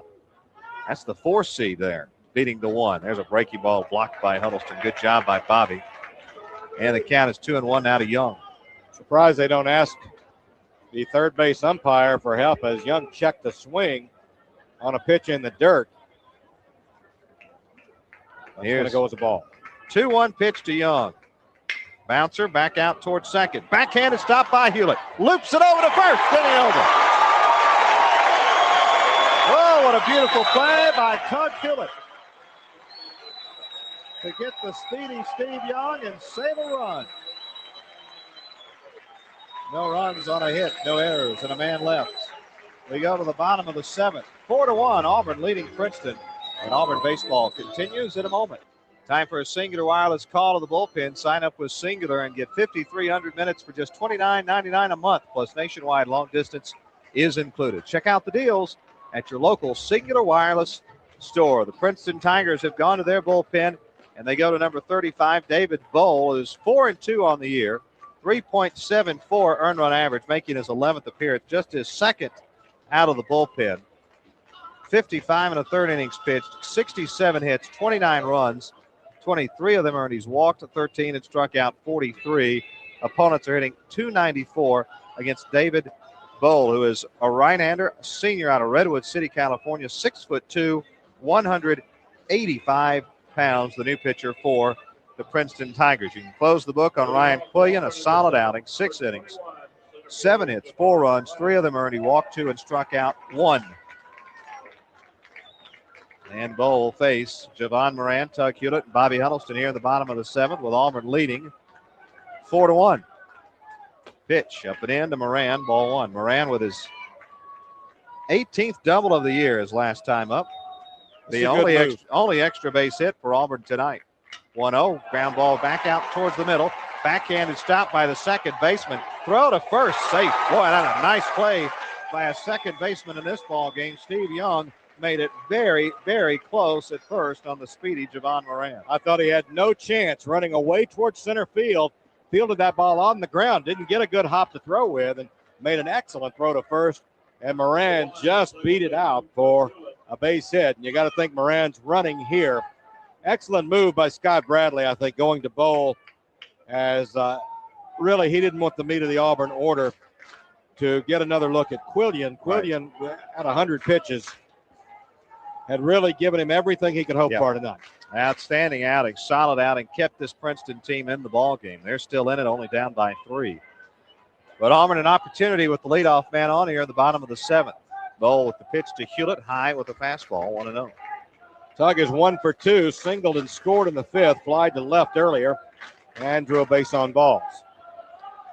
Stretch. There goes Moran. Pitch is a ball. Throw down. Not in time. Still in base for Moran. His 24th stolen base of the year as the crowd gets to a new high level of noise here on that stolen base. 2-0 the count to Tug Hewlett. Moran now down at second.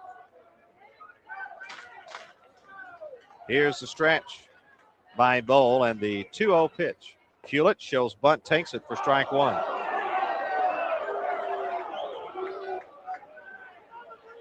Four to 1, Auburn on top. They've out-hit Princeton 8-6. 2-1. Hewlett loops it into left. This could be trouble. Nope, the left fielder, Balcom, is there to make the catch. And I'll tell you, Balcom has played very well out there. He played the double by Moran a couple of innings ago very well off the wall and made it close. That could have been real trouble, looping away from him toward the line, and he made that look like an easy play. And in position pretty good out there in left field. Now 1 out, Bobby Huddleston at the plate. Moran still down at second base. Didn't startle you there with my manipulation of the soundboard there a moment ago. No, not at all. You didn't scare me at all. Here's a stretch by Bowl. Pitch to Huddleston. Fastball high, ball 1. Bobby has been just missing 2 foul outs down the right field line. Very uncharacteristic of him. And a fairly long fly to center field. He's 0 for 3. 1-0. Swing and a fly ball into right. That should be out number 2. Cellini over near the line. Makes the catch. Moran has to stay at second. They're 2 gone, and Auburn has really struggled tonight. Moving runners over and getting some clutch base hits, but they still lead 4-1. Very unusual for Hewlett not to be able to move a runner to third, and then extremely unusual for Bobby Huddleston to have 3 foul outs on the right side. Yeah, Princeton has done a good job of turning Bobby Huddleston into a non-factor tonight. Here's Carl Ammonite, 1 for 2 with an RBI. Chance to drive in another run here. This ball hand away. Ammonite popped out to first in the second, singled in the 4th. Sacrifice fly, scored a run in the 5th. Base hit scores another one here, the 1-0 to the Auburn first baseman. Strike over the outside corner.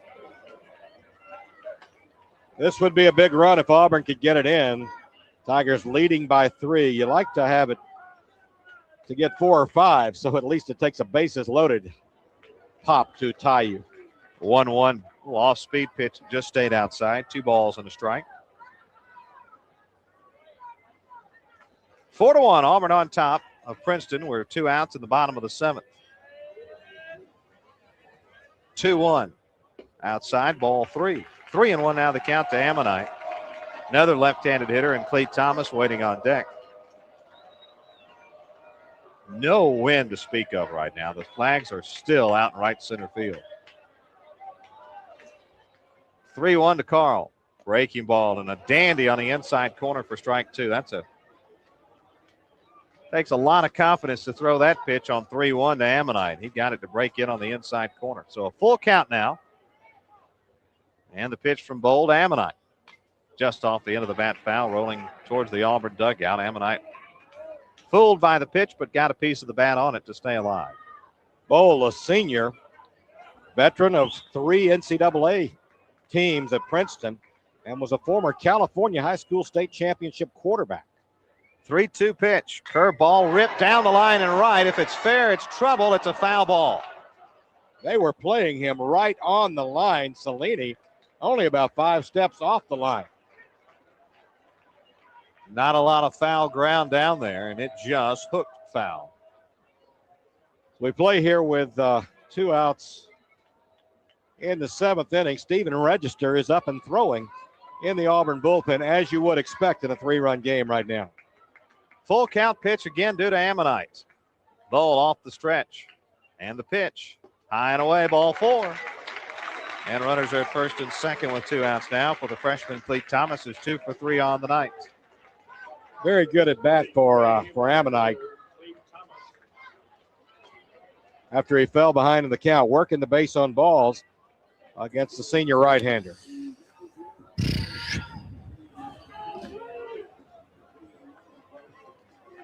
Four to 1, Auburn leading, looking for some more insurance in a 2-out rally here. And the bottom of the 7th, first pitch to Thomas is a strike. Thomas has hit the ball well all 3 times. That's 2 singles and a fly to left field. Scored a run. All right, we welcome you back to Taylor Stadium in Columbia, Missouri, where we are just a couple of minutes away from resuming tonight's game. They have put a 2-minute countdown clock on here, and we are just about ready to restart the game. They've restarted the music. Not all of the fans who were here before are here tonight. A couple of hundred remain. Is it 24? Thank you very much. The new pitcher for Missouri will be Keeler Gonzalez. He's appeared in 1 game this year. He's pitched 1 inning. He has 1 strikeout. Keeler Gonzalez is a right-hander.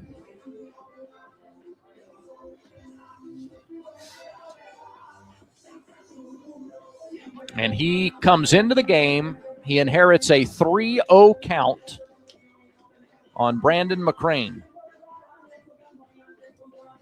The game in which Gonzalez pitched his 1 outing this year. We'll get that for you. Uno momento.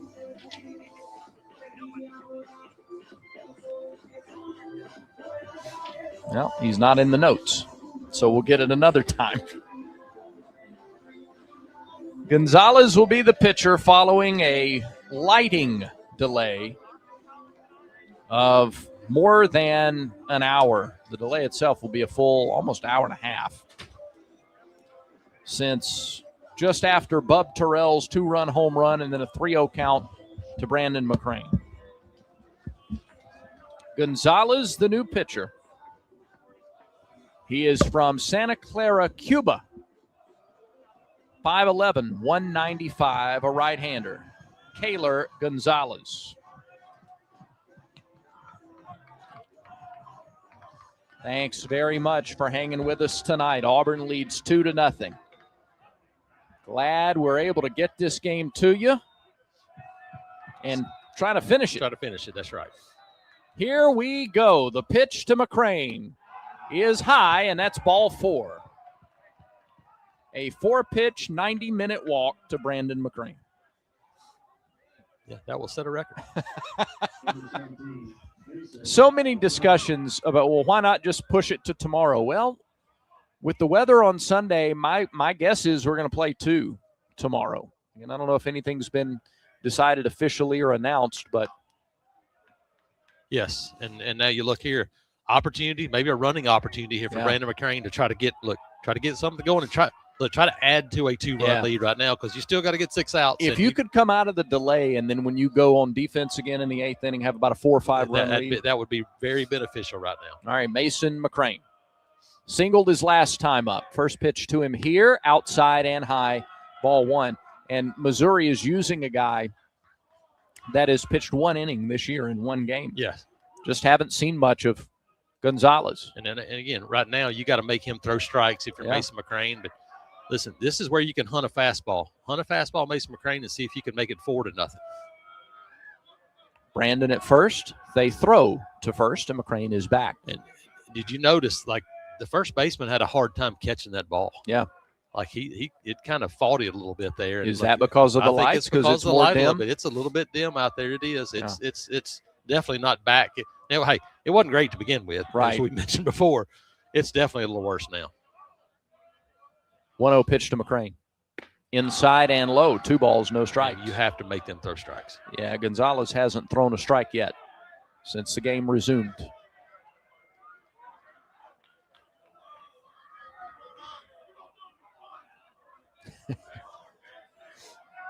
Short lead at first for Brandon McCrane. He has good speed. He has 5 stolen bases.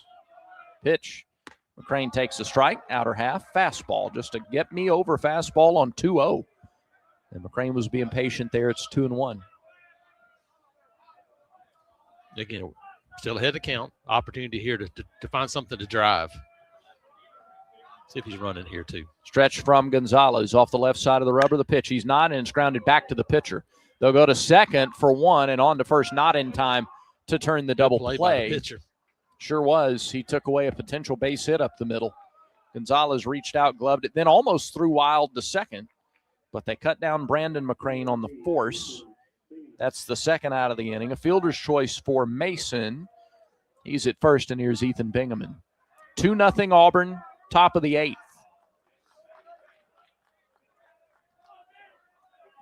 Mason McCrane with good speed at first. Get to the number 8 hitter in the order. Means Missouri will have to face the top again in the 9th for sure. A good lead at first from Mason McCrane. Yeah. Drew the throw over.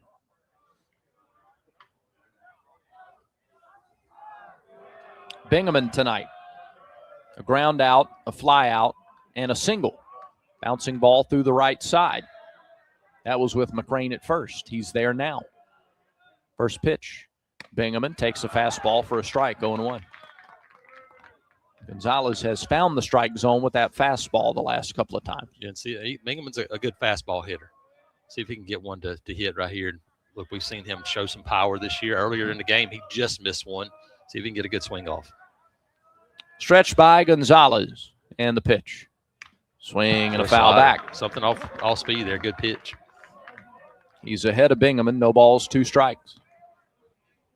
Auburn leads the game 2-0. Tigers have 2 runs on 6 hits. The big one, the Bub Terrell 2-run homer in this 8th inning. No runs, 2 hits for Missouri. Auburn is stranded 8. Mizzou is stranded 6. The stretch. And the 0-2 to Bingaman. On the way. Swing and a miss, strike 3. Got him with another breaking ball. And the inning is over. 2 runs, 1 hit. No errors, 1 runner left on base. Bub Terrell's 2-run blast gives Auburn a 2-0 lead. We go to the bottom of the 8th when Auburn baseball continues in a moment. You've created a comfortable home office. Now let Carrier provide the cash bonus. For a limited time, you can claim up to $1,550 in cool cash rebates on a qualified Carrier home comfort system. There's never been a better time to upgrade to year-round premium comfort and energy savings. Carrier, turn to the experts.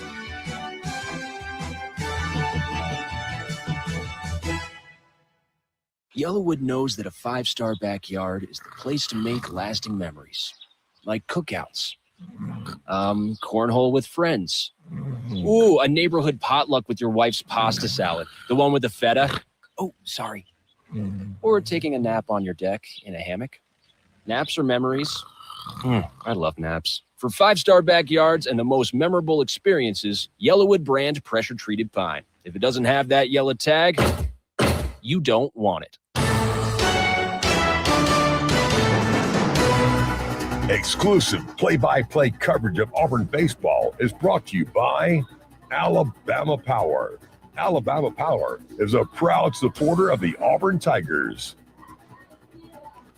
It is 2-0 Auburn as we go to the bottom of the 8th inning. Top of the order due up for Missouri, and they will face Garrett Brewer. 6'3", 174 left-hander from Eau Claire, Michigan, a transfer from Michigan State. He is 0-1 with a save this year in 5 outings, 6 innings, and an earned run average of 3. 7 hits, 2 earned runs, 1 walk, 8 strikeouts. Teams hitting .280 against Garrett Brewer. Jake Marciano pitched very well for the Tigers tonight in his 7 innings. He would still be out there were it not for the long delay. 7 innings, 2 hits, no runs, 1 walk, 7 strikeouts. Brings Marciano's total this year to 29 innings, 2 walks, and 42 strikeouts. Yeah, really good stuff here. Listen, this is where you hope the Garrett Brewer from early in the season shows up. He has not been as sharp the last couple of outings here, but Auburn, the lefty's been good against, and a lot of right-handers in this Missouri lineup. But obviously Marciano was good, and now Brewer's a guy that can be dominant. They need that guy to show up here for 6 outs. He gave up 2 runs on 3 hits in an inning and 2/3 against Samford.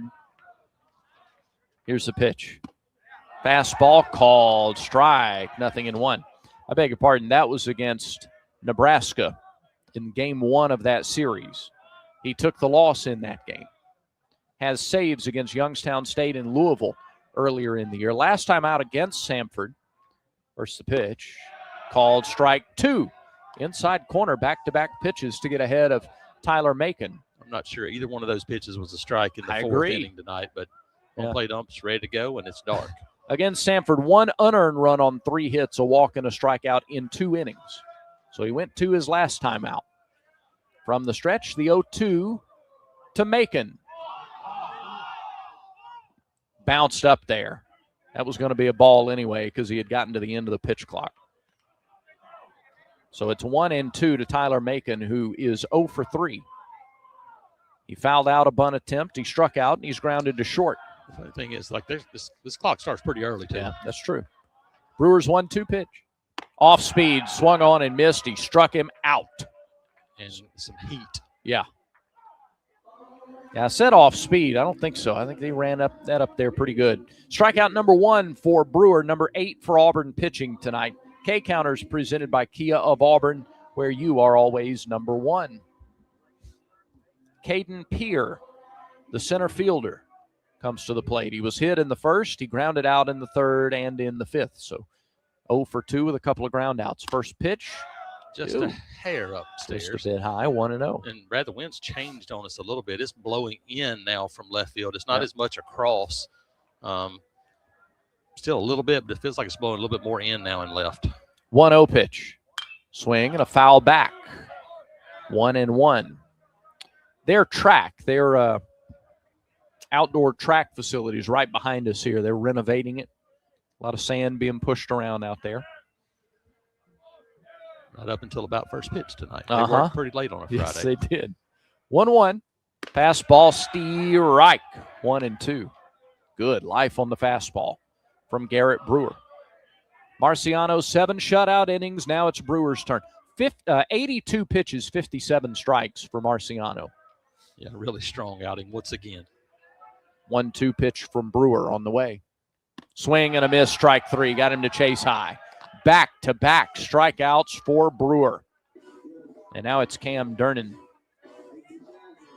Marciano will take an earned run average below 1 into next week against Texas. That'll work. That's what you're looking for sure. And Texas is in a slugfest right now with Ole Miss.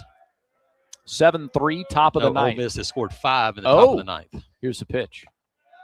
That's a called strike. Yes, Nothing in 1. He's ready to go. That is a different strike zone. Yep.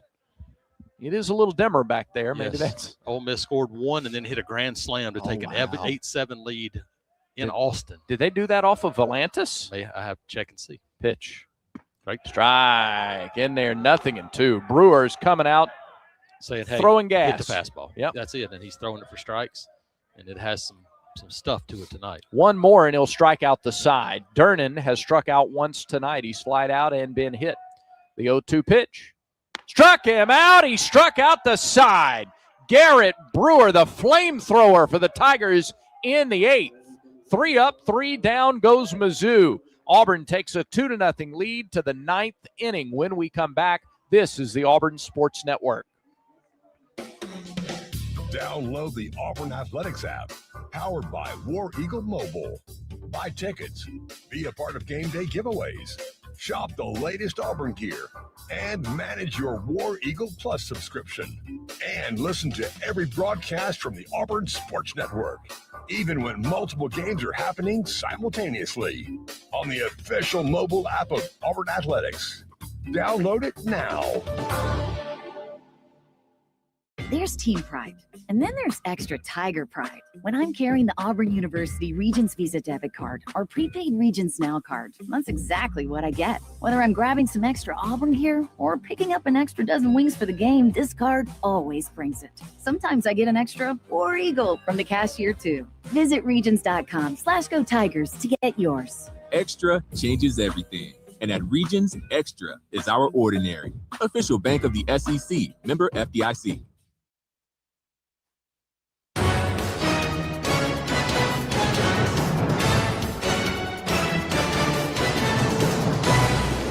Are you looking for fresh seafood? Auburn leads Missouri 2-0 as we go to the 9th inning. Wharf Casual Seafood serves seafood sourced from American waters. Tigers will have Clay, Carter, and Rembert due up. Not a seafood fan, no problem. They also serve burgers, salads, chicken, and more.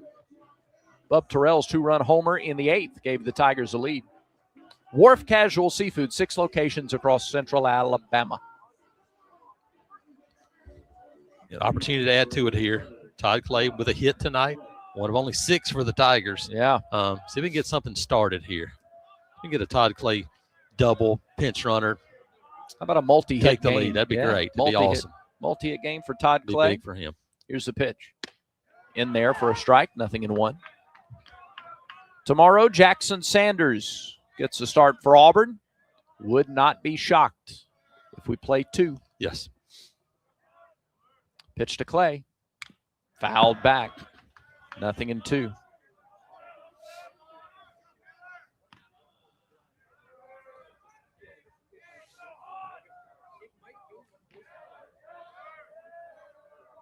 Top of the 9th inning. We were scoreless through 7. Pitch to Clay. Swing and a line drive. That's into. It's caught by the shortstop. Oh, my goodness. He robbed Clay of a base hit. A liner straight up the middle, a full extension dive by Durnan to make a spectacular catch. It just didn't get quite enough on it. Just hit it off the end of the bat, and it had just enough carry to it that the shortstop was able to run it down. All right, here's Bristol Carter. Bristol does not have a hit, but he's been on base twice. He has stolen a base. First pitch. Carter swings and lines that in toward right center field. Long run by Pierre. He catches up to it and makes the grab for the second out. 2 up, 2 down very quickly. 4 pitches, 2 outs. And now Chris Rembert. It's like the Tigers just ready to get Garrett Brewer back on the mound to keep that momentum he had in the top of the 9th. Bottom of the 8th. Yeah, that's an understandable strategy, the way he looked. Like, get our boy back out there and finish this. All right, Rembert singled back in the first. He takes an off-speed pitch for a strike here. Tell you what, he's coming after that first couple of batters and throwing some strikes himself here on the mound. Landed the off-speed pitches for strikes. He winds Gonzalez and deals, and missed a little low. 1-1 the count. Chris Rembert can hit a line drive. He hadn't had one of those tonight. He has one of Auburn's 6 hits. He takes a strike there, 1-2. Hits for Rembert, Freilich, Mason McCrane, Bingaman, Clay, and, of course, the 2-run blast by Bub Terrell. Yeah, get Froelich back to the plate here in the 9th. 1-2 pitch. Bounced it up there. Check swing. He did not go. They appeal to first. Damian Beal confirms it.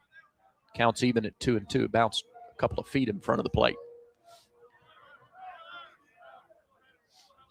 Ribbon boards at Faurot Field are shining in the distance. Beyond the right field wall, across the highway.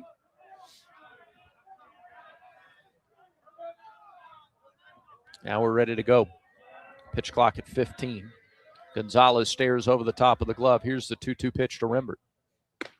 Called strike 3. And the inning is over. Auburn retired in order in the 9th. Bottom of the 9th, Tigers need 3 outs to win the SEC opener. It's Auburn 2, Missouri nothing. Auburn baseball continues in a moment. What a matchup we've got, folks. Just nonstop action. The energy is electric and the fans are all in. An intense game like this calls for a Coca-Cola.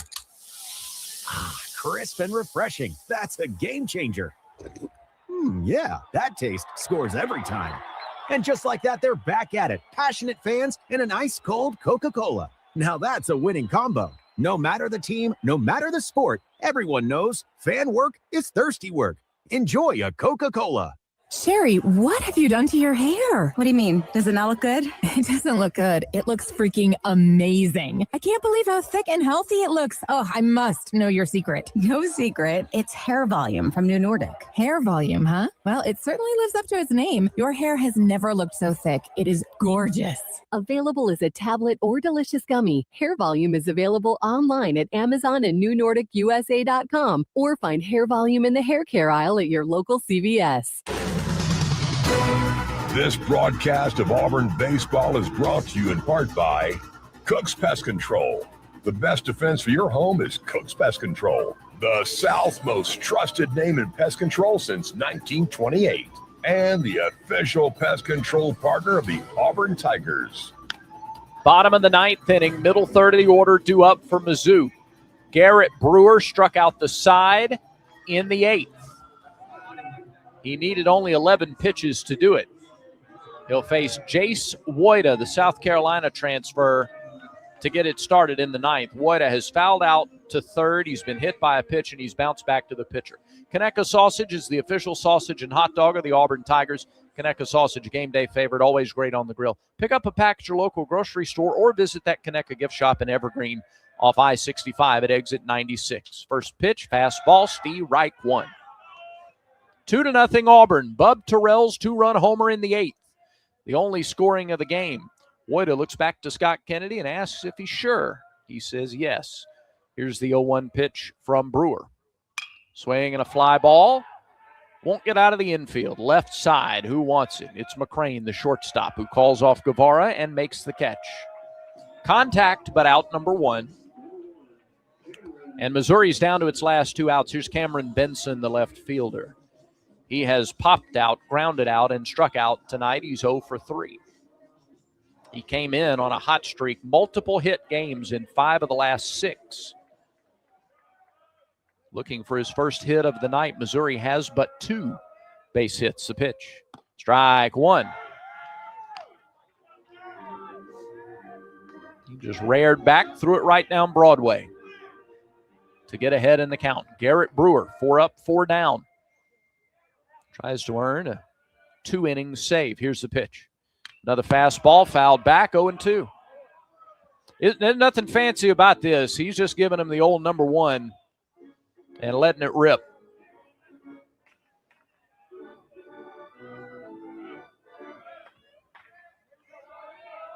Benson stepped out, tried to break up the rhythm. Brewer stays on the rubber. He's ready. He's set. He fires. Line. Past McCrane at short and into left field. It's a base hit for Missouri. A first hit of the game for Benson. 3rd hit of the night for Missouri. And it brings the tying run to the plate in Mateo Cerna, the catcher. Cerna tonight has struck out twice. And he's lined out to left. Auburn plays him to pull significantly. Rembert is not on the other side of the bag, but he's almost right behind it.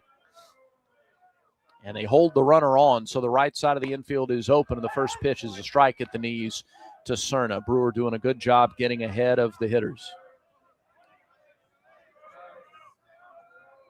1 out, 1 on, bottom of the ninth. Last chance for Mizzou with Auburn up 2-0. Here's the pitch. Strike back or foul back, strike 2. It's 0-2.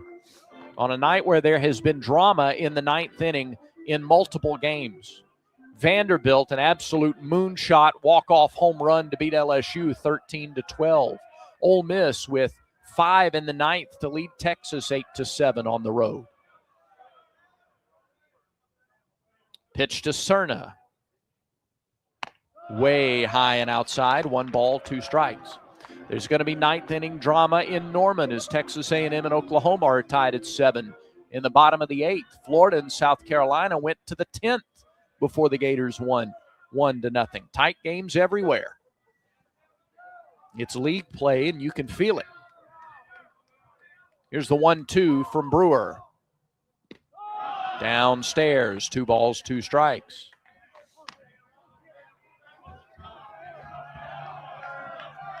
The Missouri dugout trying to get behind their catcher.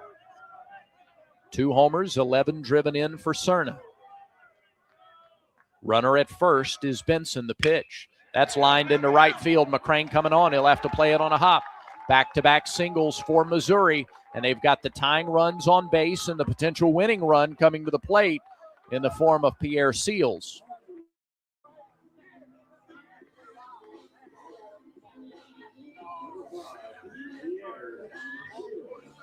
And they're going to pinch run for Cerna. This is Jamal George. George has scored 10 runs this year. He's been used as a pinch runner. George has 3. He's played in 8 games. He has 3 stolen bases, and he scored 10 runs.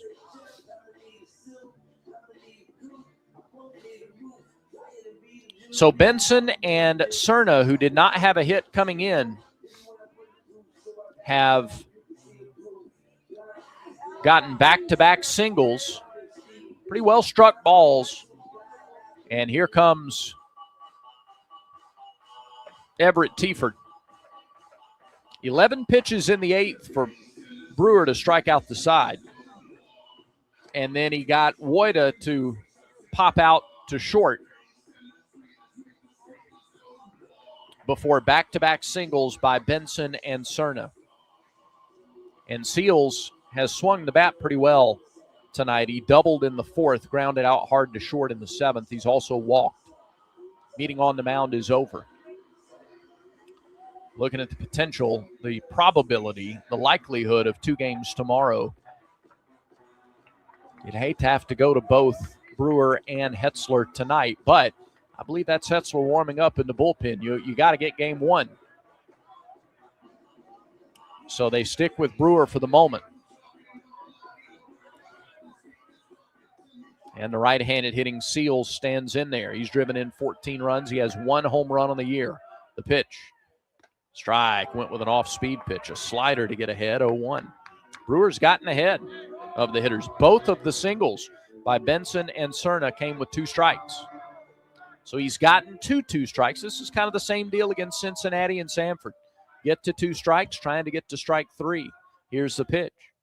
Seals, it bounced up there, blocked beautifully by Freilich. Keeps the runners at first and second.